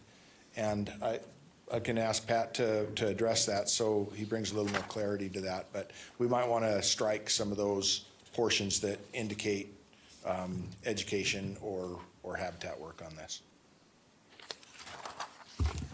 Pat Jackson, staff specialist for the record. So I had noticed this quite some time ago and then did not run it up. I didn't bring it up when I should have. So this Policy 23 was passed, as you'll see, December 7th of 2013, but then it was amended sometime in 2016. And so at the Boulder City meeting, we brought forth, the department, a policy 23, and then Commissioner McNitch recommended that we more or less go back to the drawing board. And what I believe happened was that when we went back to the drawing board, we used the original 2013 policy and not the amended 2016 policy. In the 2015 session, the legislature took out education as a acceptable expense for the $3 predator fee. And so this policy addresses how those funds could be spent. So I'm acknowledging, and I bear this burden, this is my mistake, but there's quite a bit of language in here that's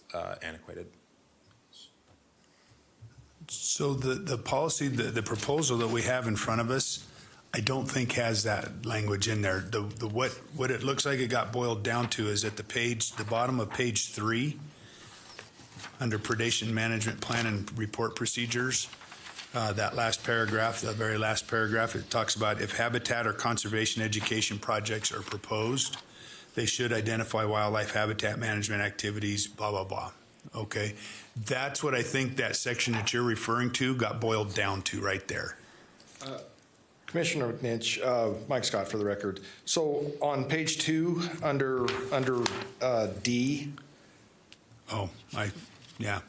That probably could be struck, as well as any of that part on the bottom of page 3, and then also under 1 on the top of page 4, at the bottom of that very first paragraph before A, that probably could be struck as well. Okay, so yeah, I'll be honest with you. I just flat read over the programs for the education of the general public. I thought it had been taken out already, so. I apologize for that. Well, I read over it like 4 times, so that was my big miss on my part. So the previous policy, or the way that the predation rules statute was written, it was an edict or a mandate that I guess it was, so was it more of a, I'm asking Craig now, is that more of a permissive thing? Money can be used for this? Or was it more of a money needs to be spent on this? I think I was looking up the statute, 502-253 is very clear about what can and can't be utilized, what funding can and can't be utilized under the predator fee program. Okay, so it's got to come out. There's no educational component, clearly. Okay, yeah. So that's a big miss on my part. I thought you'd done a nice job of boiling it down to a paragraph where it's like if there's some kind of a blend into something, then this is what it looks like. Because the portion that Mike and Pat are referring to was a section similar to predation management policies, under a policy for the management and control predatory wildlife. So it had 1 through 9, and this one had 1 through 5, I think. And 3 of the sub-paragraphs in there specifically talked about habitat and conservation education projects, and that had all been removed out of here. Those portions had been. So we need to remove D on page 2. Yes. In that first grouping, and the second full paragraph, pursuant to NRS 502 ABCD, we need to remove D. I apologize for this. I've totally read over it. I have one quick question, Pat. So both habitat and conservation education were removed, or was it strictly education? Education was, I think. Education. Okay, yeah. I just wanted to clarify. That's a good point. Which means that under B, we need to move the and at the end of C to the end of B.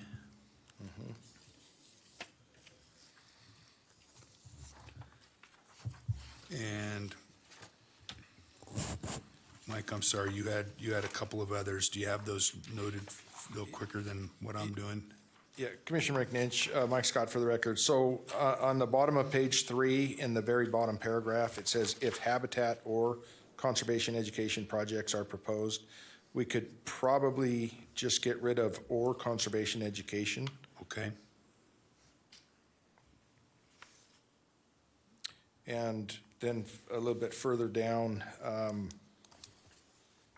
they should identify wildlife habitat management activities for the protection of non-predatory animals and programs for education of the public concerning the management and control of predatory wildlife and the role. So we could probably strike everything after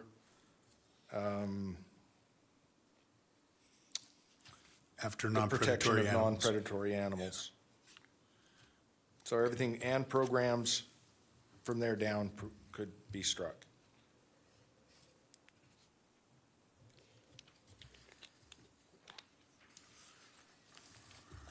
Okay.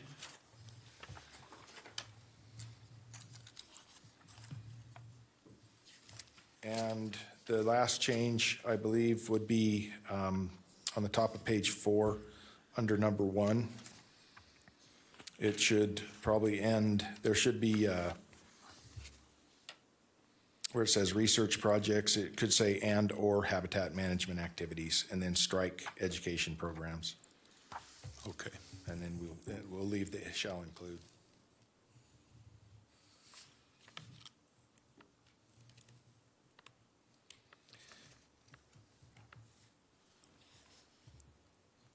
Commissioner McNinch, do we also need to look at C and remove education Yep. at the end of that? Yep. The or education. Put the or before habitat. And then I'm sorry to jump to the beginning, but, since this does reflect the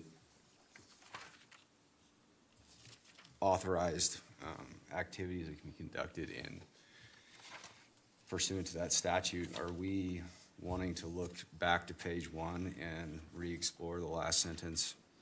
Under need. In the section of the need? Yeah. I mean, because otherwise we're just throwing out a finding that we can't do anything with in this policy. It's true. And I'd still like to be able to make that statement somewhere. I think it's still important for us to encourage the education of our public on the importance of predatory control and the importance of predators. It goes both ways. But I think you're right, because otherwise it's just a statement that doesn't really reflect in this policy anywhere, so we probably need to work.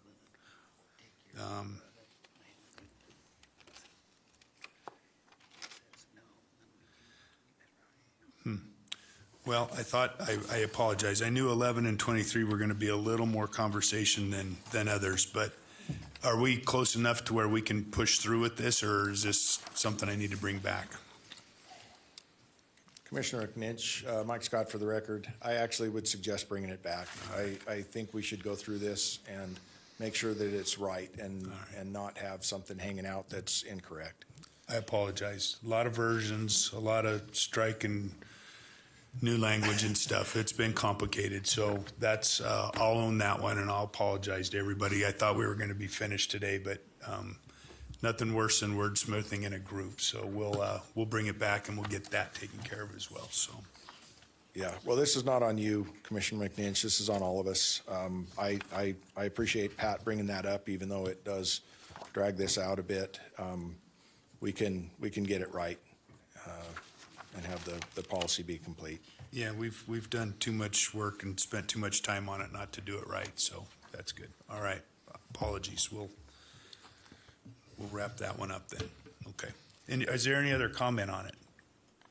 Any other questions or anything that we need to look at? No, I guess it is an action item, so I do think we have to take it out right for, even though we're not Sure. going to take Yeah. action, but. Yeah, absolutely. Just so any cab comment in Reno regarding policy 23? Any cab comment on Zoom? Any public comment in Reno? Any public comment on Zoom? Okay, now we'll bring it back. Thank you, Mr. Chairman. Okay, remove education and bring back. Okay. So we're ready to move on to the next round, next one, if you're ready. Okay. So item number 7C, Commission Policy 61, Water Rights, third reading. APRP Committee Chairman Dave McNitch and Secretary Alan Janay for possible action. The commission will review Commission Policy 61 and may make any necessary changes and may decide to repeal, revise, or adopt the policy. Thank you, Mr. Chairman. So policy 61, this is our third hearing here, and I think we're, maybe I shouldn't say that. I think we're good. I'm going to keep doing it. My odds are in my favor at this point, so I think we're good. So I don't know if anybody had any questions, but I think it's pretty straightforward at this point, so. Commissioner Barnes. Yeah, we started working on this in last August, I think, and that's when I was working with Alan in his prior position, and I think we got hammered through this about as good as we could. There's things that I still don't like completely, but I'm good enough with it, so we're good enough to go as far as I'm concerned. Any other questions on Policy 61? Seeing none, any cab comment in Reno on Policy 61? Seeing none, any cab comment on Zoom? Okay, any public comment on Policy 61 in Reno? Seeing none, any public comment on Zoom? Okay, with that, I'll bring it back to the commission. Okay, Mr. Chairman, well, I'll make a motion that we approve policy 61, water rights, as presented. And I apologize, but I just had a clarifying question. So Don't do on it. Page 2, Section 4, subsection B, is it joint application? I amend my motion to reflect the editorial change on 4B, from file to joint. I'll second the motion. Okay, we got a commotion. We got a commotion. We do have a commotion. We've got a motion by Commissioner McNitch, a second by Commissioner East to adopt Policy 61 as presented with the noted change to item number 4B. All those in favor, please say aye. Aye. Opposed? Motion carries unanimously with Commissioner Rogers absent. With that, we will go to agenda item 7D. Commission Policy 62, Mitigation Policy, second reading. APRP Committee Chairman David McNitch and Wildlife Staff Specialist Jasmine Kleber for possible action. The committee will review Commission Policy 62 and may make any necessary changes and may decide to repeal, revise, or adopt the policy. Thank you, Mr. Chairman. I am punting this to Jasmine. Maybe she can get us through the commotion, so. Thank you, Jasmine Kleiber, Habitat Staff Specialist, for the record. As presented during the last commission meeting in November of 2022, there were numerous changes throughout Policy 62, and I'll go over a summary of these again, just to refresh everybody prior to any discussion. But the changes included editorial changes in the policy background as well as throughout the policy document itself, reference to the department participating in NEPA for development projects on public lands, identification of indirect and cumulative impacts in addition to direct impacts to wildlife and habitats. There was also a simplification of the mitigation hierarchy to include the avoid and minimize elements of that hierarchy being more emphasized prior to mitigation. Clearer objective statement at the end of the background section. Also, a directive for the department to develop best management practices and design features, as well as other avoidance and minimization measures for our use in the planning process. The addition of a reference to the Federal Land Policy Management Act regulations that guide BLM land administration. There was also a general cleanup of the policies section within Policy 62. clarification in the procedures for implementing the policy, specifically as it relates to the mitigation hierarchy. And then based on feedback from, that was received during the November 2022 commission meeting, NRS section was fixed to clean up language there for Nevada Revised Statute 701. And I believe the copy you should have in front of you is the cleaned up version without all of the track changes. All right, I had one really quick on page 5. Is just there's 2 typos. It's the 5th line up from the bottom there. It says necessary, and I think that's supposed to be a comma. I just caught that, and then there's another, for example, then I think there's an extra A there as well, but that's the only comment I had on it.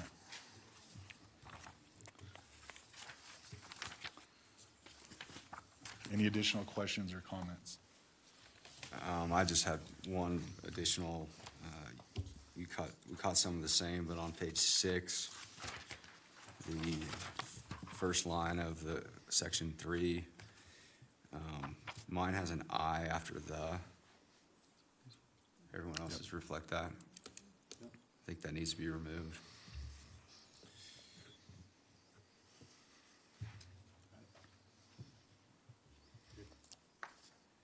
Any additional questions or comments? All right, seeing none, I'll take it out for cab comment. Any cab comment in Reno? Okay, seeing none, any cab comment on Zoom? Okay, any public comment in Reno? Okay, any public comment on Zoom? All right, with that, I'll bring it back to the commission. Mr. Janay. We did catch one other typo, 3rd paragraph, first sentence, very end, Nevada, do, and it needs to the high. Missing a 2.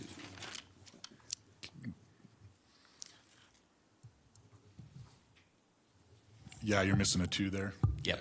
Yep.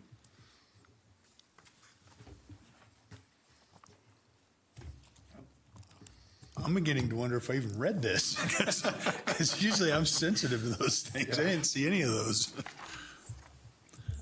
Okay. Okay. Well, with that, if there's nothing else, then I'll be glad to make a motion to approve policy 62 mitigation policy with the noted editorial changes.